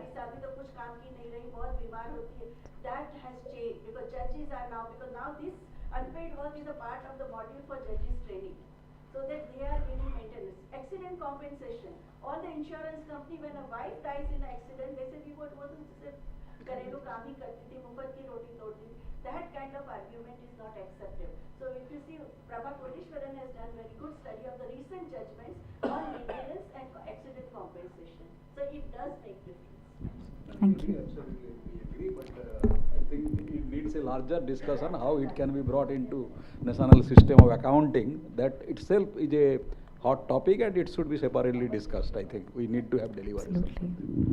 So thank you very much, fellow panelists. Thank you very much, We audience. have a round of It's been a applause. pleasure to be part of this. Thank you. Can I request all the panelists just to come in front of their tables just for a quick photograph?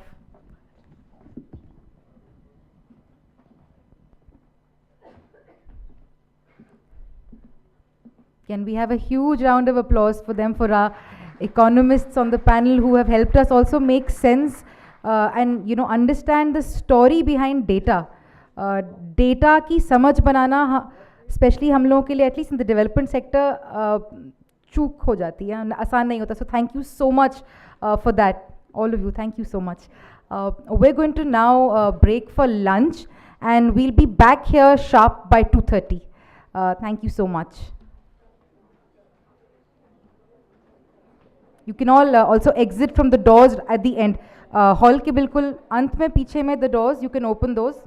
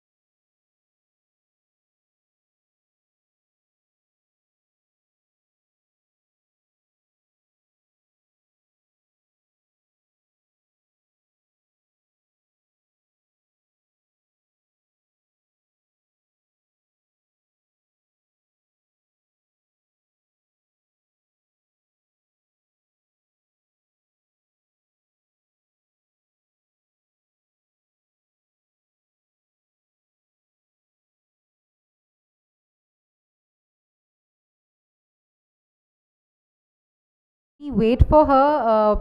We'll play, we'll play some of the films and just give you a little bit of chance also to have a window into what we do. जब तक हमारी अगली जो chief guest हैं वो आएंगी, तब तक हमने सोचा हम थोड़ा सा और झलक आपको दिखाते रहें अपने काम की. So we'll start again in another 5-7 minutes. We'll start. Yeah.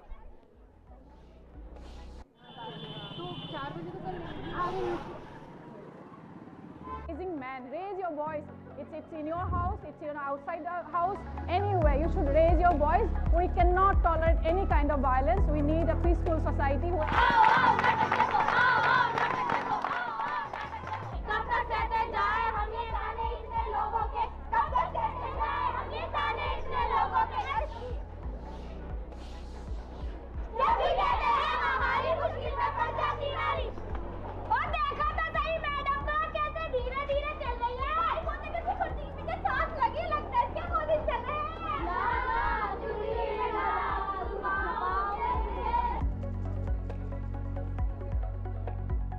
तो आप जो लैंगिक हिस्सा की बात कर रहे हैं, तो हम महिलाओं पुरुष की बात करते हैं सिर्फ, लेकिन उसमें अलग जेंडर्स भी हैं जिन्हें डिस्क्रिमिनेट किया जाता है सोसाइटी में, तो उन्हें भी लाने की बात करते हैं. और हमारे सेंटर्स पे हमारी कोशिश रहती है, और इस बार भी हमने कोशिश की हर बैच में 1-2 अलग LGBT ग्रुप के लोग हम शामिल करते हैं, और मर्दों की हिस्सेदारी इसमें बहुत अहम है. ना देख, ना सोच, बस बोल. ना देख, ना सोच, बस बोल. ना देख, ना सोच, बस बोल. हम लड़ते हैं हर रोज, हम जीते हर रोज अपनी आजादी के लिए. इंसान तू, इंसान मैं, एक यही तो पहचान है, एक यही तो पहचान है. तू भी चला, मैं भी चली, तू भी गिरा, मैं भी रुकी. अखबार के पन्नों में छप कर छपते हैं आंकड़े, फिर क्यों न खोले हम भी आंखें स्क्रीन से. आवाज आ रही है खुले आसमान से, मैं इस जहां में आ गई अब उस जहान से. सोचा था लिख के पढ़ के कुछ बन दिखाऊंगी, माँ बाप के साए में कुछ पल बिताऊंगी. दुनिया को ना देखा अभी कैसे यहाँ इंसान, निकली जो घर से बाहर तो पहुँचाए कब्रिस्तान. अपने ही घर में अपनों ने मुझे मुझसे छीन लिया, हर चीज के बदले मुझे गहरा जख्म दिया. मासूम सी बच्ची थी वो नाजुक से पली थी, ये खेलने के दिन थे वो नाजुक सी कली थी. दुनिया की पतवार में जलते रहोगे तुम, दुखों में घिर जाओगे हरदम रहोगे तुम. अपने ही घर में अपनों से चेहरा छुपाओगे, हर आंख में तुम हर जगह उसे ही पाओगे. Happy to be here at the celebration of International Day of Elimination Against Violence Against Women and Girls. It was great today to see so many young people be involved in the conversation.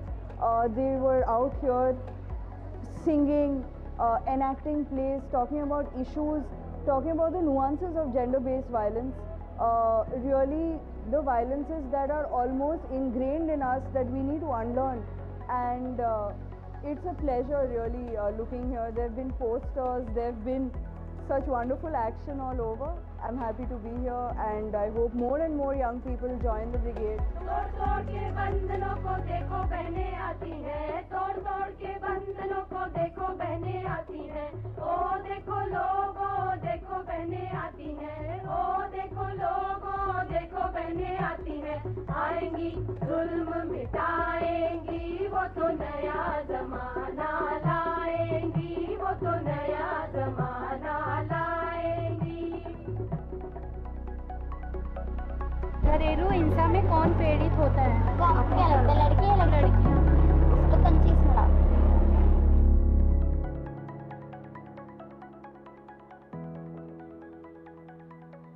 लड़की मांगे हिस्सेदारी, हम लेके रहेंगे हिस्सेदारी, हम लेके रहेंगे हिस्सेदारी. हक हमारा हिस्सेदारी.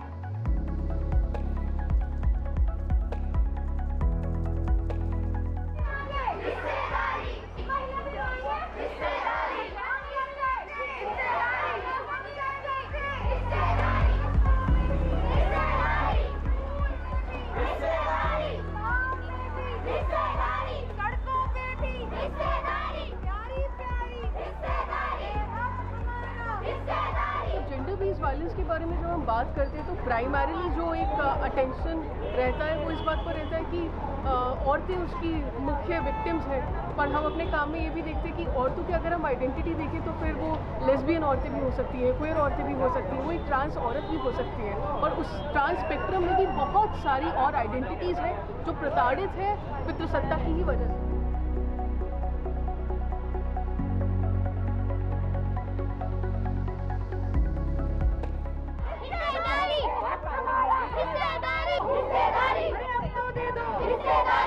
प्यार से बोल रहे हैं, प्यार से बोल रहे हैं, लड़के भी मांगे हिस्सेदारी, बाइनार के बाद हिस्सेदारी।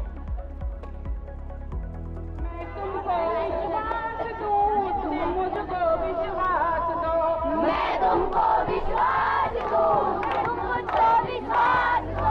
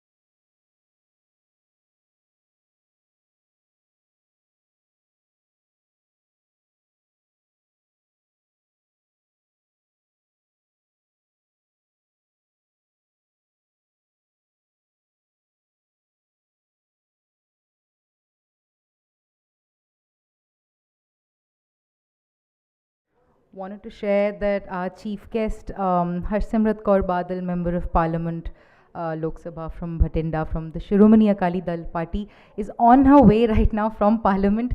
She's reaching in another 5 minutes. So just as we wait for her, let's watch this film. Yeah.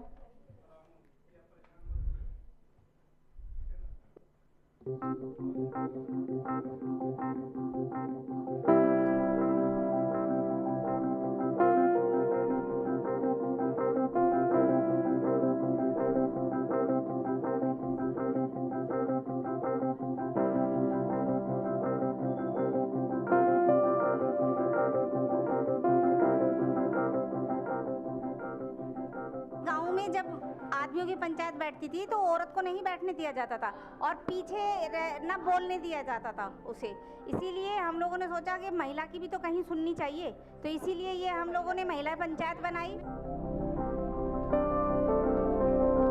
जो महिलाएं थाने तक, पुलिस तक कहीं नहीं जा पाती हैं और वो प्रॉब्लम में हैं, तो एटलीस्ट कम से कम एक औरत के सामने अपनी बातें शेयर कर सकती है। जब से मैं महिला पंचायत से जुड़ी हूँ, मुझे बोलने में एक कॉन्फिडेंस आया, हर किसी से मैं बात कर लेती हूँ। अगर कहीं कोई हिंसा हो रही है, अगर हमें मालूम होएगा यहाँ कि ये हिंसा में ये तुम्हें ये करना चाहिए, तो हम जाके बोल सकते हैं डायरेक्ट, तो ये नॉलेज मिलती है यहाँ के हमें।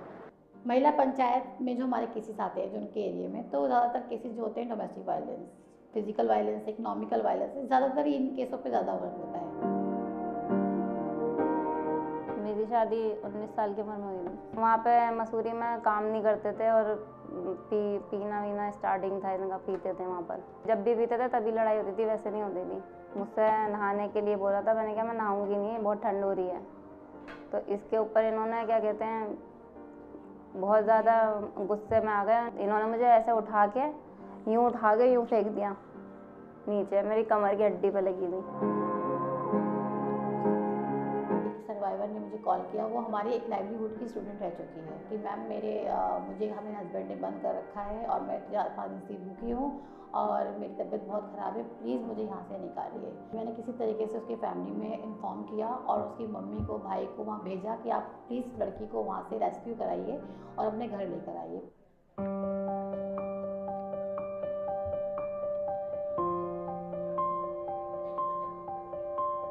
जब से निकाल मैम ने समझाया उनको, बहुत सही चल रहे हैं माशाल्लाह, बढ़िया।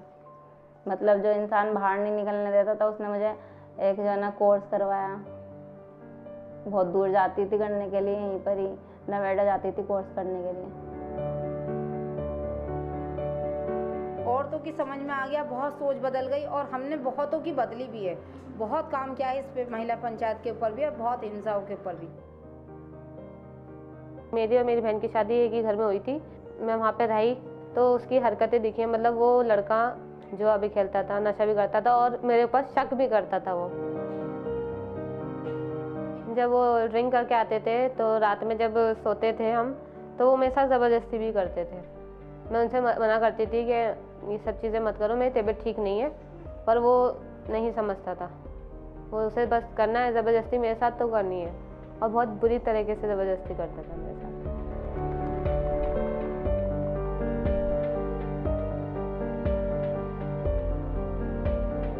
मेरी मम्मी सिक्विन से जुड़ी हुई थी, महिला पंचायत से। सिक्विन महिला पंचायत वो सोचती है कि हाँ एकार है, डिवोर्स नहीं हो, एकार है, अच्छे से रहे। जैसे कहते हैं कि 1-2 चांस देने चाहिए, उसको हमने 3 चांस दिए। 3 चांस में भी वो नहीं समझा, तो उसके बाद फिर मुझे फैसला लेना पड़ा। 29 अगस्त को मैं उस जेल में से रिहा हो गई थी। अगर मेरी मम्मी का सपोर्ट नहीं रहता ना, तो आज मैं उसी घर में होती और 4-5 बच्चे होते, और जो मैं दिख रही हूँ शायद मैं दिखती भी नहीं।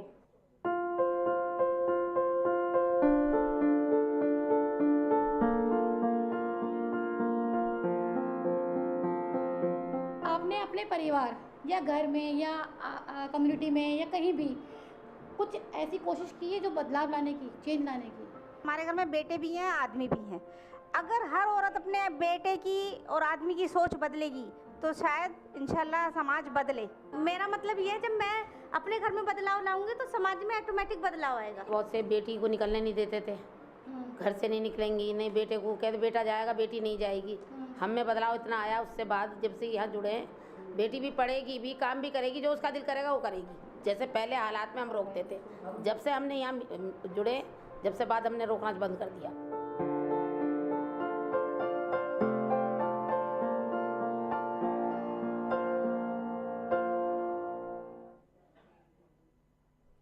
Thank you. Can we have the lights? Can we have the lights, please?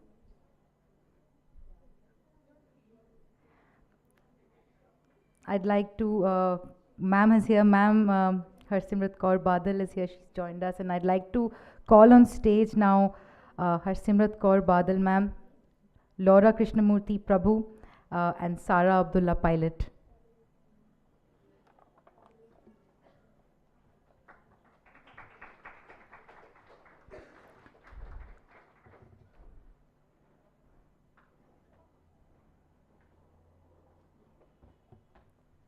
Welcome, ma'am.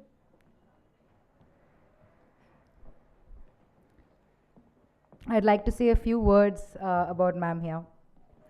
Harsimrat Kaur Badal is a 3-term member of parliament representing Bhatinda from the Shiromani Akali Dal party. She is a former Union Cabinet Minister of Food Processing Industries in the Government of India. Known for her multifaceted contributions as a social reformer, philanthropist, and politician, before embarking on her political career, she started the Nanni Chand project to address critical issues like female feticide, women empowerment, and environmental preservation. Welcome, ma'am. Thank you so much for joining us. Thank you so much, Harsimrat ji. As everybody knows, Parliament is in session. It's a short session, and so we really appreciate that you juggle your schedule. She wasn't able to be here at 4, but to make a point that you would honor your commitment and to be here with us. We really, really do appreciate that, and we're looking forward to hearing from you. We've had a few different panels this morning. In fact, the first session was talking about women's political participation, a lot of discussion about the reservation bill that has recently been passed. So we would really like to hear your thoughts as a member of parliament, a sitting member of parliament, about these pertinent issues.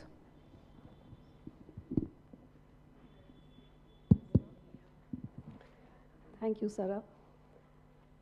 Very good afternoon to all of you.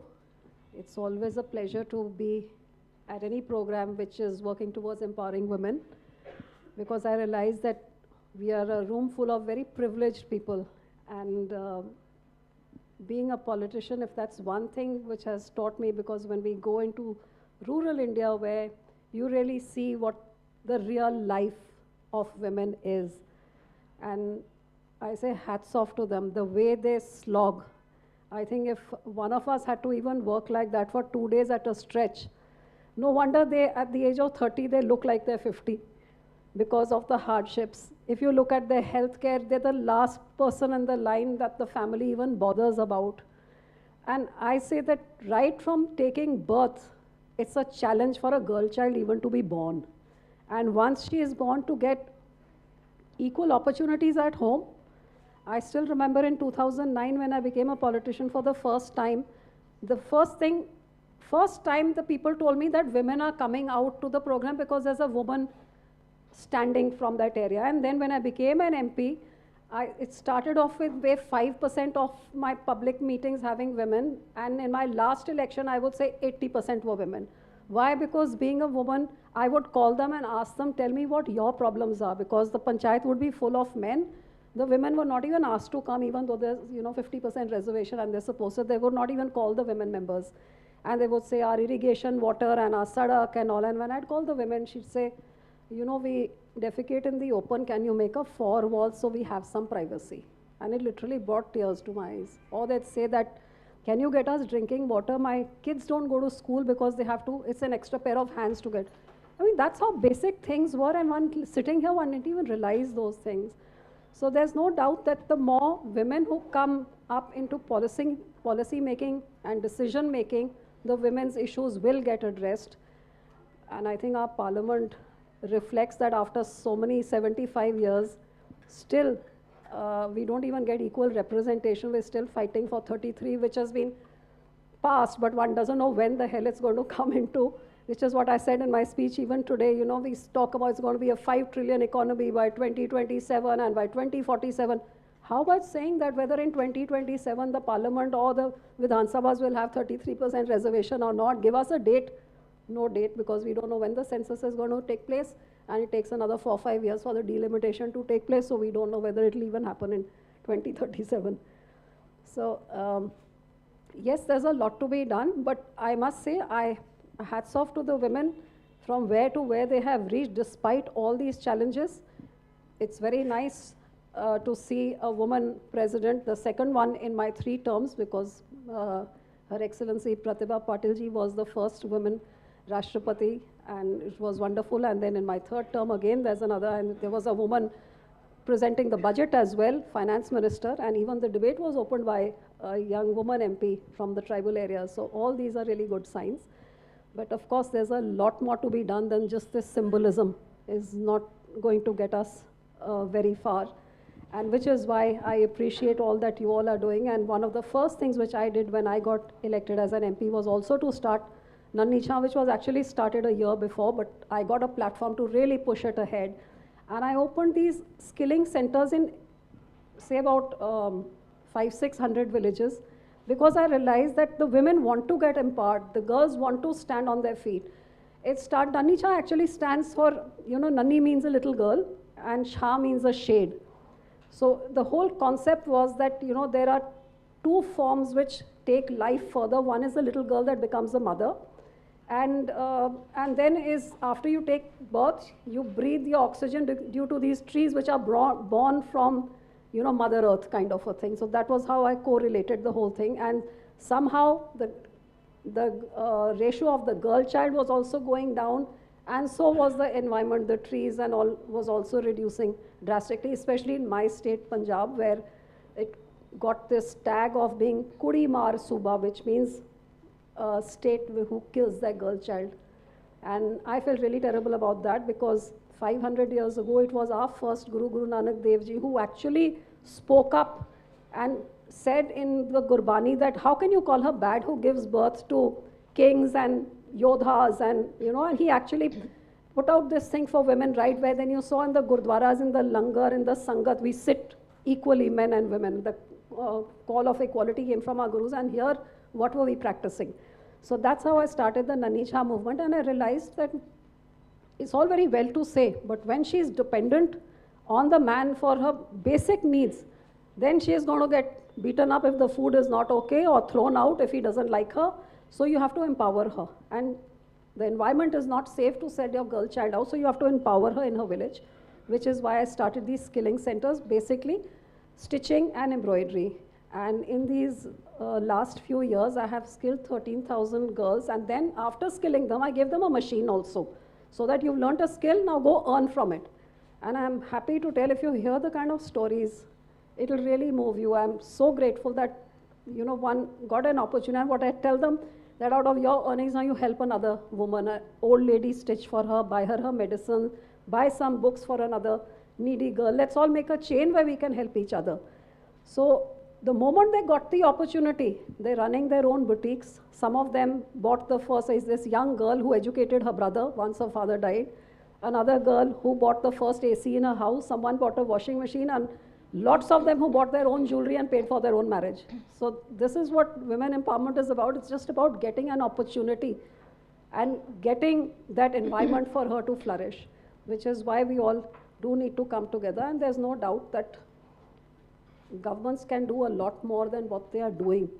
But until there are more women at the helm of things who understand what the challenges are, I don't think men can really understand it. If they did, then we won't be having half the problems that they are. So I appreciate what you're doing as well, because we're all working towards the same goal and towards the same aim.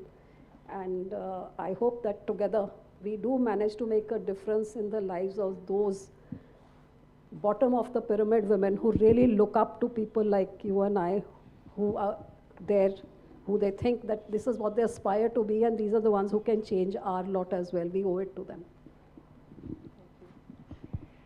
Thank you so much, ma'am. I had like a question. It's wonderful that we have a woman presenting the budget, but I think we've also come to the point where we want the budget to present something for the women. And there was a fantastic panel just before you came, and where we were talking about women's workforce participation rate. We heard about a large portioning of funds to gender budgeting, but we don't know quite what to make of it, because the numbers were stunning, because you have the highest number of women in education ever in history, and yet those do not translate to jobs. We have, all these indicators are showing that we are moving back.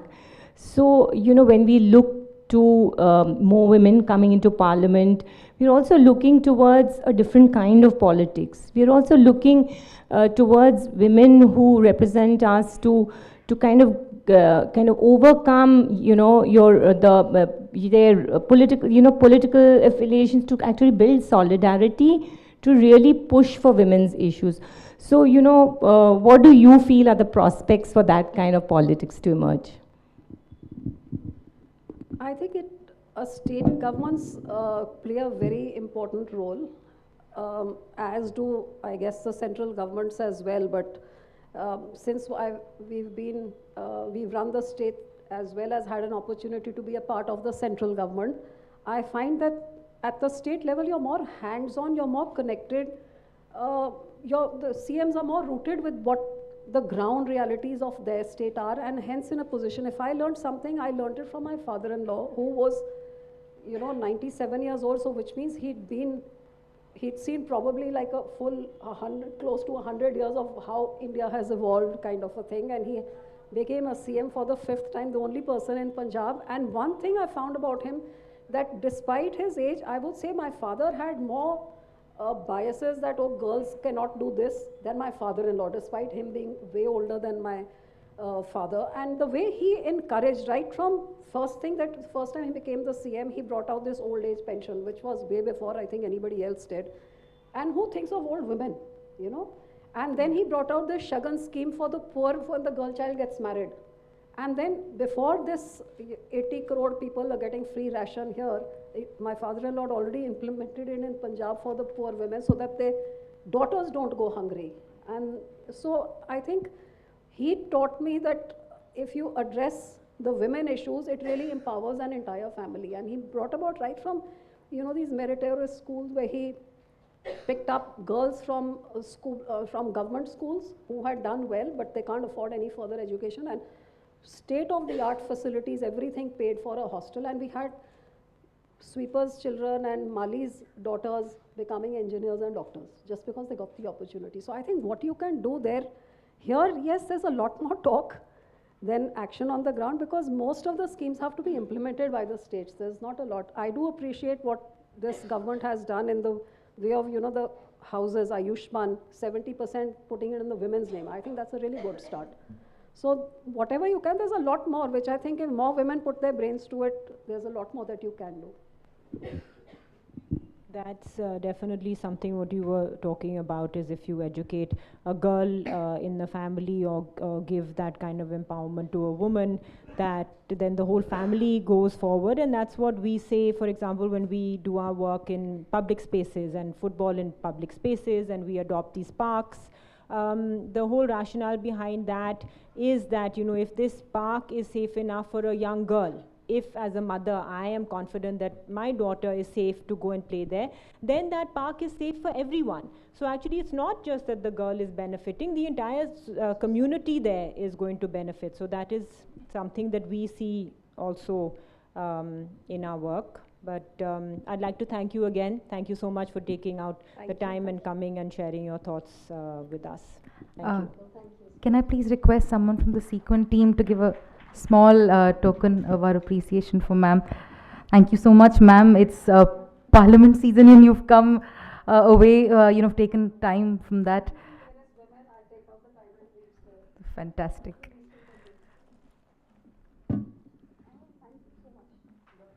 Thank you.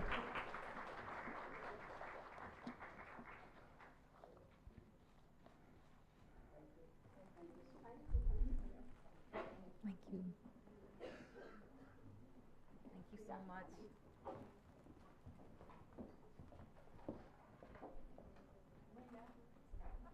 There's been a lot of conversation through the day about sports. Sports के बारे में काफ़ी बार दिन में hint भी किया है, आपने कुछ फिल्म्स भी देखी हैं, आपने पैनल के बारे में भी पढ़ा है कि हमारा अगला पैनल जो है which is talking about kick-starting gender equality through sports for development.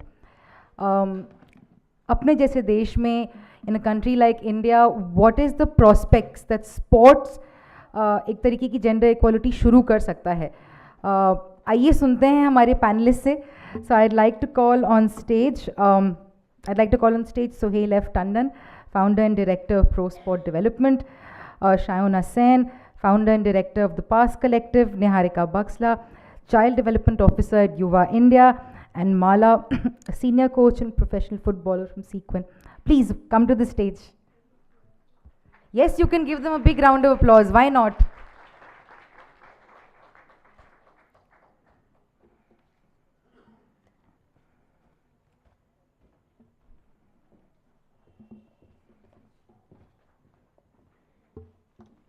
I'd also like to mention that we had another panelist on the panel, Sadam Hanjabam, who was the founder of an organization called Ya All from Manipur, who they have the first transgender football team registered in India. Unfortunately, Sadam couldn't make it because his flights were delayed and he was a little unwell, but just wanted to mention because we're really missing him here. But yeah, handing over to you, Sohail.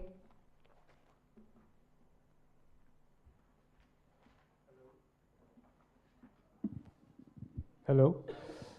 Okay, thank you Nida for the introduction, and once again congratulations to Sequin on 15 years. I think one thing that I would like to mention is Sequin has been one of the early movers in the sport for development space and has been an inspiration for many of us. And not just their work on the ground, I think they've given avenues to discuss what's been happening because a lot of us are busy in working on the ground but can't share our stories, so they've given an avenue for that. So hats off to Laura and Sarah for that, and congratulations once again to the entire team. So we've got an excellent panel of women to discuss this. I think it's the most awaited panel of the day because sports has been mentioned a few times. So hopefully we can do justice to our discussions. I just wanted to start by setting the context a little bit.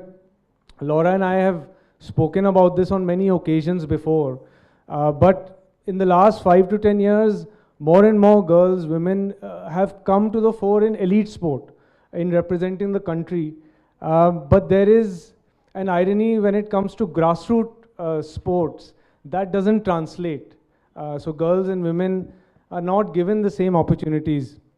In the Tokyo 2020 Olympics, out of the Indian contingent that went there, 44% were women, which is very different from what it would be 20 years back. However, when I looked at some statistics on participation of girls at the grassroots, and this is not a data session like the one before, I've just got a few statistics. First of all, it was very hard to find these statistics. There's not much information on our sports participation at the grassroots, and the gender disaggregated data is even less.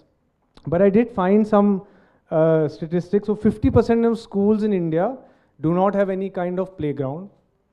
85% of children in schools do not have access to sports and physical education. Another study said that 30% of girls in India are insufficiently physically active, and boys are more likely to meet the guidelines for being physically active than girls. This obviously points to the fact that girls do not get the opportunities to participate in sport and play. And despite all these challenges, we have some wonderful work happening on the ground. So I'd like to start with Mala actually. माला, आपकी हमने video देखी है, पूरे दिन videos चल रही हैं, तो आपसे थोड़ा सुनना चाहेंगे कि आप अभी कोच हैं, कोच का काम कर रहे हैं, बहुत सालों से कर रहे हैं, और आप सबसे पहले एक प्रतिभागी थे सीक्विन के प्रोग्राम में. तो स्पोर्ट्स का कम्युनिटीज़ में आपने क्या इम्पैक्ट देखा, या आपके ऊपर जो इम्पैक्ट पड़ा उसके बारे में अगर थोड़ा आप बताएंगे. Thank you sir.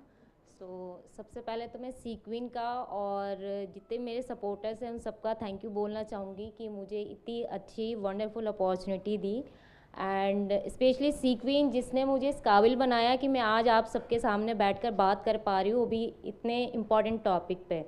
जैसा सर ने बोला कि स्पोर्ट्स हमारी लाइफ में क्या इम्पैक्ट छोड़ता है. बेसिकली आपने जो इससे पहले वीडियो देखा है उसमें ऑब्वियसली आपने मेरे बारे में काफ़ी कुछ अंदाज़ा लगाया होगा, वीडियो देखकर पता चला होगा.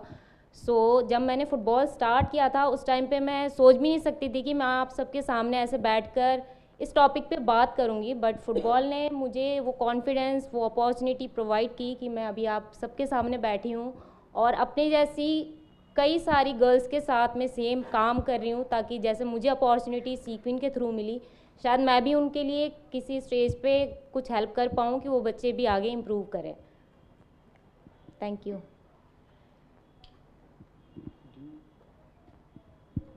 तो जैसे आपने जो सीक्विन के साथ काफ़ी साल आप प्रोग्राम का पार्ट रहे, आपकी कम्युनिटी में कुछ आपने चेंज देखा, उसके बारे में थोड़ा बताएंगे.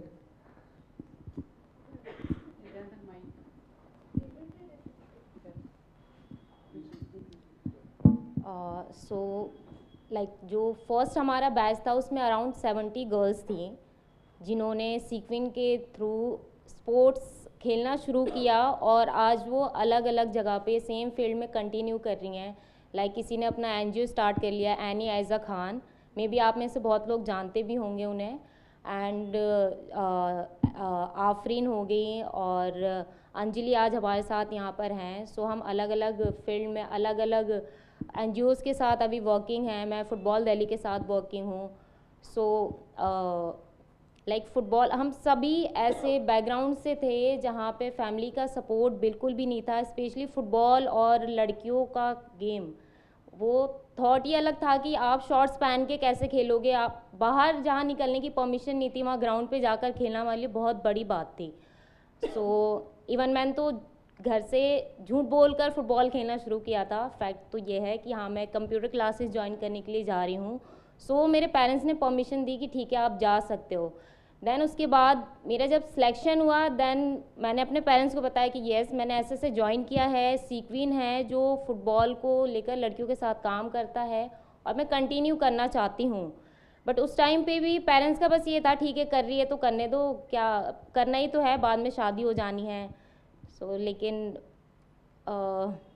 12th के बाद मेरे पेरेंट्स ने डिसाइड किया कि हाँ 12th फिनिश होते ही वो मेरी शादी करा देंगे. बट उस टाइम पे हमारी कोच मीनू चौधरी, जिनको सारी चीज़ें बहुत हम ओपनली शेयर करते थे कि हाँ ऐसी चीज़ें हो रही हैं, हम कंटिन्यू करना चाहते हैं, तो उन्होंने बहुत सपोर्ट किया कि डोंट वरी, ऐसा ज़रूरी नहीं है कि पेरेंट्स जो बोल रहे हैं वो करें, आप अपना एफर्ट करते रहो. अपॉर्चुनिटी जो आपको मिल रही है उसमें आप अपना 100% दो, खुद को प्रूव करो. सो आई थिंक वो बहुत बेस्ट पार्ट था मेरी लाइफ का कि ज़रूरी नहीं है कि अपॉर्चुनिटी आपको मिले और आप उसको ग्रैब कर रहे हो, बट उससे पहले आपको खुद को प्रिपेयर होना पड़ेगा, अपने लिए खुद स्टैंड लेना पड़ेगा कि हाँ आप लाइक खुद को प्रूव कर सकते हो. देन पेरेंट्स आपके साथ सपोर्ट में खड़े होंगे. सो ये सबसे बेस्ट इम्पैक्ट जो है मेरी लाइफ से ही जुड़ा हुआ है. और thank you sir. Thank you Mala. Niharika, आपसे वही प्रश्न है. तो आपके स्तर में आप झारखंड में काम करते हैं, वहाँ पे क्या प्रभाव पड़ा है स्पोर्ट्स का? आप भी फुटबॉल का इस्तेमाल करते हैं, तो वहाँ पे क्या प्रभाव पड़ा है, थोड़ा उसके बारे में. इस सवाल का जवाब मैं एक एग्जाम्पल के साथ दूंगी. सो जब हमने प्रोग्राम शुरू किया इट वाज वेरी डिफ़िकल्ट. 45 लड़कियों को भी एक दिन में अलग अलग टीम्स में लेकर के आना. मुझे और मेरे कॉलीग्स को उनके घर में जाकर के 3 घंटे 4 घंटे बैठना होता था और हमें कोई कुछ भाव नहीं दे रहा होता था. हम ऐसे बैठे होते थे लाइक वी डोंट एग्जिस्ट. और हम कोशिश करते थे उनको समझाने का कि ये प्रोग्राम हम लड़कियों की भलाई के लिए कर रहे हैं, आगे हम उनके लिए एजुकेशन प्रोग्राम स्टार्ट करेंगे. कोशिश हम लोग करते रहे. धीरे धीरे क्योंकि लड़कियों के लिए वो इंटरेस्ट का था, जैसे माला शेयर कर रही थी कि फुटबॉल प्रोग्राम में आने के लिए उसे झूठ का सहारा लेना पड़ा. बहुत सारे हमारे प्रोग्राम की लड़कियों को भी सेम करना पड़ा. And they started to come, they started to develop a team. और धीरे धीरे उन्होंने खेलना शुरू किया. लोकल टूर्नामेंट्स से शुरू हुआ. कम्युनिटी का बहुत ज़्यादा वहाँ पे विरोध हुआ. और सेम प्रॉब्लम जो बाकी फुटबॉल ऑर्गेनाइजेशंस फेस करते हैं, ग्राउंड में बियर बॉटल्स फोड़ना, ग्राउंड खोद देना, वो सारा कुछ होने लगा. और हमारे लिए एकदम से इम्पॉसिबल हो गया प्रोग्राम को रन करना, क्योंकि गवर्नमेंट से कोई सपोर्ट नहीं. फाइनेंशियली नया NGO कितना फ़ाइट करेगा इस तरीके के प्रॉब्लम्स से.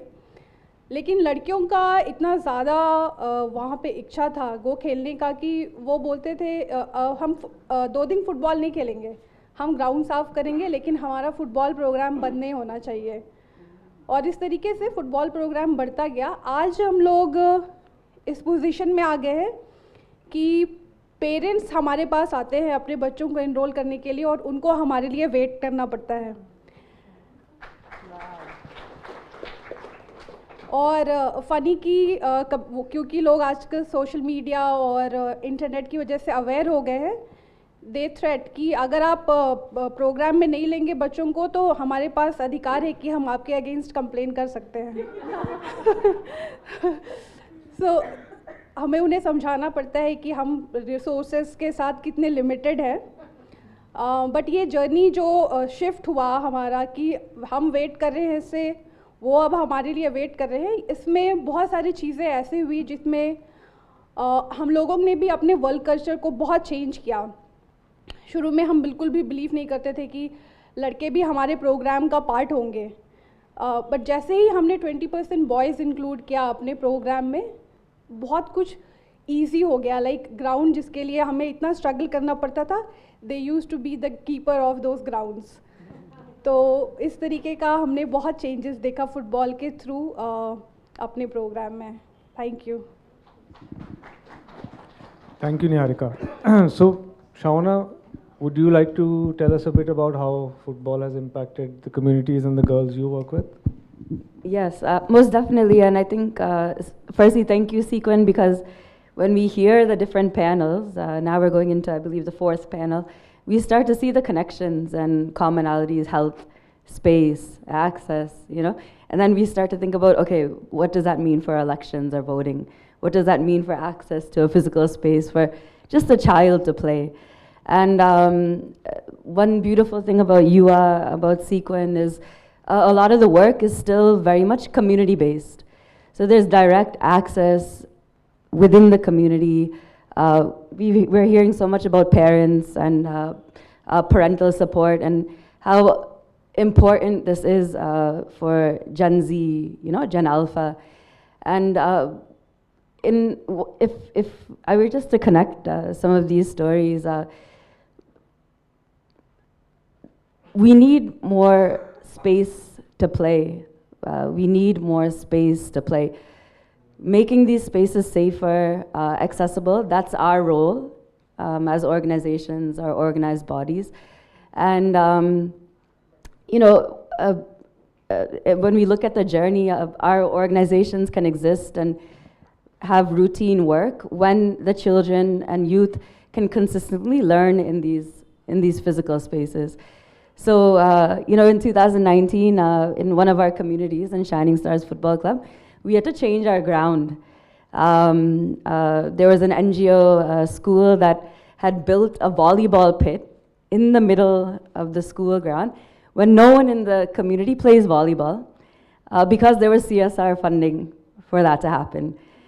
That pit is gone. It's no longer there. And that forced us to move into a pretty rugged open ground. And at that time, you know, some of our eldest girls were maybe ages 14, 15. So there would be mothers who may finish cooking lunch, and we're in this open ground. There's no shade. There's no toilet. We have to make sure coaches, players alike, we bring our water bottles. And the mothers would just come to informally safeguard and make sure if any of the men are creating problems, which we have many of, you know, that mothers can step up and allow for the children just to continue a 90-minute session. At one point, we had to say, you know, Akka, like, it's okay, you don't have to come. We need to build a routine where it's the face of children and coaches that safeguard that formal time to learn and play. Now we rewind forward to 2024, we're sitting here. The child of one of the mothers, for example, she's now 22. She's an AFF D licensed football coach and independently leads mixed gender sessions at that very same ground. So sometimes for us, there's a dependency on these spaces, and it's so uncertain how long will these spaces last, what will be built on this land, what will be built on this property. But that's also the charm of our work, because of course the need is there, the belief is there, and when we look at community-based intervention, the strength is where we can mobilize a lot of diverse stakeholders to, say, for example, preserve the way even just a five-a-side, you know, space this big, which is a luxury for us in terms of learning, can be preserved for football, for formal learning. Yeah. Thanks. We'll just stay with you. I think it's very interesting to hear this from the perspective of a story. And thank you, all three of you, for sharing your stories. I think also, so my next question will be, all of you have been part of football or used football and sport in general. Why is sport such a good medium? why have you used sport? Because there are lots of other things that organizations use and can be used. But why is sport so powerful, especially in terms of challenging gender norms? So just your reflection on that.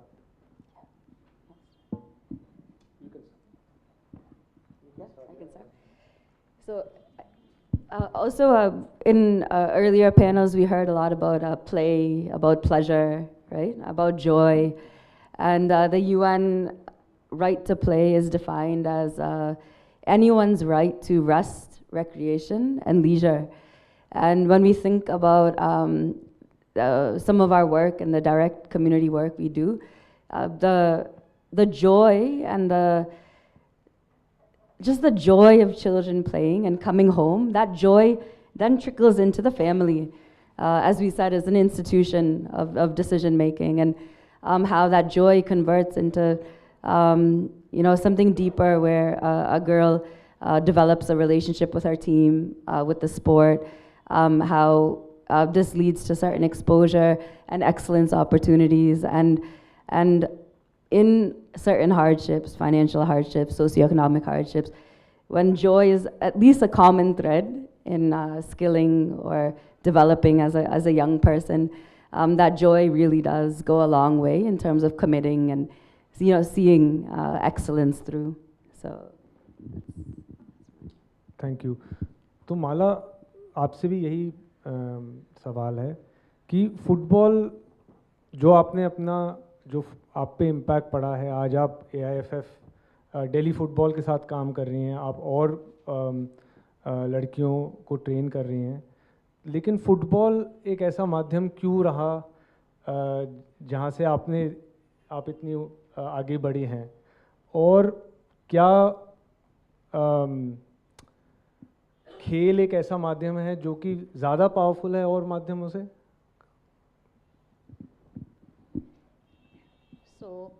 अगर हम बात करते हैं football या किसी भी sport की, तो उसमें सबसे पहली चीज़ कि स्पोर्ट ये चूज़ करके नहीं लेता कि वो लड़का है या लड़की है, उसे सिर्फ ये पता होता है कि हाँ ये प्लेयर है, और फील्ड पे जो परफॉर्म करेगा, जो बेटर परफॉर्म करेगा, उसको और बेटर अपॉर्चुनिटीज़ मिलेंगी. सो मुझे ऐसा लगता है कि ग्राउंड पे जब आप खेलते हैं, और चाहे आप सिर्फ गर्ल्स के साथ खेल रहे हैं या बॉयज़ के साथ खेल रहे हैं, तो वहाँ पे आपका कॉन्फिडेंस लेवल है, आप कैसे अपने आप को रिप्रेजेंट करते हैं. फुटबॉल सिर्फ एक गेम नहीं है, आप अपने आप को कैसे वहाँ पे इम्प्रूव कर सकते हैं, कैसे आप रिप्रेजेंट कर रहे हैं, कैसे लोगों से बात कर रहे हैं, कैसे आपका कॉन्फिडेंस बिल्ड हो रहा है, वो सारी चीज़ें मैंने फ़ुटबॉल से सीखी हैं.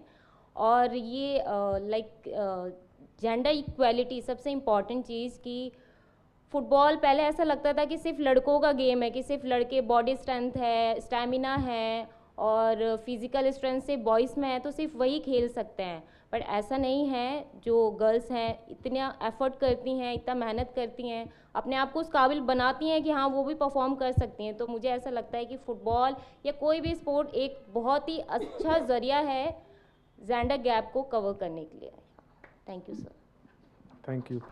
निहारिका, आप थोड़ा अगर बताएंगे कि युवा ने क्यों फुटबॉल चुना, वो भी झारखंड में, और जहाँ पे मेरे ख्याल से फुटबॉल है लेकिन लड़कियों के लिए बिल्कुल नहीं था, तो थोड़ा आप अगर इस पे. हाँ, झारखंड में फुटबॉल पहले से एग्जिस्ट करता था, और लड़कियों के लिए भी रूरल एरिया में, स्पेशली ट्राइबल एरियाज़ में था. जिस एरिया में हमने काम शुरू किया वहाँ पे नहीं था. और युवा का ये स्टार्ट हुआ क्योंकि like Shauna said, it was just for fun, pleasure, और एक सिस्टम हम क्रिएट करना चाहते थे लड़कियों के लिए, जहाँ पे वो आकर के घर के बाद, क्योंकि घर के बाहर अगर हम उनको जब भी देखते थे तो सर पे कुछ भारी लोड लेकर के ही वो इधर उधर हो रहे होते थे, या फिर घर के अंदर होते थे.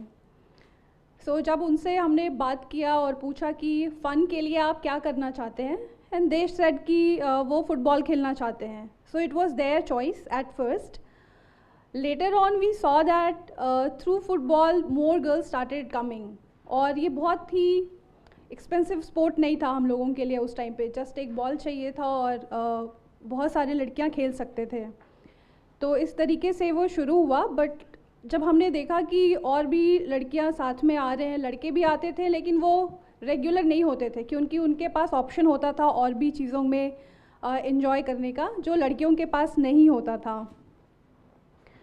हमने देखा कि वो फुटबॉल के थ्रू और भी बहुत सारी चीज़ें सीख रहे थे, लीडरशिप स्किल्स सीख रहे थे, डिसिप्लिन्ड हो रहे थे और हम क्वालिटी एजुकेशन में काम करना चाहते थे। तो हमें लगा कि एक बहुत अच्छा प्लेटफॉर्म है स्पोर्ट्स हमें लड़कियों को साथ में बुलाने का, और इस तरीके से हमने स्पोर्ट्स को अपने प्रोग्राम में कंटिन्यू किया। थोड़ा सा आपके साथ ही रहूँगा। सो you mentioned that you're using football as a tool for education for girls. How do you do that? Because I think that's a question I get and I'm sure you get, you know, what's the correlation? तो थोड़ा उसके बारे में, and especially from the you know, how can we use sport for gender norms? तो ये आपने दो बारी बात कही है कि एजुकेशन से जोड़ रहे हैं, थोड़ा सा अगर बताएंगे कि कैसे उसको जोड़ रहे हैं। जब हम कोई भी स्पोर्ट्स, बट फॉर एग्जांपल मैं अगर football as a platform use कर रही हूँ तो बच्चे आ रहे हैं, लड़कियाँ आ रही हैं और हमारा उनसे बहुत ही क्लोज इंटरेक्शन होता है और हमें पता चलता है कि उनकी ज़रूरतें क्या हैं। इसी फुटबॉल प्रोग्राम के थ्रू मुझे पता चला कि वो बच्चे जो पिछले 10 साल से हर दिन के 8 घंटे स्कूल जा रहे हैं, वो सिंपल हिंदी भी नहीं पढ़ सकते हैं। उनके पास 10th का सर्टिफिकेट है, एक सिंपल लाइन हिंदी का जब मैंने क्लास में पढ़ने के लिए कहा वो नहीं पढ़ सकते थे। उनको वर्ड बाय वर्ड भी पिक करना बहुत मुश्किल हो रहा था। ये बहुत डिफ़िकल्ट था देखना कि 10 साल ये स्टूडेंट स्कूल गई है और वो हिंदी भी नहीं सीख पाई है। और जब हमने उनसे रीज़न पूछा कि ऐसा क्या है, अभी तक तो आपको 10th का सर्टिफिकेट है, आपको पढ़ने आना चाहिए था, एंड वो बोले कि हमारे टीचर्स नहीं आते थे क्लास में और जब भी आते थे तो हम 300-400 बच्चे होते थे क्लास में और लड़कियां पीछे बैठती थी, लड़के आगे बैठते थे, तो हमें सुनाई भी नहीं देता था कि क्या हो रहा है। और ये पूरा टाइम ऐसे ही हुआ। और 10th में तो टीचर्स बुक दे देते थे तो वो हमें बस लिखना होता था तो हम पास हो गए। ये बहुत इमोशनल सिचुएशन था हम लोगों के लिए कि इतना ज़्यादा हम इनके लिए स्पोर्ट्स में काम कर रहे हैं, बट इनका फ्यूचर क्या है इस एजुकेशन सिस्टम के साथ। स्कूल का आइडिया आया हमारे पास कि हमें एक ऐसा स्कूल खोलना चाहिए जहाँ पे इन बच्चों को हम एटलीस्ट कुछ लेवल तक ले जा सकें। और फिर हमने 2015 में स्कूल स्टार्ट किया 45 स्टूडेंट्स के साथ अगेन, और बहुत डिफ़िकल्ट था वो 45 स्टूडेंट कलेक्ट करना क्योंकि फिज़िकली कोई बिल्डिंग भी नहीं था हमारे पास स्कूल जैसा दिखने वाला, और ना ही उस तरीके के जो फेमस है कि टीचर्स जो होने चाहिए वो बीएड क्वालिफाइड ही होने चाहिए, वैसे टीचर्स थे। पर फिर भी हमने शुरू किया। फर्स्ट ईयर ही हमने देखा उनका लेवल, जो एक लाइन नहीं पढ़ पाते थे वो ईज़िली फ्लुएंटली इंग्लिश में बात कर रहे हैं, इंग्लिश के बुक्स पढ़ रहे हैं, हिंदी में अच्छे से बुक्स पढ़ पा रहे हैं। तो इसी वजह से हमने देखा कि स्पोर्ट्स की वजह से वो डिसिप्लिन हुए और एजुकेशन में उन्होंने वो सारे डिसिप्लिन अपना यूज़ किया, पूरे सारे एफर्ट्स यूज़ किए।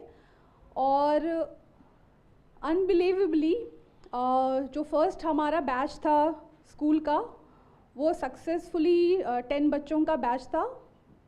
सारे लोगों को फुल स्कॉलरशिप मिला और इंडिया के अच्छे यूनिवर्सिटीज़ में, अब्रॉड के अच्छे यूनिवर्सिटीज़ में उन लोगों को एडमिशन मिला। और उन्होंने बहुत ही हाई स्टैंडर्ड सेट कर दिया बाकी बच्चों के लिए जो हमारे एजुकेशन प्रोग्राम में आ रहे थे। और वो स्टैंडर्ड इतना हाई गया है कि student are in Yale university, students are in Harvard universities. तो अगर जब हम उन बच्चों से पूछते हैं कि क्योंकि ये मेरे लिए भी इम्पॉसिबल था सोचना भी कि येल एंड हार्वर्ड ये बच्चे जा पाएंगे, दे डिड इट। और जब हम उनसे पूछते हैं कि क्या हुआ था, लाइक कैसे इतना किक मिला, लाइक क्या किया, and the simple answer is football practice दे दी। वहाँ पे इतना कुछ हम लोग सीखे हैं कि हम लोग कोई भी कॉलेज में जा सकते हैं अब। Thank you for putting that so succinctly for the audience. I think we have a little bit more of time. माला, मैं आपके पास आना चाहूँगा काफ़ी लोगों ने यहाँ बात करी, आपने भी बात करी, आप खुद ही कोच हैं, पर आपने बात करी कि आपको एक आपकी कोच थी, मैडम थी, उन्होंने बहुत इंस्पायर किया। तो एक मैं चीज़ जानना चाहता हूँ कि खेल में, फुटबॉल में विमेन कोचेस की क्या अहमियत है और हमको क्या करना चाहिए और विमेन को और गर्ल्स को एज कोचेस डेवलप करने के लिए? सो लाइक कोचेस, हर एक कोच का अपना स्टाइल होता है प्लेयर्स के साथ, सेशन प्लान या फिर कैसे आप ऑर्गेनाइज कर रहे हो, कैसे बच्चों के साथ आप बिहेव कर रहे हो। कोई स्ट्रिक्ट होता है, कोई जनरली लाइक बहुत फ्रेंडली होता है, और कई बार लाइक वो इन्वायरमेंट क्रिएट नहीं हो पाता कोचेस के साथ हमारा कि हम क्या फील कर रहे हैं अपने बारे में, कि हम जाकर उनसे शेयर करें। तो मोस्ट इम्पॉर्टेंट थिंग कि एज अ कोच सबसे पहले हमें वो इन्वायरमेंट क्रिएट करना पड़ेगा कि जो बच्चे जिस कम्युनिटी से आ रहे हैं, उनका जो भी बैकग्राउंड है, वो बच्चे किस तकलीफ से निकल के वहाँ तक पहुँच रहे हैं। कई बार पेरेंट्स अलाउ नहीं करते, स्टडी का प्रेशर है, तो बच्चे फ्रेंडली होकर हमसे वो चीज़ें शेयर कर सके कि हाँ ये इशू है, तो कैसे मैं इसको हैंडल करूँ, आप उसके लिए मुझे हेल्प करें। सो एंड कोचेस को मोस्ट इम्पॉर्टेंट थिंग कि बच्चे को कैसे ग्रो करना है और उसका जो फ्रेंडली एनवायरनमेंट है उसको क्रिएट करें और उसको फील कराएं कि हाँ मैं सिर्फ तुम्हारा कोच नहीं, कि सिर्फ तुम यहाँ पे ये सीखने आ रहे हो कि मैं सिर्फ तुम्हें फुटबॉल सिखा रही हूँ, आपको एक इंटरनेशनल प्लेयर बनना है। उससे पहले आप खुद को कैसे डेवलप कर सकते हो, वो चीज़ हमें बच्चों में क्रिएट करना बहुत ज़्यादा इम्पॉर्टेंट है। Thank you. Thank you. Shauna, you mentioned, you told us about the story where the young woman who was part of your program is now a licensed coach. So how does your intervention and sport for development interventions in general, how does it link to the aspirations of girls, and how does it link to a lot of people I speak to, you know, they're running sport for development programs, but there is that aspect of aspiration of young girls to play at a higher level, to play at elite level. So how do you sort of bridge that, and what has your experience been? I think role models like Mala, we need more women on pitch. There's an identity that girls and young women really own that goes beyond one's caste, one's gender, one's socioeconomic background, and the beauty of I think the programs we run with they're very long-term programs, right? To see impact through. There's this consistent cycle of learning, applying. And when we see results, you know, when we look at merit-based exposure, accessing quality education that wasn't accessible earlier, but because of football, you know, our girls are placing in excellent universities, colleges in Bangalore. So suddenly a girl is in a formal learning environment. She carries herself differently, her posture, you know, her commitment to her game, to education. And when we have these role models, whether a coach or, you know, a senior player, and these role models are accessible in the community, there's nothing more powerful than that. And that's the thing in mixed gender programs as well. When, you know, the boys that we are working with now, they're going to be the ones safeguarding the ground in 10 years, 20 years, where if a girl walks to the ground and informally wants to play, that she has a safe space to do so. And that's absolutely beautiful. So not only is it girls influencing girls or young women influencing girls, but generally what mixed gender programs means in terms of safeguarding spaces, being examples with one another. Yeah. Thank you. I think there's a lot more questions I have, but I think we'll leave it at that. And a couple of questions if we can. We have. Yes, please. You know, thanks for that wonderful panel. You know, हम लोग जो इस space में काम कर रहे हैं, one of the challenges that we've always had has been know कि कितने level पे impact होता है. but how do you capture it? How do you measure it? I think for many of us who've been working in this space for a while, that's really been the key challenge and focus in the last few years. Or just share करना चाहूँगी कि at Sequin we measure on 5 fronts.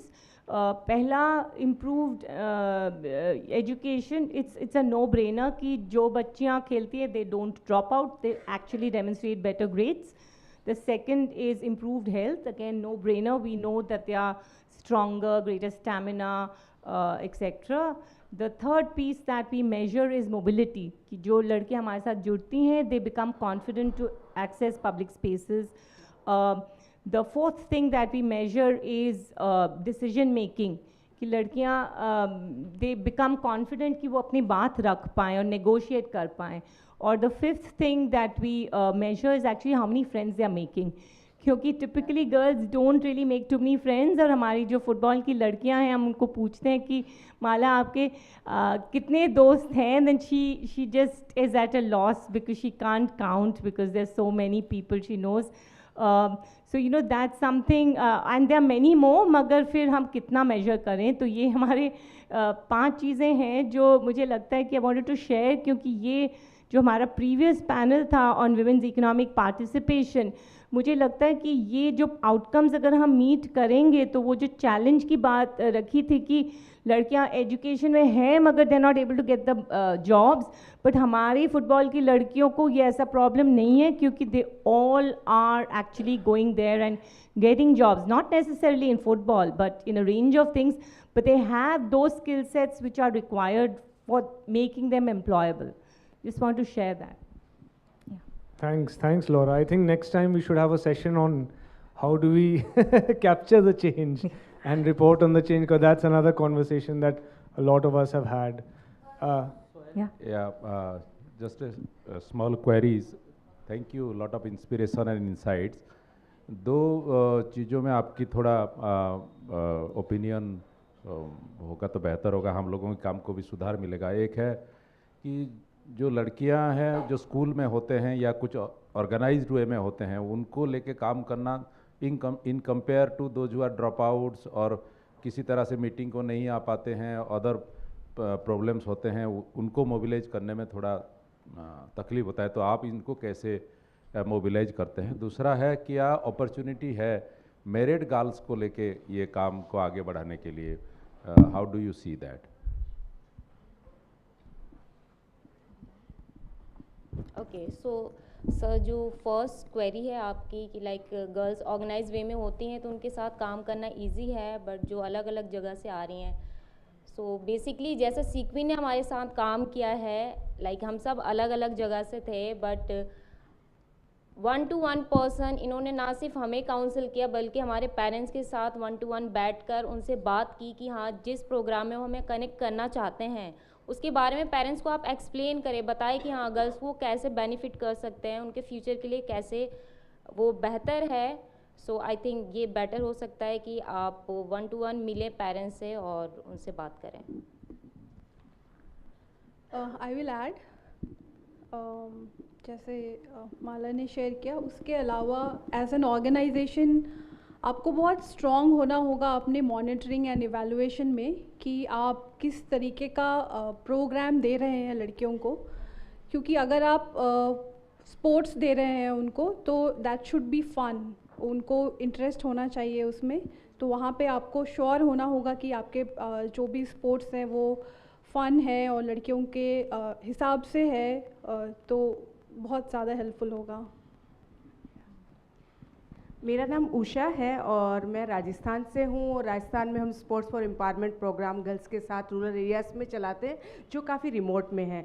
और congratulation तीनों ही साथियों ने काफ़ी अच्छी stories और वो सक्सेस सारी बताई. बस मैं क्योंकि सक्सेस के पीछे बहुत सारे चैलेंजेस होते हैं जो काफ़ी लंबे होते हैं, एक शॉर्ट समय में वो बताए नहीं जा सकते, तो मैं बस थोड़े से चैलेंजेस के बारे में आपसे सुनना चाहती हूँ. क्योंकि फैमिली का एक चैलेंजेस है कि उनके साथ लड़ना, लेकिन जिस ग्राउंड में हम आ रहे हैं उस ग्राउंड में जो लड़कों का स्पेसेस है या वो स्पेस भी वो छोड़ना नहीं चाहते हैं. और स्कूल में खिलाने की एक बात, लेकिन स्कूल के बाद जब लड़कियां खेलती हैं तो वही समय बॉयज़ का होता है, वही समय लड़कियों के खेलने का होता है, और अगर साथ में खेले तो कम्युनिटी की अलग से एक आँख होती है कि क्यों लड़कों के साथ खेल रही है। तो इस तरह के जो भी चैलेंजेस है मैं तीनों साथियों से सुनना चाहूँगी, तो थोड़ा और मोटिवेशन और अच्छा लगेगा।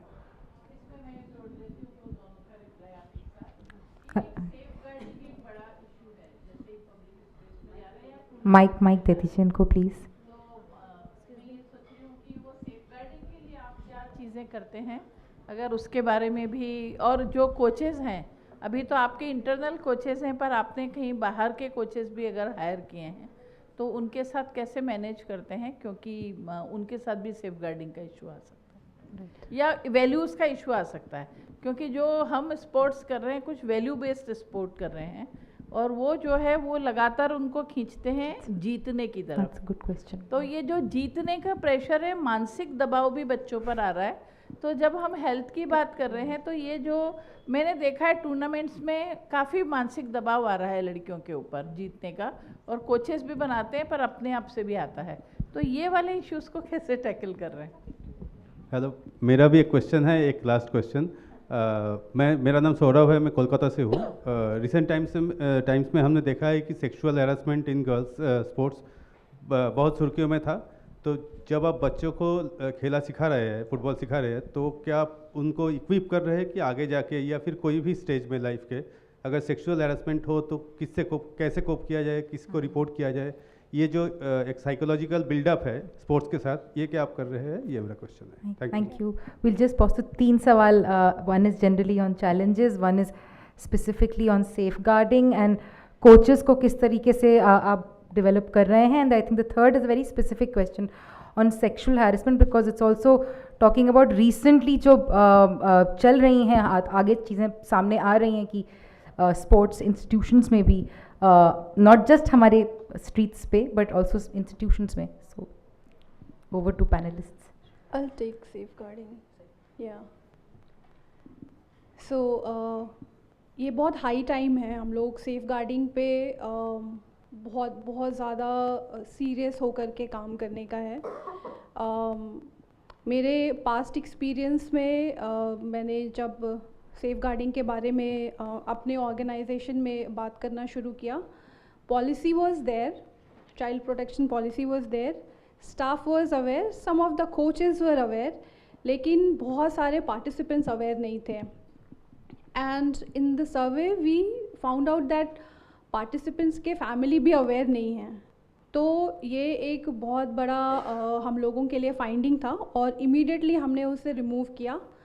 पूरे कम्युनिटी में जितने भी पार्टिसिपेंट्स थे हमारे, उनके पेरेंट्स को हमने बहुत ही इंटेंस तरीके से वर्कशॉप्स के थ्रू, मीटिंग्स के थ्रू ये बताया कि हमारे पास सेफ गार्डिंग पॉलिसी है और कैसे इसको हम time to time as requirement update करते रहते हैं, और कैसे इसमें एक कमिटी है जो इसके लिए काम करती है, और हमारा रिपोर्टिंग सिस्टम क्या है, आफ्टर रिपोर्टिंग सिस्टम प्रोसेस क्या है आगे जाने का। तो ये चीज़ जब हमने पेरेंट्स को बताया और उसके बाद हमें जब उनका फीडबैक मिला तो वो कह रहे थे कि ये बात हम सुनना चाहते थे, क्योंकि हमें हमेशा डर होता था कि बच्चे जा रहे हैं, ट्रैवल कर रहे हैं, लेकिन अगर उनके साथ कुछ होता है तो रिस्पॉन्सिबल कौन होगा। और आप लोगों के लिए हमारे पास इतना रिस्पेक्ट है कि ये सब क्वेश्चन पूछने का हिम्मत नहीं होता था। और इसके बाद से पार्टिसिपेशन बहुत ज़्यादा बढ़ गया, इवन कम्युनिटी और पेरेंट्स का सपोर्ट भी हमारे लिए काफ़ी बढ़ गया। सो द पॉइंट वॉज कि हमने इस पॉलिसी को एग्जिस्टिंग रखा था बट ट्रांसपेरेंट नहीं किया था ईयर्स बैक, और जैसे ही हमने इसको ट्रांसपेरेंट किया like through our all the stakeholders, पूरा काम हमारे लिए बहुत ईजी हो गया। So it's very important. और जब हमने सेफ गार्डिंग पॉलिसी को अपने अपडेट करना शुरू किया, I reached out to many organisation including state authorities. तो बहुत सारे ऑर्गेनाइजेशन से मुझे पता चला कि बहुत सालों पहले 90s में शायद कुछ डॉक्यूमेंट रहा होगा जिसके बारे में किसी को कोई पता नहीं है। और अभी मैंने बोला कि ठीक है, मुझे कुछ कॉपीज़ चाहिए क्योंकि आपके ऑर्गेनाइजेशन में हमारे बच्चे आते हैं, तो अगर आप चाइल्ड प्रोटेक्शन पॉलिसी नहीं देते हैं हमें, तो how are we going to make sure कि हम अपने सेफ गार्डिंग पॉलिसी को फुलफ़िल कर रहे हैं। We were keep getting excuses कि ये गवर्नमेंट प्रोसेस है मैडम, पहले आप अप्लाई करेंगे और ये प्रोसेस में जाएगा और उसके बाद आपको मिलेगा, and it's been more than 6-7 years, वो प्रोसेस अभी तक ख़त्म नहीं हुआ है. So I think इस conversation के बाद when we will go back, I'm going to reach out to many other organizations who are working in this. I have already spoken to many, that how we are going to make it more exclusive for everyone. There were two more questions. One was on. So I think when we think about sport as a tool for, football as a tool for enjoyment, we can say it's a low-cost sport. You know, there could be 10 children playing on one football. In our work, in our community work, Shining Stars Football Club, we recently had one 14-year-old girl play under 17 junior nationals this year. She joined during the pandemic. And if we look at it, and if we look at resource investment, the truth is if there was a challenge as well as an opportunity for girls and women to safely and, you know, in a safe way, in a healthy way, to reach excellence through sport, not only on the pitch, but off the pitch, it's a major, there's a lot of resource investment. We have to look at frequency of training, we have to look at safety measures, you know, and if there is something we can all look at, it's how sport is used as a tool for development, say at a community level, a socio-emotional level for a child. But then how does that progress when a girl goes from childhood to youthhood, and how excellence can be obtained? So I think that's both a challenge and an opportunity area that would be awesome for all of us to think more about. Yeah. Yes, challenges को लेकर मैं थोड़ा सा add करना चाहती हूँ. Recently अभी under 19 खेलो India की टीम गई थी. सो मेनली जो वैसे हम बात करते हैं कि हाँ फैमिली से चैलेंज आ रहा है, ग्राउंड के इशू हैं, बट जब बात आती है एक टूर्नामेंट की या कहीं आप एक रिस्पॉन्सिबल कोच की तरह टीम लेकर जा रहे हैं, तो रिसेंट इंसिडेंट है अभी अंडर 19 खेलो इंडिया में दिल्ली की टीम गई थी, एंड ना तो उन बच्चों के पास टिकट जाने का था और ना रिटर्न आने का था. पूरी की पूरी टीम वॉशरूम के पास सिर्फ 3 टिकट बुक थे उनके, वो सारे बच्चे 11 के 11 बच्चे एक साथ वहाँ बैठ कर आए हैं. सो आई थिंक जो कोचेस हैं और जो ऑर्गेनाइजिंग कमेटी है या सिलेक्शन कमेटी मेंबर हैं, उनको इस चीज़ पे थोड़ा सा ध्यान देने की बहुत ज़रूरत है कि हाँ जो गर्ल्स हैं या जो प्लेयर्स हैं उनकी सेफ्टी और ये जो भी चैलेंजेस हो रहे हैं उसकी रिस्पॉन्सिबिलिटी सिर्फ प्लेयर्स की नहीं है, वो हमारी भी है. सो thank you.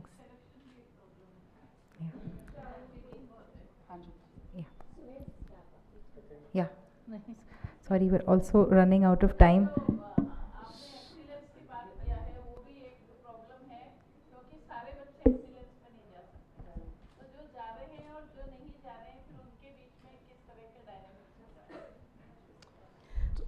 I think time बिल्कुल नहीं है पर. Just one more. Sure. So I'm Dr. Mansi Mishra from CSR. We also run sports programs in 5 districts of Haryana and 2 districts of Delhi NCR. So since 2017, we use sports as a tool for empowerment of girls, particularly to address prenatal sex selection issue. And we have seen remarkable results in that. And as ma'ams point out, the stress and trauma, and recently we have introduced psychosocial and well-being, mental well-being care for sports player, girl players particularly. So in that direction, I just want to know, how many percentage of the girl that you train under the sports are taking up sports as a profession?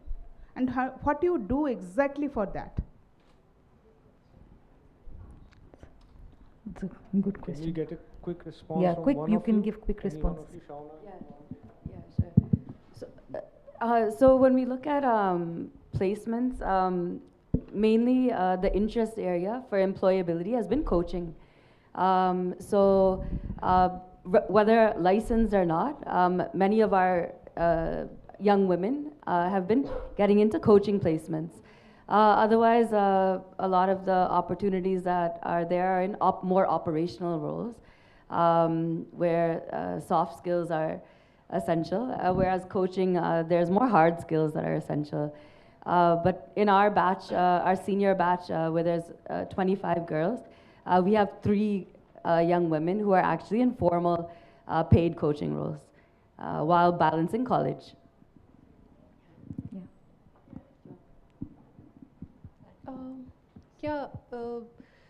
So the girls who come to play football, most of them initially want to be the part of football forever, but they don't pick football as a career. Maybe in initial days, they like to be a coach. Some of them pick it as a career by taking license, but like as we were kids, we wanted to do something else, and then we grew up, we wanted to become something else. So इस तरीके से career shift होता है बच्चों का, but अगर sports के through जाते हैं तो कुछ time के बाद हमने देखा है कि percentage में बताना मुश्किल है, because every batch is different. हमारे initial batch के में सारे लोग professional coaching में चले गए. Right now we have 36 female coaches in our own organization working for different teams. Professionally, अभी इस तरीके से full time career किसी ने नहीं लिया है. And I think also there's such a social stigma from parents and the home, the family as an institution, around if sports is a viable employment opportunity, right? Social clout, financials, many consideration factors. So as soon as we start changing the narrative around, even from pre-university, what is studied, science, arts, commerce, to degree, we are seeing that generational shift. I think, Mala, you can speak to even what you're studying now. But when we also see the relationship of formal education and how that connects to being employable and having employable skills, I feel like that has been a big challenge for us right now in terms of placements in the sports industry. Yeah. But that too, how aspirational is it? And how much do we know where physical education degree can lead, beyond coaching? So mainly आप employment की बात कर रहे हैं, but उससे ज़्यादा important है कि जो girls इस field में आ रही हैं, like for example license करके I'm able to lead the under 17 team. But वहाँ पे भी आप अपॉर्चुनिटी ये सोच कर नहीं देते कि हाँ ये गर्ल है, ये फीमेल है, तो उस तरीके से वो लीड नहीं कर सकते जैसे कि मेल कर सकते हैं. तो आई थिंक वो इक्वलिटी बहुत इंपॉर्टेंट है, बिकॉज अगर आप उतना एफर्ट कर रहे हैं जिस चीज़ के लिए, वो चीज़ आपको मिलती नहीं, तो कहीं ना कहीं माइंड में ये ज़रूर आता है कि हाँ मे बी मैं राइट पाथ पे नहीं जा रही हूँ, मुझे स्विच करना चाहिए. तो बट स्पोर्ट्स एरिया में क्या कैरियर काउंसलिंग या कैरियर कोचिंग मिलती है उनको? I don't think so ma'am, क्योंकि बहुत ज़्यादा अभी नहीं है. बहुत ही रेयर ऑर्गेनाइजेशन है जो इस चीज़ को लेकर बात करते हैं. और स्पोर्ट्स में करियर बनाने की बात से ही पेरेंट्स को ऐसा लगता है कि स्पोर्ट्स में करियर कहाँ है, बस आप खेलोगे, उसके बाद एक एज के बाद आपको स्पोर्ट्स छोड़ना ही छोड़ना है, तो उसको आप कैसे कंटिन्यू कर सकते हो. तो We must wrap up now. Thank you for the questions. Thank you आप सभी को for sharing your thoughts. Very interesting. जैसा कि हम देख रहे हैं ये चर्चा हो सकती है. We can continue this conversation for another hour and it's not enough. So there's a lot of interest. We at some point we'll have some tea. So please talk to them further and please ask more questions because they have a lot to say also. So मैं आपको reflection बाहर दे दूंगा क्योंकि अब ये मैं आपको बाहर दे दूंगा आपके साथ ही, क्योंकि अब टाइम नहीं है. No, please Sohail, we want you to share. Take a couple of minutes. Sure, I think it's hard to wrap up when I had so many questions. Usha जी ने challenges पूछ लिए, अच्छा किया आपने, वो भी थे यहाँ पे. I think it's hard to wrap up when there's so much to talk about, but I think one thing is clear that sport, and they've talked about football, can have an enormous impact on girls and young women. it can also have an impact on the allied stakeholders, the parents, the brothers, the boys who study with the girls. And I think, it needs to be done on a long-term basis. Like Shawana said, it doesn't happen in a year or two. It takes some time. माला को भी कितने साल हो गए sequin के साथ? 15 years हो गए. तो थोड़ा time लगता है. And I think also, though sport is a lower cost, there's a lot of energy and resources that goes at the back end to do what they are doing. Because, it's not that simple, it's not that easy. और जो सबने बोला कि sport को कैसे link करना है एक लार्जर गोल के साथ. Yes, all girls at some point want to play professionally and we should look at that. But also what is the backup option? तो जैसे कि आपने बोला कोचिंग कर रही हैं लड़कियां, ऑपरेशंस में जुड़ी हैं. And I think one thing is there, what I have seen today, sports inspires. आप लोग इतने एंगेज्ड हैं क्योंकि कहीं ना कहीं sports is inspiring to you.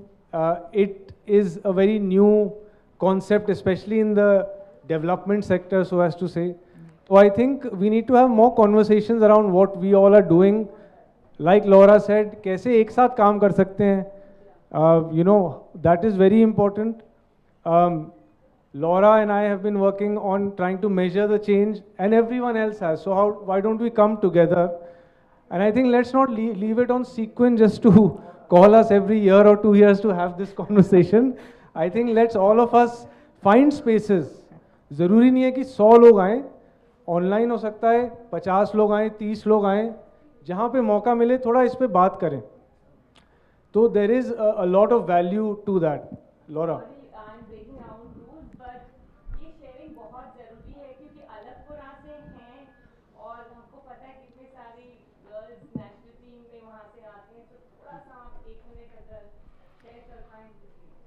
नमस्कार जी एवरीवन. मैं बताना चाहता हूँ कि लड़कियों के लिए हमारे ग्राउंड में पर डे 300 लड़कियाँ प्रैक्टिस करती हैं ओनली फुटबॉल. और ये 30+ लड़कियाँ फुटबॉल खेल के आज गवर्नमेंट जॉब में हैं. Government job, Haryana sports department, railway और एसएसबी, जगह जगह 30+ लड़कियां. तो मैं मानता हूं कि स्पोर्ट्स में कितने मौके हैं, कितनी, अब हर तरीके से हमारे बच्चे दिमाग से भी शरीर से भी इतने ज़्यादा मेहनती हैं कि आप उनको कहीं भी छोड़ोगे. हमारा एक छोटा सा गांव है जिसकी आबादी 5000 है. तो वहाँ ज़्यादा खेती करते हैं. खेतों में जब काम करते हैं तो जैसे मैं हूँ, मेरी सिस्टर है, वो मुझसे भी ज़्यादा काम करती है. क्यों? क्योंकि वो स्पोर्ट्समैन है, मैं स्पोर्ट्समैन नहीं था. लेकिन हमारी बहनों ने हमें सिखा दिया कि मेहनत कैसे करनी है. और कुछ और भी थोड़े पर्सन थे तो मैं बहनों को देख रहा था, बहुत अच्छे से जवाब दे रही थी कि हमारे पास जेंट्स कोच भी हैं. हमने अपनी बेटियों को इतना सक्सेस बना दिया है कि जेंट्स कोच अगर आपको टच करेगा तो वो आपको देखना है किस तरह टच कर रहा है. वो आपको बताना है अपनी कोच को, अपनी माता को, अपने पिता को. तो हमें अपने बेटियों को दिमागी तौर से, शारीरिक तौर से, हर जगह से ऐसे बना देना है, ऐसे सक्सेस बना देना है कि आप उनकी तरफ किस नज़र से देखेंगे, कैसे देखेंगे, वो खुद ब खुद बता देंगी और उसको जवाब दे देंगी. और सबसे बड़ी बात, हमारी बहनें ट्रैवलिंग करती हैं, जैसे खेलने के लिए बाहर जाती हैं. तो हम अपने गांव की बता रहा हूँ मैं कि ये सिखाते हैं कि आप कितनी जा रही हैं. एक टीम में 18 बेटियां हैं. तो मैं थोड़ा पीछे जाता हूँ. एक बार हरियाणा की टीम में जो नेशनल गेम में गई थी माला दीदी, उसमें 13 बेटियां अपने गांव अलगपुरा से थी. तो तकरीबन हर एज ग्रुप में जा रही हैं. सीनियर इंडिया टीम में भी 2 बहनें हैं. सीनियर इंडिया टीम में अंडर 19 की भी बात थी, उसमें भी 2 बेटियां हैं. तो जैसे बेटियां ट्रैवलिंग करती हैं तो उनको एक ही बात सिखाई जाती है सुरक्षा के तौर पे कि आप कितनी जा रही हैं 18। अगर आपको कोई गलत बोलता है, गलत देखता है, तो आप 18 हैं, एक साथ उसके ऊपर शेरनियों की तरह टूट पड़िए। किसी की हिम्मत नहीं होगी कि आपकी तरफ नज़र उठा के भी देख लेगा। Thank you sir, thank you so much. Thank you ma'am. बहुत काफ़ी प्रेरणा मिली है आपकी बातें सुन के। आई थिंक सभी को कमरे में यहाँ पे। Thank you. I'd like to thank all of you for being on this panel here today. Thank you so much. And I think बहुत से लोग आके आपसे बातें करने वाले हैं, बिकॉज बहुत से लोग मुझसे पूछ रहे हैं थ्रू द डे कि फुटबॉल वाला पैनल कब होएगा, कब होएगा। तो बहुत से लोग, I think lots of organisations also who come here, they want to know what is the prospect की स्पोर्ट्स फॉर डेवलपमेंट कैसे हम इस्तेमाल कर सकते हैं, कैसे हम अपने प्रोग्राम्स में ला सकते हैं। So lots of conversations, please आप लोग एक दूसरे से बात करिए over tea. And thank you so much. Can we have a big round of applause for them please? थोड़ा ज़ोर से तालियां बजाइए। And can I request all the panelists to come in front of the tables for a group photo?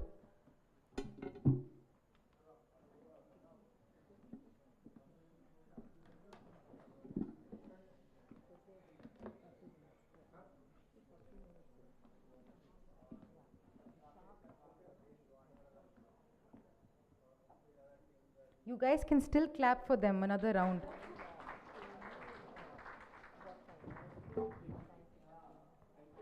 Yeah. Yeah. Thank you so much. Thank you. Before I call the next, the last panel for the day. I'm not calling. Okay.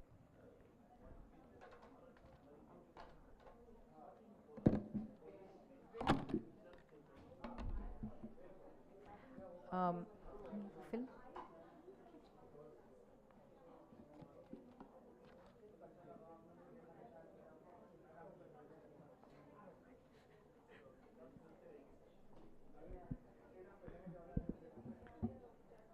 So can I ask a question to all the organizations? यहाँ पे जितनी भी संस्थाएं बैठी हुई हैं, आप में से कुछ संस्थाएं शायद स्पोर्ट्स का इस्तेमाल करती हैं, लेकिन आप इनकी बातें सुनने के बाद और स्पेशली सर की बातें सुनने के बाद, how many of you would like to start a sports program in your community? आप में से कितने लोग स्पोर्ट्स प्रोग्राम चालू करना चाहेंगे अपनी कम्युनिटी में? हाथ खड़ा करिए। I just want to know. तो वाह वाह, congratulation. So thank you. I want to just clap for all of you. I think जो जोश एक दूसरे के साथ आने के बाद मिलता है, you can't put any value to it. And I think ये भी एक मकसद था ये स्पेस क्रिएट करने का, कि कैसे हम साथ में आ सकते हैं, साथ में सीख सकते हैं। How can we take strategies, ideas, models, best practices from each other and then take them forward.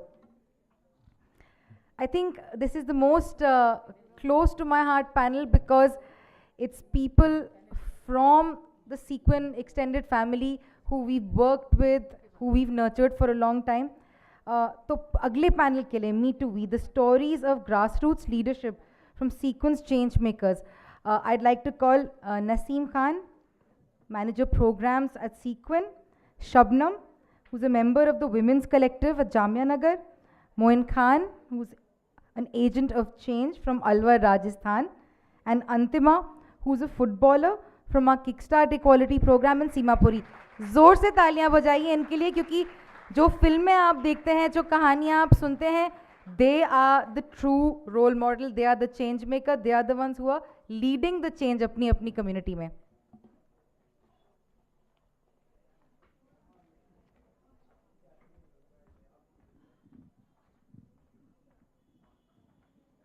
Handing over to you, Naseem ji. Thank you Nida. कहानी शुरू हुई है, तो कहानी की तरफ एक और कदम बढ़ाते हैं। इससे ज़्यादा बात नहीं करूँगी, वक्त बहुत कम है और हम इन तीनों को सुनना चाहेंगे ज़रूर। तो कामयाबी की कहानी अंतिमा से शुरू करें। अंतिमा, आप कैसे स्पोर्ट्स से जुड़ी और कैसे यहाँ तक पहुँची? आप अपनी कहानी बताइए। मेरा नाम अंतिमा है, मैं अभी 10th क्लास में पढ़ती हूँ।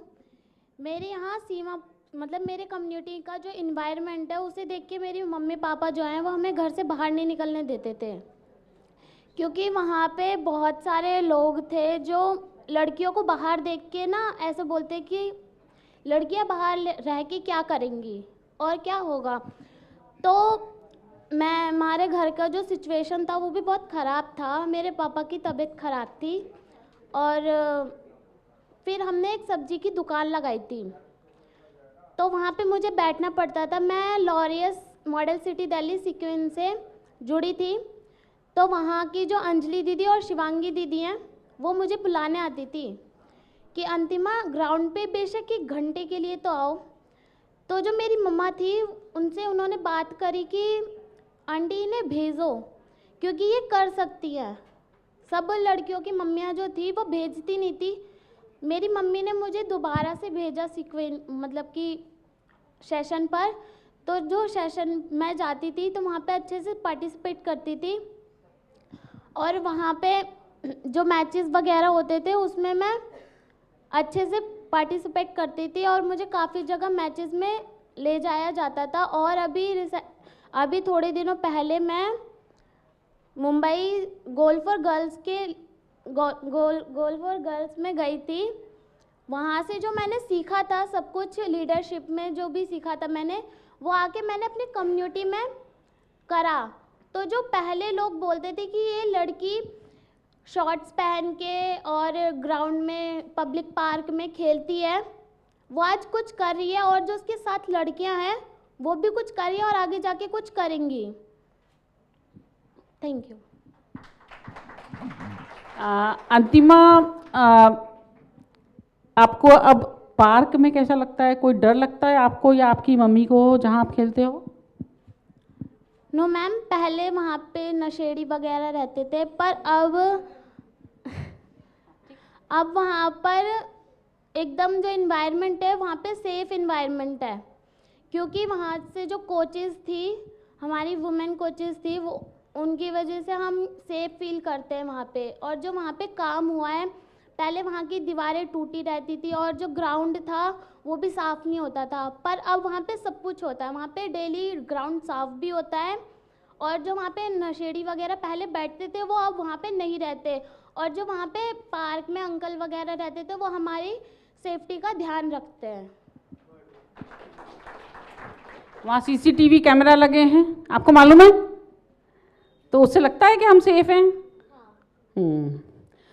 जस्ट एक जानकारी के लिए बता दूं, सीमापुरी में पार्क अडॉप्ट किया था सिक्विन ने एज ए स्ट्रैटेजी और उसको मेंटेनेंस का काम किया था, पुलिस के साथ काम किया था सेफ्टी पर ख़ास तौर से।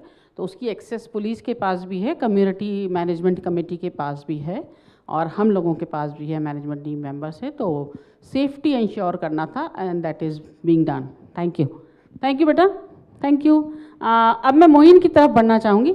मोइन हमें अलवर से ज्वाइन किए हैं। अलवर में एक गांव है ग्वालदा। इससे ज़्यादा मैं नहीं बताऊंगी, मोइन खुद बताएंगे तो बेहतर है।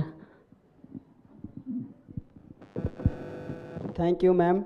सबसे पहले मैं सिक्विन का धन्यवाद करना चाहता हूं क्योंकि जो मुझे इतने बड़े मंच पे बोलने का मौका दिया और अपनी जर्नी बताने का मौका दिया। मेरा नाम मोइन खान है। मैं अलवर से, राजस्थान से, अलवर डिस्ट्रिक्ट से एक छोटे से गांव से बिलोंग करता हूं। वो गांव ऐसा है जो पुरानी प्रथाएं चली आ रही हैं उनके अनुसार जी रहा है। मेरी फैमिली में 10 लोग हैं। मैं 3 भाई हैं, हम 5 बहनें हैं। मैं अपनी फैमिली में सबसे बड़ा हूँ और घर में जो कमाता है वो अकेले पापा कमाते हैं। एक जो मेरा तीसरा नंबर का भाई है वो स्कूल जाता था और एक्सीडेंट हो गया उसका हमने 5 ऑपरेट कराए, 6 ऑपरेट कराने की तैयारी कर रहे हैं। तो इस वजह से जो हमारी घर की आय है वो बहुत ही कम है, क्योंकि सारी जो आय है वो ज़्यादातर स्वास्थ्य की जो कठिनाइयाँ हम झेल रहे हैं उसमें खर्च हो जाती है। परिवार के लिए लगभग कुछ भी नहीं बचता है। तो मैंने इसी परेशानियों के साथ अपने गांव के एक सरकारी स्कूल से अपनी शिक्षा पूरी की है और मैंने जो अभी ग्रेजुएशन किए है नॉन कॉलेज फाइनल ईयर में हूँ, भिवाड़ी गवर्नमेंट कॉलेज है। इसी के साथ मैं जेबीटी फाइनल ईयर में हूँ रेगुलर से, और पार्ट टाइम जॉब मैं अपने ग्वालदा के स्कूल में कर रहा हूँ ताकि जो मेरे जो खर्चा है वो उससे चल सके, क्योंकि पापा जो अकेले कमाते हैं उससे परिवार का ही खर्चा चल सकता है। स्कूली शिक्षा या मेरी जो एजुकेशन है फैमिली वो बहनों की या भाई की एजुकेशन है वो नहीं चल पाएगी, क्योंकि अकेले पापा या फैमिली के लिए खर्च करेंगे या शिक्षा में खर्च करेंगे। इस वजह से मैं जब 10th क्लास में था तो सिक्विन NGO हमारे गांव गया। तो मैं जब सिक्विन ने हमको असमानता भेदभाव या जो भी लड़कियों के साथ भेदभाव होते हैं, हिंसा होती है, उनके बारे में हमको बताया। उस समय से मैं सिक्विन का लीडरशिप क्लब का हिस्सा बन गया। 2019 लगभग 5 साल हो गए हैं। तब से मेरे अंदर भी बहुत ज़्यादा बदलाव आए हैं। तो जब मैं 10th में था तो मेरे घर वाले मेरे रिश्ते की बात कर रहे थे, तो उस टाइम सिक्विन का जाना था ग्वालदा में। इन्होंने हमको बताया कि कम उम्र में शादी करने से क्या नुकसान होते हैं, बहुत ज़्यादा फ़ायदे बताए, क्योंकि अगर आप कम उम्र में शादी नहीं करोगे तो इससे आपकी जो शिक्षा है वो पूरी हो जाएगी, एक लड़की की शिक्षा पूरी हो जाएगी। अगर हम कम उम्र में शादी करते हैं तो एक तो समझदारी है वो नहीं आती और हिंसा होने लगती है, मेरा मानना ये है। और जो शिक्षा है वो भी पूरी तरीके से नहीं हो पाती है। तो मैंने जो हमारे गांव में पहली प्रथाएं चली आ रही हैं उनको हमने बदलने की कोशिश की। सबसे पहले मैंने अपने आप से ही बदला, क्योंकि हमने एक बार जेंडर ऑडिट किया था जिसका मुद्दा था कम उम्र में शादी। तो हमने देखा जो आंकड़े निकले वो 46% लोगों की शादी कम उम्र में हो चुकी है और आगे भी शादी करने की लोग कम उम्र में सोच रहे हैं। तो इससे पहले मैंने सबसे पहले अपने आप से बदलाव किया। मैंने घर वालों से पूछा कि आप मेरी शादी इतनी जल्दी क्यों करना चाहते हो। उन्होंने कहा एक तो दहेज मिल जाएगा और जो घर का काम अकेली आपकी मम्मी करती है वो काम करने के लिए एक बहू आ जाएगी। मैंने कहा नहीं, मैं घर का काम मैं खुद कर सकता हूँ, वो बहू ही क्यों करेगी, मैं भी तो एक घर का सदस्य हूँ, मैं भी तो काम कर सकता हूँ। क्या हुआ अगर लड़का है तो मैं काम नहीं कर सकता, मैं काम करूँगा। तो मुझे कई बार समझाने का मौका मिला, मैंने उनको समझाया और फाइनली वो मान भी गए कि हम आपकी शादी अभी नहीं करेंगे। और इसी वजह से मैं अभी अपनी शिक्षा पूरी कर रहा हूँ, काफ़ी आगे ग्रेजुएशन फाइनल ईयर में हूँ और JBT भी कर रहा हूँ। तो फिर हमने गांव में लोगों को भी समझाया, मेरे फ्रेंड थे उनको बताया कि भाई कम उम्र में शादी करने से क्या नुकसान होते हैं, आप कम उम्र में शादी मत करिए, क्योंकि आप अभी अपनी शिक्षा पूरी कीजिए। अगर आप शिक्षा पूरी नहीं करोगे तो क्या बेलदारी करोगे, कंपनियों में काम करोगे। तो आज मेरे दोस्त एक ऐसे भी हैं जो अभी अपनी शिक्षा पूरी कर रहे हैं, कुछ लोगों ने शादी भी नहीं की है। तो घर के काम की मैं बात करूं तो एक बार यूनुस सर कोविड में हमारे गांव गए, मीटिंग होती थी कोविड में, तो गांव गए, वहाँ पे एक घर में हम मीटिंग कर रहे थे।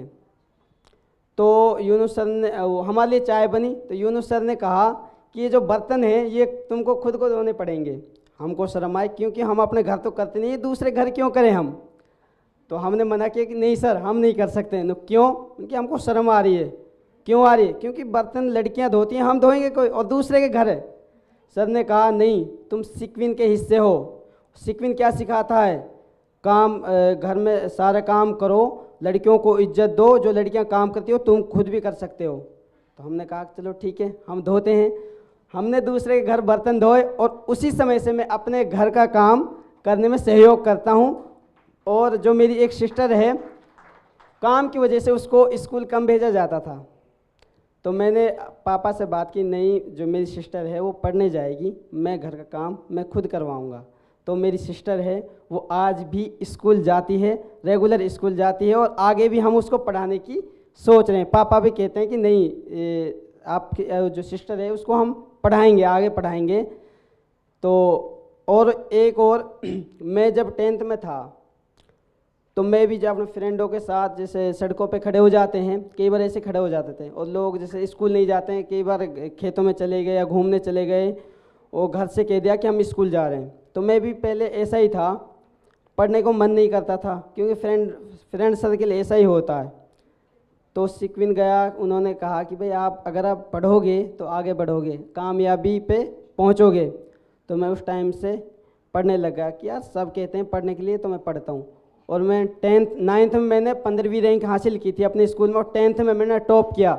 11th में डिस्ट्रिक्ट लेवल पे एक एग्ज़ाम हुआ था गांधी जी का, तो मैंने डिस्ट्रिक्ट लेवल पे टॉप किया था जब मैं 11th क्लास में था। उसी फिर मैं 12th में हो गया, 12th में फिर मैंने टॉप किया, स्कूल टॉपर रहा हूँ मैं 10th और 12th में, और जब 11th में था तो मैंने डिस्ट्रिक्ट टॉप किया था। और यही मुझे फ़ायदा हुआ सीक्विन का, मुझे मंच पे बोलने का भी अवसर दिया है। और अगर मुझे कहीं भी कोई मंच पे बोलने के लिए कहता है, मैं खूब बोलता हूँ और मंच पे सम्मानित होने का मौका भी पाता हूँ। अभी हाल ही में 27 जनवरी को मेरे स्कूल में एक एनुअल फंक्शन हुआ था, उस पर मैं बच्चों को पढ़ाता हूँ, तो अच्छे पढ़ाने के वजह से मुझे सम्मानित भी किया गया था। और ये मैं कहीं ना कहीं सीक्विन का बहुत बड़ा रोल मानता हूँ इसमें। अगर सीक्विन नहीं होती तो मेरे जो अंदर जो घबराहट होती है या कहीं बोल नहीं पाते हैं, उसको वो नहीं हो पाती, नहीं निकल पाती। और मैं शायद पीछे, जैसे मेरे फ्रेंड हैं जो और लोग हैं रह गए पीछे, शायद मैं भी उन्हीं में होता आज। और यही कारण है सीक्विन ने मुझे बहुत आगे पहुंचा दिया है, और उम्मीद करता हूं सीक्विन के साथ मैं भी ऐसे जुड़ा रहूँगा, सीक्विन भी मेरे ऐसे ही सहयोग करेगी और मैं अपनी बुलंदियों को हासिल करूँगा। और अपने साथ दूसरे लड़कों को भी लेके चलूंगा, अपने क्लस्टर को, मोहल्ले को, गांव को, शहर को, सबको लेके चलूंगा। नहीं मैम, मैंने गांव में जो परेशानी देखी है, गांव के हालात देखे हैं, मैंने उनको देखते हुए मैंने यूनिस सर से रिक्वेस्ट की कि सर सीक्विन में बात कीजिए आप। सर ने कहा किस मुद्दे पे, कि जो हमारे गांव में बुराइयां फैल रही हैं, कम उम्र में शादी हो रही है, काफ़ी डरावने जो आंकड़े निकले हैं हमारे गाँव में, या पुरानी प्रथाएँ जो चली आ रही हैं, इन पर हमको काम करना है। सर ने कहा कि मैं आपकी बात को रखूंगा आगे, और सर ने वो बात भी रखी भी, और हमारे गांव में लड़कियों को बढ़ावा मिला, फुटबॉल भी स्टार्ट हो गया, और लड़कों के साथ भी जो सीक्विन एनजीओ काम कर रही है। मैं सीक्विन का धन्यवाद अदा करना चाहता हूं। हमारे गांव में बदलाव की ओर चल रही है, हमारे गांव को बदलने की सोच रही है, और हम भी सीक्विन का सहयोग करेंगे हर वक्त, हम सीक्विन का सहयोग करेंगे हर वक्त। Thank you. समय का पता ही नहीं चला मुइन की बात सुनने में। बस एक लास्ट पॉइंट और मैं मुइन आपसे सुनना चाहती हूँ। जब आप यहाँ पर आने वाले थे, आप स्कूल से छुट्टी ले रहे थे, तो आपके स्कूल के कोलीग्स का क्या रिएक्शन था? जस्ट इन शॉर्ट अगर आप बता दें। जैसा कि मैंने पहले बता दिया है कि मैं अपने स्कूल में एक पार्ट टाइम जॉब कर रहा हूँ, तो स्कूल से छुट्टी भी लेनी पड़ती है, क्योंकि बिना बताए छुट्टी नहीं कर सकते, क्योंकि बोर्ड के एग्ज़ाम आने वाले हैं। और ये स्कूल ने बहुत बड़ी जिम्मेदारी दे रखी है कि मुझे बोर्ड की क्लास में मेरा पीरियड भी लगा रखा है। तो मैंने स्कूल में जब छुट्टी के लिए कहा कि मुझे छुट्टी चाहिए, 4 तारीख की संडे है, 5 को मुझे छुट्टी चाहिए, तो उन्होंने कारण पूछा कि क्यों आपको छुट्टी चाहिए। मैंने कहा कि दिल्ली में एक नेशनल प्रोग्राम होने जा रहा है। उन्होंने कहा कौन सा? मैंने कि जो सीक्विन हमारे गांव में काम कर रही है, हमारे स्कूल में, आप भी परिचित हैं उससे, क्योंकि स्कूल में ही काम किया था सीक्विन ने। उन्होंने कहा किस लेवल का है? मैंने कहा बहुत बड़ा लेवल का है और मुझे भी वहाँ पे जाना है। तो उन्होंने कहा कि यार बहुत, उन्होंने मुबारकबाद दी कि कांग्रेस किया कि जाओ, और आप उन्होंने मतलब बहुत अच्छे सपोर्ट भी किया कि अच्छे से बोलना है। कुछ लोग, मैंने लिंक भेज रखा है, वो देख रहे हैं, एक्टिव हैं बिल्कुल, और देख भी रहे हैं, और मैसेज भी आ रहे हैं मेरे पास कि अच्छे से बोलना है, अच्छे से प्रेजेंटेशन करनी है, और अपने गांव का नाम भी रोशन करके आना है, बताना कि ग्वालदा से भी एक ऐसा लड़का है जो दिल्ली में स्टेज पे बोल रहा है। Thank you Moin. अब मैं मुझे लगता है एक भी लफ्ज़ मेरे बोलने की ज़रूरत नहीं है, मैं सीधे शबनम की तरफ मुड़ती हूँ। आई एम श्योर शबनम की स्टोरी भी इसी तरह से बहुत इंस्पायरिंग होगी। हेलो एवरीवन, सबको, मैं तो नर्वस हो रही हूँ स्टेज पे आकर। मेरा नाम शबनम है। मैं सीक्विन का बहुत शुक्रिया अदा करना चाहती हूँ, क्योंकि मैं इस मंच पर सीक्विन की वजह से ही आ पाई हूँ। मैं बहुत ही मतलब एक नॉर्मल से परिवार की लड़की थी, जो सिर्फ 10th और 12th के बाद के सोचते थे कि लड़कियां बहुत पढ़ लिख गई हैं, अब इनकी शादी कर देनी चाहिए। तो मैं भी 12th हूँ और मेरी शादी कम उम्र में कर दी गई थी। उसके बाद मेरे 2 बच्चे हुए, तो मैं अपने घर में ही रहती थी। एक दिन मुझे सीक्विन की टीम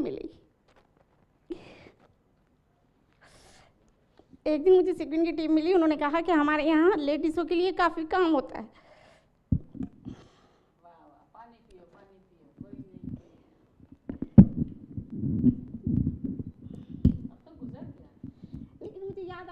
ऐसे ही लगता है।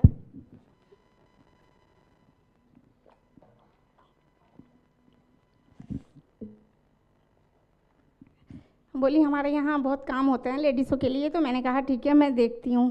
फिर ये लोग, मैं ऑफिस में गई, मैंने देखा वहाँ पर सिलाई कढ़ाई ब्यूटिशियन और हाथ का काम सब होता था, जिससे ग्रुप वगैरह चलते थे। वहाँ पर मैंने सिलाई सीखा, ब्यूटिशियन सीखा, मैं अपने पैरों पे खड़े होने की कोशिश करने लगी। सिक्विन ने मेरा बहुत सपोर्ट किया और उन्होंने मुझे क्रोशिया का काम जब मैंने किया तो उसका मुझे पैसा भी देने लगे। मुझे एक ट्रॉफ़ी भी मिली है सिक्विन से क्रोशिया के काम में। उस ट्रॉफ़ी को देखकर मेरे मम्मी पापा भी खुश हुए कि हमने तो बेटी को क्या कहते हैं कुछ काबिल नहीं बनाया था, लेकिन ये तो अपने हुनर से ही एक ट्रॉफ़ी ले आई। उसके बाद मैं महिला पंचायत की उससे जुड़ी। सिक्विन में महिला पंचायत चलती थी, वहाँ पर हमें ट्रेनिंग दी महिला पंचायत ने कि आप क्या कहते हैं, हमें पता नहीं था कि महिलाओं के साथ जैसे घरेलू हिंसा होती है, आर्थिक हिंसा होती है या शारीरिक हिंसा के बारे में, सबके बारे में हमें ट्रेनिंग दी और हमें कानूनों के बारे में भी थोड़ी बहुत जानकारी मिली कि आप अपने लिए इस तरह आवाज़ उठा सकते हो अगर कोई दिक्कत है आपके लिए। तो वो हमने सीखा, ट्रेन करा और हमने महिला पंचायत की एक टीम बनाई और अपने घर पर ही हम महिला पंचायत का सेशन करते थे और लोग हमारे पास केस ले लेकर आने लगे।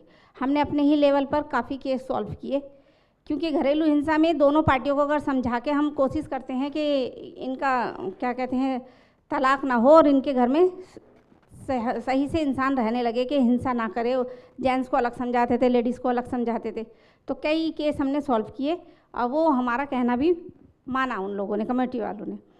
अब हम लोग क्या कहते हैं, मैं तो अवेयर हो गई थी, तो मेरी वजह से जब हमने लोगों को जोड़ा तो काफ़ी लेडीज़ से आसपास की हमारे मोहल्ले की हो गई इस लेवल पे कि हाँ भाई वो हमारी टीम के साथ जाकर घर घर काउंसलिंग कर कर हम सुधारने लगे, घरेलू हिंसा के बारे में लोगों को समझाने और बताने लगे। उसके बाद मैं अब बाहर भीतर निकलती हूँ और हर जगह जाती हूँ, मुझे कोई डर नहीं लगता। पहले मैं बहुत ही डरपोक लेडीज़ थी, जिसे कहते हैं कि घर से बाहर निकलने में भी ऐसा लगता था कि पता नहीं क्या मुसीबत ना कोई हो जाए। दिन में भी अपना दरवाज़ा बंद करके रखती थी, इतनी डरपोक थी। लेकिन आज मैं सिक्विन की वजह से नहीं डरती हूँ। आज मैं बटला हाउस से अकेली यहाँ पर आई हूँ, मैंने इस मंच के बारे में बताया तो सब लोग बहुत खुश हुए कि क्या कहते हैं आपको इतना अच्छा वहाँ पर बोलने का वो मिलेगा सम्मान, तो मुझे भी बहुत अच्छा लग रहा है। अब मैं एक आशा वर्कर भी हूँ, मैं अपने एरिया की आशा वर्कर हूँ, बटला हाउस डिस्पेंसरी की। मैं 2000 की पॉपुलेशन में काम करती हूँ और वहाँ पर लेडीज़ों को ये भी समझाती हूँ कि अगर आप अपनी बेटियों के शादी के बारे में ना सोच के इन्हें अपने पैरों पे खड़ा होना सिखाएं तो शायद आपकी जो ये क्या कहते हैं हिंसा वाली बात है कुछ कम हो सके। जब हमारी बेटी पढ़ेगी लिखेगी आगे बढ़ेगी तो कौन करेगा उन पे हिंसा? वो तो खुद इस लेवल की बन जाएगी ना कि भाई अच्छा बुरा समझने लगेगी, डर उसके दिल से निकल जाएगा, खौफ। मेरे 2 बच्चे हैं, आज मैंने अपनी बेटी को टीचर का कोर्स करा दिया है और माशाल्लाह से वो टीचर बनी है बेटी, और मास्टर की डिग्री भी कर रही है वो। मैंने हर जगह हर लेडीज़ से मैं यही कहती हूँ, अपनी कम्युनिटी में जाके जहाँ पे भी हम टीकाकरण वगैरह के लिए भी जाते हैं तो मैं कहती हूँ आप बेटियों को आगे बढ़ाने के लिए मम्मियाँ ज़्यादा अगर कोशिश करें तो हर बेटी कामयाब बनेगी। बस ये है। तो शबनम की स्टोरी के बाद मैं थोड़ा सा ध्यान दिलाना चाहूँगी। कल शाम जो आउट स्टेशन पार्टिसिपेंट्स हैं हमारे, कल हमारा मॉडल आपने देखा खास तौर से बाहर भी लगा हुआ है, जिसमें we start with the adolescent girls, then boys, mothers, stakeholders and community का। तो शबनम के मैसेज से बहुत क्लियर हो रहा है कि मदर्स की सपोर्ट कितनी ज़रूरी है लड़कियों को आगे बढ़ाने के लिए। मुइन से योर बॉयज़ की, ब्रदर्स की सपोर्ट कितनी ज़रूरी है बहनों के लिए, बदलाव के लिए, और लड़कियां तो फोकस है ही हैं। तो मैं अटेंशन ड्रॉ कर रही हूँ हमारे मॉडल की तरफ आपका। मैं बिल्कुल सॉरी कहूँगी, हम अपने एक स्टेक होल्डर थे जिनको हम बुलाना चाहते थे वो आ नहीं पाए, ख़ास तौर से SHO सीमापुरी के हैं, और उनके साथ हमने बहुत क्लोजली काम किया है। जो पार्क की मैंने बात कही, ख़ास तौर से सीमापुरी जो बहुत क्राइम प्रोन एरिया है, वहाँ हमने काम किया उनके साथ। अगर वो आते तो शायद बहुत अच्छा हो पाता, नहीं आ पाए, बहरहाल नेक्स्ट टाइम। सो ये मॉडल है होलिस्टिक अप्रोच के साथ किस तरह से काम करता है, वो मकसद था इस शेयरिंग के ज़रिए, और क्या चेंज आ रहा है। आई एम श्योर आप सबके पास हंड्रेड्स और थाउजेंड्स ऑफ स्टोरीज़ हैं, बट ये एक सिंबल है, बेसिकली सिंबॉलिकली यहाँ 3 लोग बैठे हुए हैं हमारे मॉडल के अकॉर्डिंग। मुझे लगता है इससे ज़्यादा मुझे कुछ कहने की ज़रूरत नहीं है, और टाइम, क्योंकि I am doing a very dirty job since morning, सबको टाइम के कार्ड्स दिखा रही हूँ इससे पहले कि मुझे दिखाया जाए। Thank you, goodbye. कोई क्वेरीज है तो ज़रूर, कोई सवाल है किसी से तो एक दो क्वेश्चन शायद हम ले सकते हैं इफ पॉसिबल। हाँ जी जलाल, we'll just take two questions maximum. एक मिनट, अभी जलाल शुरू कर रहे हैं। कोई नहीं, आप पहले कर लो, दूसरा जलाल का हो जाएगा, नो प्रॉब्लम। अख्तरी बोलिए आप। ओके, मेरा सवाल मोइन से है कि हम जो काम करते हैं तो ज़्यादातर लड़कियों के साथ काम करते हैं, लड़कों के साथ काम करने की हिम्मत बहुत जुटा नहीं पा रहे हैं। मतलब करती हूँ पर बहुत कम लड़कों को जोड़ पाती हूँ। तो एक तो ये हमारे हम भी चाहते हैं कि हम अगर जिस तरह की सोसाइटी की कल्पना करते हैं, हम अगर एक तरफा काम करेंगे तो शायद वो उतना इम्पैक्टफुल नहीं होगा। तो हम बराबरी से लड़के और लड़कियों, महिला और पुरुष और अदर जेंडर के मुद्दों के साथ भी अगर नहीं बढ़ेंगे तो शायद वो फिर से वो पीछे छूट जाएगा और फिर से शुरुआत करनी पड़ेगी। तो मैं आपसे ये जानना चाहती हूँ कि लड़कों के साथ काम करने के लिए, लड़कों को सामाजिक मुद्दे जो आपने अभी कहा कि गांव में इस तरह की समस्याएं हैं, उस तरह की समस्याएं हर जगह है, हमारे यहाँ भी है। तो लड़कों को इन मुद्दों पर कैसे एंगेज किया जाए, उनको कैसे जोड़ा जाए, तो मैं एक थोड़ा रणनीतिक तौर पे ये समझना चाहती हूँ। जस्ट इन शॉर्ट मैं ही आपको बताती हूँ, क्योंकि ये बात बिल्कुल सही है, चैलेंजेस तो आते हैं, लेकिन लड़कियों के साथ अलग तरह के हैं, लड़कों के साथ अलग तरह के हैं। इन शॉर्ट मैं कहूँगी, जब लड़के पहला हमारा बूट कैम्प अटेंड करते हैं तो बहुत शौक से आते हैं, और मे बी वो मॉड्यूल का डिज़ाइन उस तरह का है, डेफिनेटली हम आपके साथ शेयर करेंगे विद द टाइम। वो मॉड्यूल डिज़ाइन और एक्टिविटीज़ उस तरह की हैं कि वो उन्हें पसंद आता है और वो कनेक्ट हो जाते हैं। ऑन प्रिंसिपल हम अगर 100 लड़कों के साथ बूट कैम्प करते हैं तो हमारा ये मानना है कि 100 में से 50 लड़के होंगे जो कंटिन्यूस एंगेजमेंट सेशंस में हमारे साथ जुड़ेंगे। But I am telling you the fact, more than 70-75% लड़के हमारे साथ जुड़े रह जाते हैं। उसका एक और कारण, पहली बात तो ये, वो मुद्दे उनको दिल को छूते। मैं सिर्फ एक लाइन में कहूँगी आपसे, मैं एक ट्रेनिंग कर रही थी, यूनुस वगैरह, हम लोग अलवर में पहली ट्रेनिंग थी, और जब हम जेंडर का सेशन उनके साथ कर रहे थे, ट्रस्ट मी वो लड़के एकदम मुंह खोल के ऐसे बैठे हुए थे। मुझे लगा कि शायद कुछ हाई लेवल का हो गया, बच्चों के शायद समझ में नहीं आया। When I started talking to them, वो बोले हमने कभी इस नज़रिए से सोचा ही नहीं, जो नज़रिया आज सिक्के का दूसरा पहलू आपने हमें दिखाया, हमने इस तरह नहीं सोचा था। तो इस तरह की चीज़ें आ रही हैं। और दूसरी इंपॉर्टेंट चीज़, उनको हम जो सोशल एक्शन की बात कर रहे हैं ना, सामाजिक बदलाव के लिए, वो हम लड़कियों को तो हमने एक दिशा दे दी, वो अपने लिए आगे बढ़ रही हैं, लेकिन जो सामाजिक बदलाव का काम है वो लड़कों का है। तो उनके लिए डिफरेंट प्रोग्राम्स होते हैं, रोड शोज़ होते हैं, पब्लिक इवेंट्स लड़के ऑर्गेनाइज करते हैं, ठीक है। तो एडवोकेसी का काम लड़कों का है, कंड्यूसिव एनवायरनमेंट जनरेट करने का काम माँओं का है, औरतों का है, कम्युनिटी, फैमिली में भी और कम्युनिटी में भी।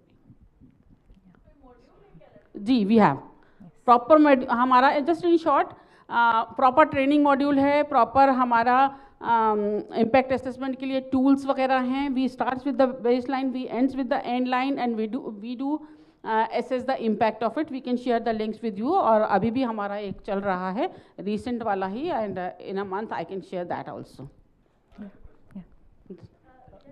एक जलाल का पहले था। यस नसीम जी, मेरा नाम जलाल है और मैं गवाह हूँ उस पार्क का जिसके बारे में आपने चर्चा की।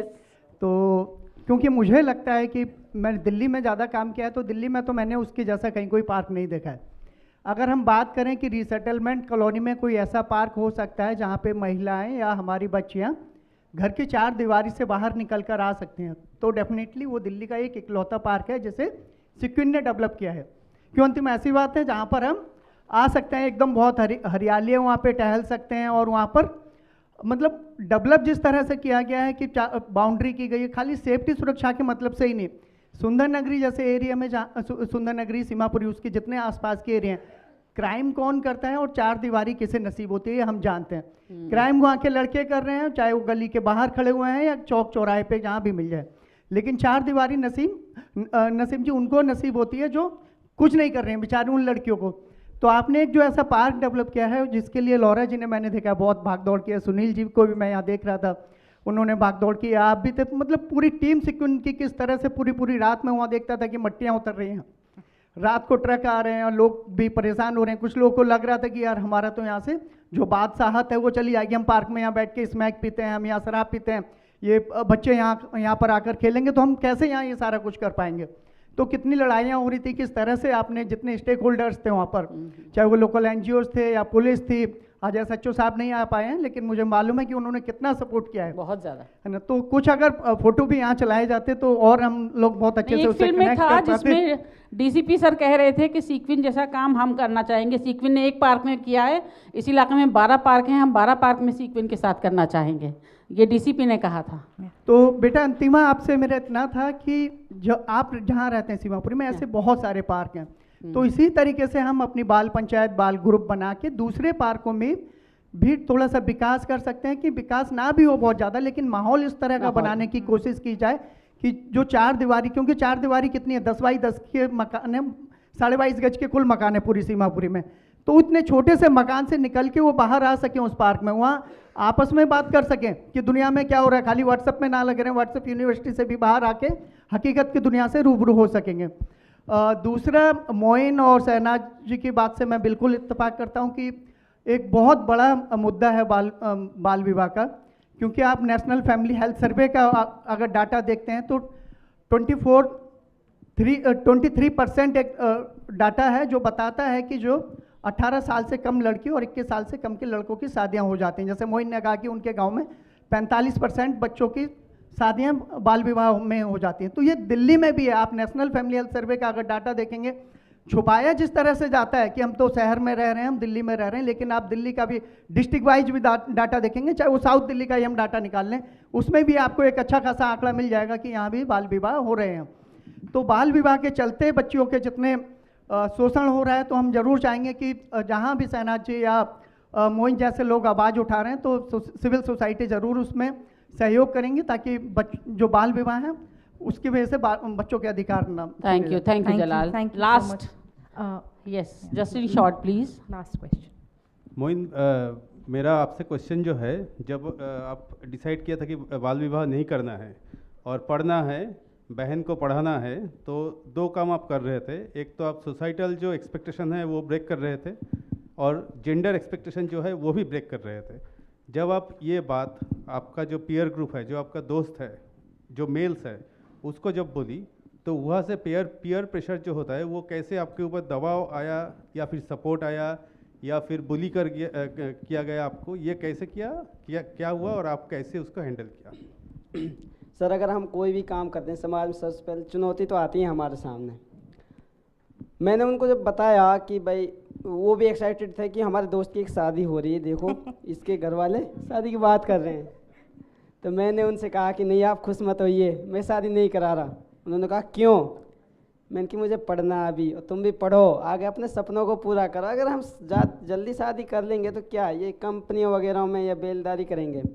उन्होंने कहा जब पहले से ही लोग कर रहे हैं तो हम करने में क्या है, हम भी कर लेते हैं। जो पहले से लोग जी रहे हैं तो ऐसे हम भी जी लेते हैं। मैंने कहा नहीं यार, खुद तो चेंज करना पड़ेगा हमको। उन्होंने कहा क्यों? मैंने कि ताकि हमारी ज़िंदगी और सरल हो जाए। कहाँ तक हम हाथों से हथौड़ा चलाएंगे, बेलदारी करेंगे? कुछ लोगों के समझ में आई, अगर 2 के समझ में आई तो उन्होंने औरों को बताई सर, और धीरे धीरे ऐसे ही मेरे लिए भी आसान हो गया और समाज में ऐसे ही थोड़ा सा, क्योंकि हमने जब खुद को चेंज करना पड़ेगा तो लोग कहेंगे यार इसने भी चेंज किया, लेकिन मैं भी थोड़ा अपना अंदर बदलाव चाहता हूँ। Thank you Moin. ये यहीं पर समाप्त करेंगे आप। धन्यवाद। अगर इनसे कोई बात करनी है तो टी टाइम में आप कर सकते हैं। Definitely, thank you. Can you give them a big round of applause please.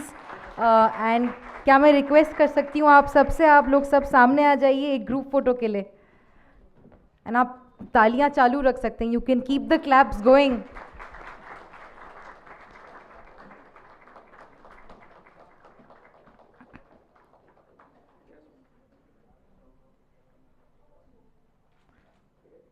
Thank you so much. And I am sure that यहाँ पे there are so many grassroots organisations, इतने ज़मीनी संस्थाओं से दोस्त आए हैं हमारे। आप लोगों की संस्थाएं में भी there will be people like this who you are working with, inspiring people जिनको आपको और आगे दिखाना है as role models. You know, all of us have to do that. I think now that we're moving towards the end of the day, our last chief guest for the day, Mr. Shombi Sharp, is also here. Welcome, sir. I think before I call you up to the stage, sir, I'd like to show a small film once again. Some of you have already seen it in the morning. Please bear with us. It's been a long day. Lamba din ho gaya. Kuch logon ne dekh liye, but we'd like to screen it again. Can I have the lights in front? Sequin is completing 15 years of working on the grassroots this year. 2009 is when Laura and Sarah started the journey. It's been 15 years this year. And this film is dedicated to those 15 years of journey, those 15 years of memories, relationships, inspiring people from the ground. So have a look.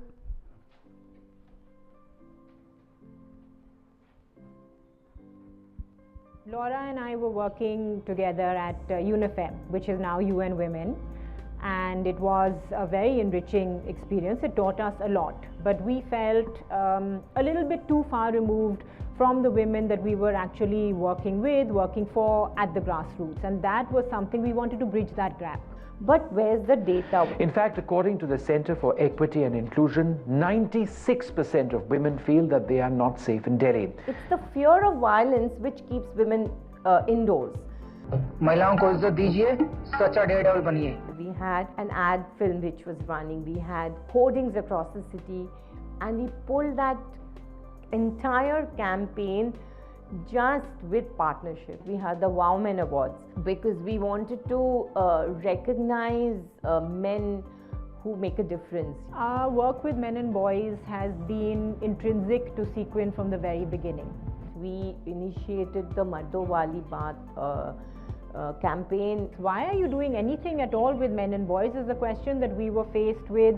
Why should we not have those conversations with men and boys? They are not just some bystanders. They too suffer the ill effects of patriarchy. It's not just the girls.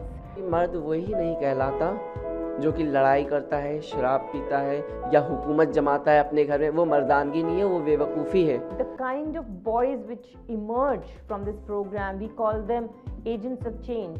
We were trying to develop our understanding of how to address gender-based violence, physical, emotional, sexual, economic violence. The most important piece to challenge was structural violence. We decided to engage in a two-pronged manner. One was the advocacy piece where we are informing policy, raising awareness, capacity building and gender sensitization. What exactly are we going to put in that curriculum piece? We partnered with various schools. We conducted these experimental workshops. Have you ever been posed with this question, what is the difference between sex and gender? A film like that can be used in multiple spaces. We're all about doing what is not easy. We are all about stepping out of our comfort zone. लोग ने ये NGO जो start की है सिर्फ इसलिए की थी कि हम लोग चाहते थे कि हम लोग जामिया नगर के जो पिछड़े इलाके हैं पीछे की तरफ, ये झुग्गी बस्ती जहाँ पे वर्नेबल पॉपुलेशन है, सारा स्लम एरिया है, उन लोगों को कुछ बेनिफिट हम लोगों को पहुँचा सकें. One of the early pieces of our work was setting up self-help groups. आवाज़ उठाओ आंदोलन प्रोग्राम है जिसमें महिलाओं के ख़िलाफ़ जो हिंसा हो रही है उसके ख़िलाफ़ आवाज़ उठाना है. जिनके अंदर डर बैठी हुई है वो निकल नहीं पाती हैं, वो पढ़ाई के लिए नहीं जा पाती हैं, स्कूल नहीं जा पाती हैं, कॉलेज नहीं जा पाती हैं, बाज़ार में निकलना नहीं जाना पसंद करती हैं, तो वो डर हम लोग का निकालना हम लोग का काम है. If a woman in the home is not given money, is not given that financial independence, then that is also a form of violence. A group of women coming together, producing for the market. If there are women who dropped out of the education system, does not mean they do not have an opportunity. गाँव में जब आदमियों की पंचायत बैठती थी तो औरत को नहीं बैठने दिया जाता था और पीछे न बोलने दिया जाता था उसे. इसीलिए हम लोगों ने सोचा कि महिला की भी तो कहीं सुननी चाहिए. तो ज़्यादातर केसेस जो होते हैं domestic violence, physical violence, economical violence. जब वो ड्रिंक करके आते थे तो रात में जब सोते थे हम तो वो मेरे साथ ज़बरदस्ती भी करते थे. 29 अगस्त को मैं उस जेल में से रिहा हो गई थी. There may be different frameworks for your women's collectives, but the key thing is the collective process. Our entry point into a community is through football for adolescent girls. मेरे पापा को अब तक नहीं पता कि मैं फुटबॉल खेलने जाती हूँ। मेरी मम्मी को पता है, रोज़ मना भी करती है, लेकिन मैं चाहती हूँ कि कुछ बनूँ। मैं चाहती हूँ कि आगे बढ़ूँ और मेरे पापा को भी पता चले कि मैं आगे जा सकती हूँ। I was very fortunate to have the opportunity to be the chairperson of the Women's Committee at the AIFF. We formed the National Alliance for Women's Football. So many people who work in football, so why not have an alliance where all these voices can come together? And we won that bid. And India did host the Under 17 Women's World Cup. मैं बात सुना था कि बहुत ज़्यादा challenging situation है, बहुत पिछड़ा हुआ है, लेकिन बहुत ज़्यादा करीब से नहीं देखा था।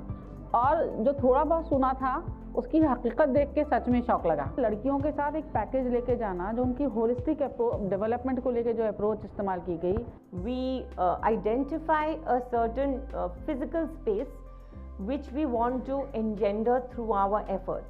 If we don't ensure that the girls have those opportunities to play, that they don't play the leagues, that they don't have coaches, that they don't have the opportunity to go to play international tournaments, then we're not going to have a women's team that tomorrow can play a World Cup. We really needed to create a cadre of women coaches, and so that's how the coaching program started. Today actually we take great pride in saying that there's so many certified coaches that we have in Delhi as well as in other states. अगले 5 साल में मैं as a coach Indian women's team के साथ काम कर रही हूँ।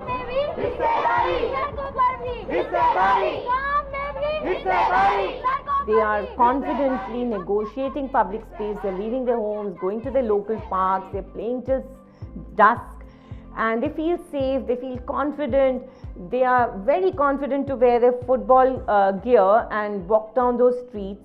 There is this wonderful community that we have created. मेरा मन में लगा था वैसे जो मैडम कर रही है उनका ऑर्गेनाइजेशन कर रही है, हम भी दिल्ली पुलिस भी एक पार्क को अडॉप्ट करनी है। मैम अगर लड़कियों का स्कूल आना बंद हो जाए तो पूरे गांव में अगर मतलब कोई 10-5 लड़के रुक गए तो उसकी वजह से गांव वाले किसी को भी नहीं पढ़ाएंगे, कोई लड़की स्कूल नहीं आ सकती है। We have to build girls in such a way that they're going to be able to demand those spaces. आपको इतनी देर से कॉल कर रहे हैं, आप क्यों नहीं आ रहे हो? गाड़ी तो जबकि 10 मिनट दूर पे खड़ी होती है। Are we prepping our girls to be those kind of politicians who are going to do a very different kind of politics? When we see the gender gap, when we see the percentages that we are constantly bombarded with, we do know that everybody needs to work together. It is about us all understanding each other. It's about us all working in collaboration, working in partnership in order for everybody to be an equal part of this country and to be an equal stakeholder.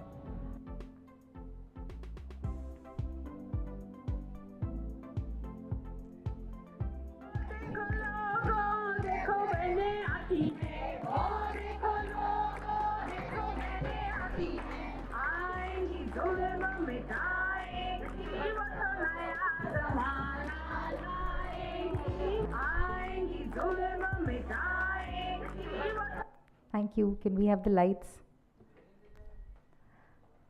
And thank you for those claps. It's most endearing ki film khatam ho rahi hai.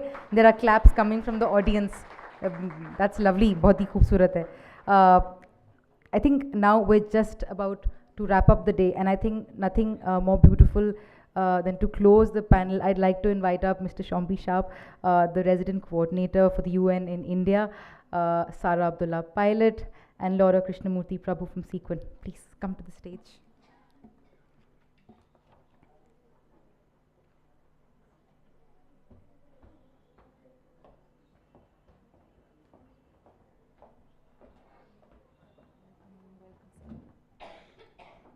I think before I hand over, I'd like to say a few words about Mr. Sharp. Mr. Shombi Sharp is the UN Resident Coordinator for India since November 2021. He has devoted more than 25 years of his career to promoting inclusive and sustainable development internationally. He has held several leadership positions at the UNDP across Armenia, Georgia, Lebanon, Europe. Prior to joining the UN, Mr. Sharp began his career in development with the international not-profit Care International in Zimbabwe. He is a published author of works in health economics and was a United States Agency for International Development policy champion, as well as a nominee for the UNDP Administrators Award. Welcome, Mr. Sharp. I'd like to hand over to Sarah.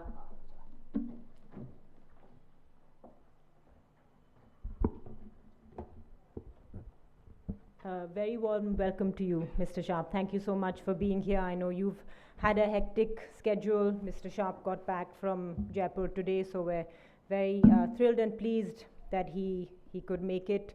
As most of you know, Ms. Badal was also supposed to be here at the closing plenary, but due to Parliament and her other commitments, she came a little earlier, around post-lunch by about 2:30. But just to let you know, Mr. Sharp, that we've had a wonderful day full of very enriching conversations. Laura and I were very keen that today's conversations were going to be cross-cutting. We wanted to hear from people across, different states, from people who worked in so many different areas where maybe the focus is definitely not just on football, but it was about bridging that gender gap and making the conversation so wide so that our understanding is that there's nothing that you can do, nothing that you will do where gender is not part of the conversation. It's a part of every single conversation. It's not just one panel, one conversation. It's in everything that we do, everywhere that we look, and I hope that today we demonstrated that. Given that variety of conversations that we've had, it's certainly something that we see at Sequin. We've now been working for 15 years, and we have worked very hard on this model, which you will have seen in that video, so it's not something that I'll go into it in great detail, but it's something that we took our time over to really get to that finer detail of it, to be very pleased and proud of something that we want to now share, and we want to see that all of you sitting over here within your organizations, that we can work together, that we can partner. We have this model that we know works in an urban setting, in a rural setting, in a city, in a slum, with communities in Mewat. A lot of people have said if you can work in Mewat, you can work anywhere, and that's something that I think we would agree to. So we do have 15 years of experience, and we thought that this was a very wonderful time to celebrate that, and to celebrate that with all of you sitting over here, 40 delegates who have come from across the country to be here, to listen, to share, and we hope that we'll be able to work together. We hope that today's conversations will enrich your work. We hope that all of us sitting here will think differently. That was the idea, that we wanted to create those sparks, that maybe things that we haven't thought of that we could do, and now we've heard of other organizations who are facing those challenges and seeing how they are able to overcome them has been a wonderful learning opportunity for all of us at the Sequin team. I would now like Mr. Sharp, if you could please share a few words with us.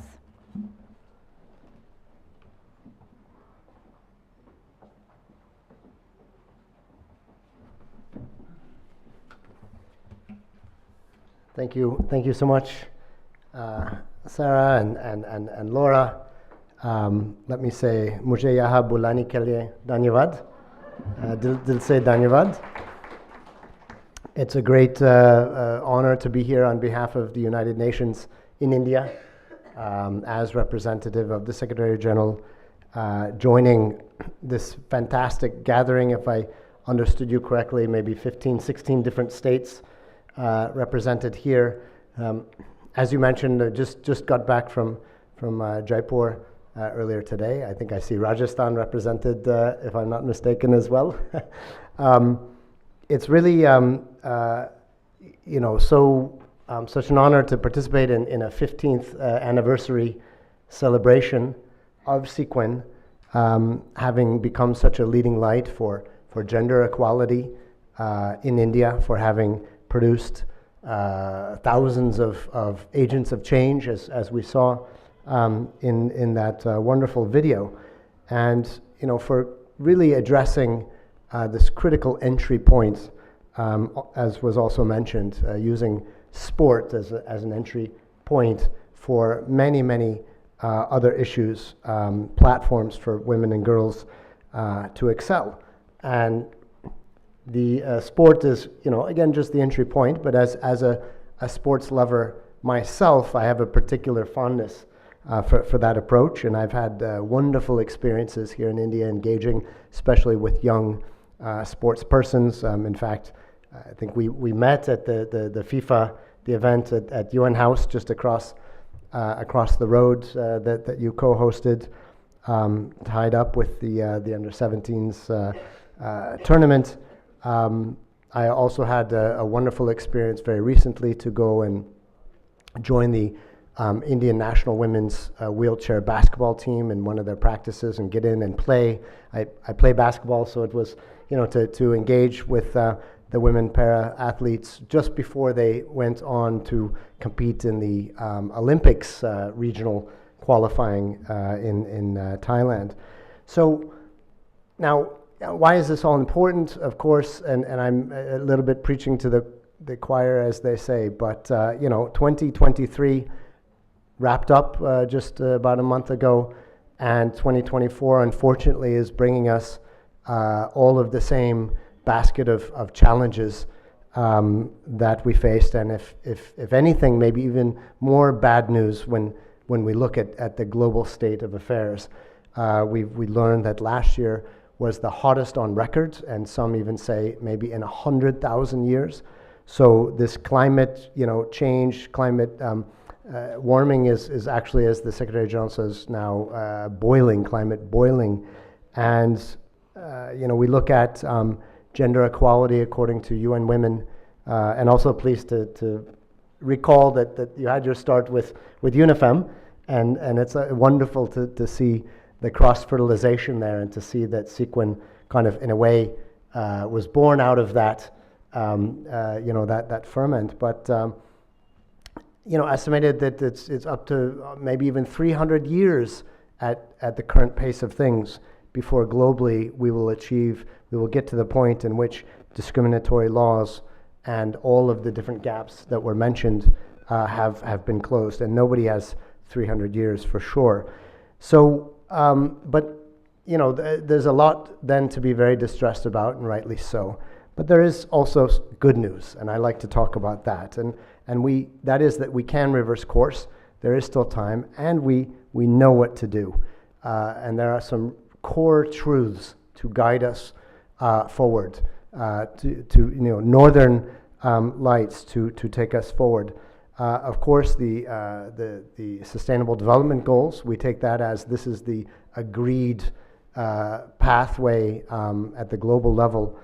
And within that, we know that investing in gender equality and women's empowerment is the single greatest multiplier that we have, the greatest return on investment that there is to achieve the aspirations of all of us equally, not just women and girls, but men and boys equally, communities, households, businesses, nations. As the UN Secretary General has said, unleashing Nari Shakti. He didn't say Nari Shakti, I'm adding that, but that's what he meant. Unleashing the power of gender equality is the unfinished business of our time as a human community, and that it's only through equal, full participation of both halves, in a way, of humanity can we achieve the SDGs, can we overcome pandemics, can we prevent conflicts, can we really put in play the resources that we need to achieve our development goals and aspirations now more than ever. Secondly, gender equality, women's empowerment is both core human rights. It's just about the right to every single person. We are all born as people first, and then comes many things, maybe gender, sex, nationality, you name it. But first and foremost, we are people. So it's a core human right equal access to all rights equally. But it's also about smart economics. It's also about very straightforward issues. There should be no mystery. There should be no controversy. In some ways, it's very surprising. Here we are in 2024, still having to talk about some things as if there's something to be discovered in this. And it's very simply that, a fair playing field that puts us all on equal footing to use our full capabilities is the path to allow our communities and our households in turn to achieve their full capabilities. Any economic model will tell you, you put any barriers to anything you're in the production function, you're going to receive a suboptimal outcome. That's it. And if you have too much in terms of one input, too little in terms of another input, your output is going to be less than what it can be. And so in this case, in this sense, third, to say that gender equality, women's empowerment is not just a women's issue. It's an issue for all of us, and that's why I think it was so important to highlight as well, bringing men and boys in as agents of change too, because no great rights movement has succeeded, of course, without the brave and courageous leadership of the oppressed or suppressed communities. So it's not about men and boys kind of taking the lead. No, not at all. But it requires the support of everybody to really break through all of those various barriers that exist.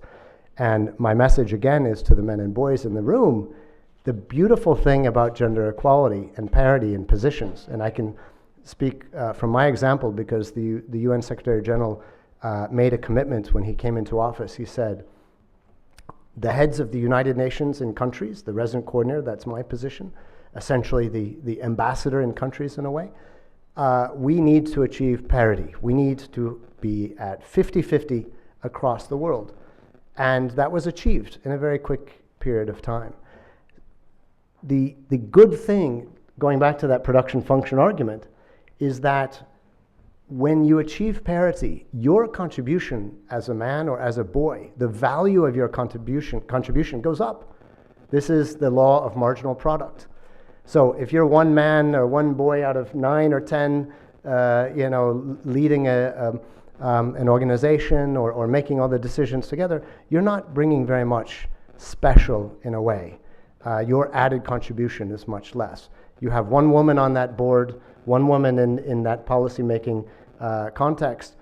Her value in terms of the life experience and different kinds of perceptions and views is very, very high. So as we achieve parity, those normalize, and so the message is that your contribution as a man or a boy actually increases. So this is about gains. This is about wins.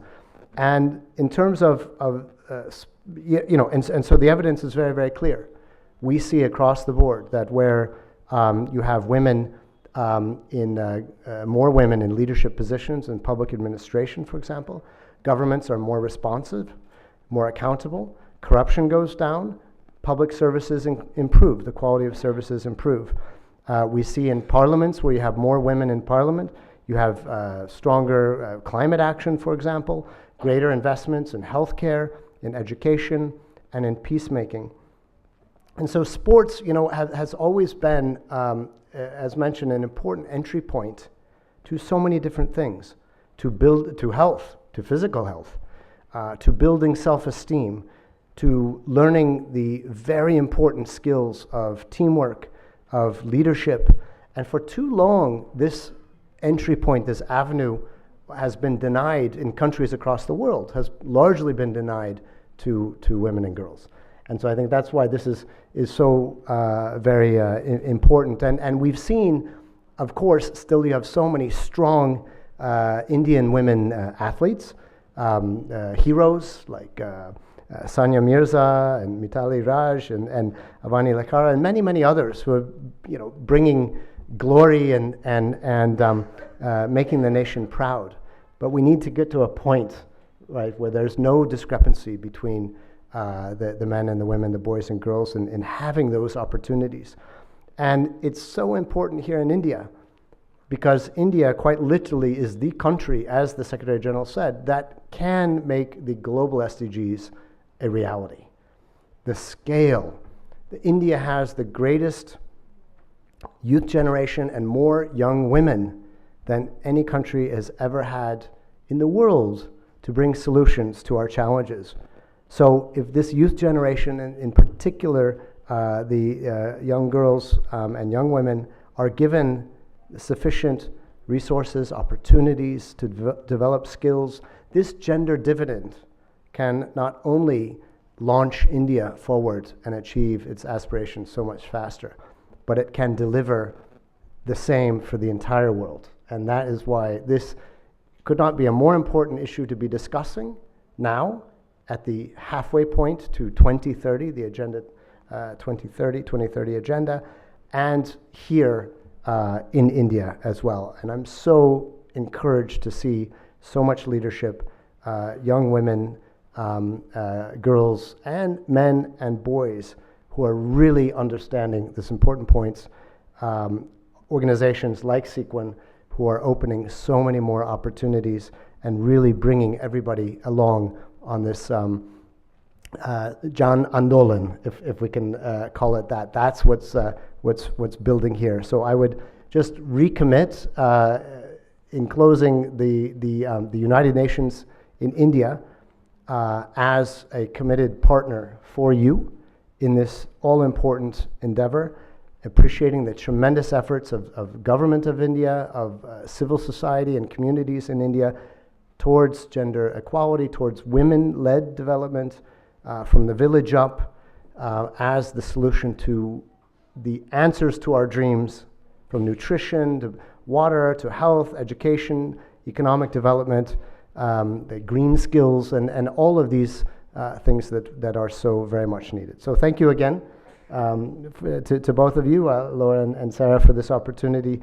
to be here, and thanks to all of you in the room for everything that you're doing, not just the discussions here today, but everything that you're doing from tomorrow when you go back home and have been doing already. Together we can make gender equality a reality, the SDGs a reality, and as I always like to say, it requires partnerships, intergenerational partnerships across genders. Saath hai to sambhav hai. Thank you very much. Bahut dhanyavad.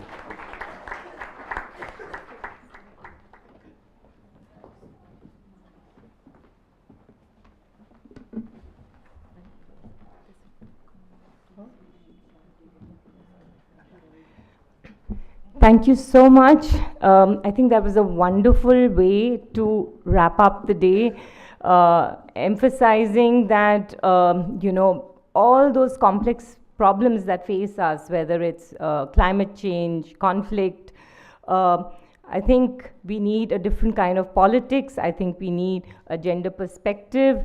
And I think the fact that our general elections is just a few months away, we've just had a woman present the budget a few days back.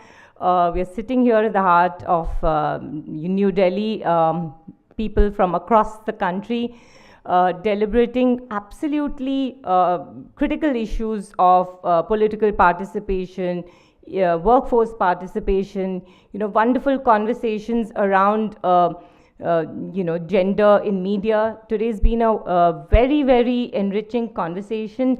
Lots of complexities have come out. We've looked at the data. We've tried to make sense of the data, where you have more girls in education than never before, and then you have actually a fall in the workforce participation rate. What was really frightening to know was the higher the education, the less likely the women were to join the workforce. So there were many things for us to ponder over. It was a great space for people who work in very different spaces to be able to listen to each other. I think that was a great purpose served today. And I think we're all, taking away a lot of food for thought. I think we couldn't do justice to any of those conversations, because we would have needed several day-long conferences on each of those issues. But I think it was a great starting point to initiate that conversation. So I just wanted to thank all our, panelists, the speakers who've come in and spent so much of their time, and all our participants who've come from all over the country and from Delhi, who've come and spent the entire day. Many of our partners who've supported us from, right from the outset. As Sarah said, 15 years journey. We've taken our time. We weren't one of those startups who wanted to show impact in a couple of years' time. We're a little old-fashioned about these things. We thought we need to spend some time to really get it right. So we took that time. And I think along the way, there have been a lot of learnings. And one of the major things that we feel very strongly is that all that we'll do will be a drop in the ocean unless we all come together and learn to collaborate better. So I'm hoping that everyone, takes away that thought after, this interaction. I just wanted our Sequin team just to stand up and take a bow because they have been amazing. Please, Sequin team, please stand and please let's give them a big hand. They have worked tirelessly to put this together. So thank you. And thank you all for listening and being here for the whole day.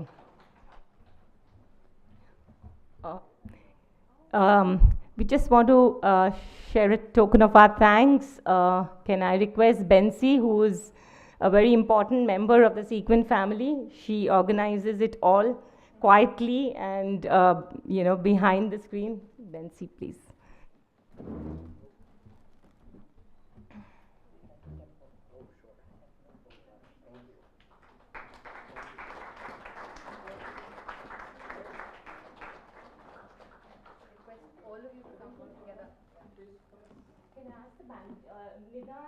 Can you also please join us on the stage?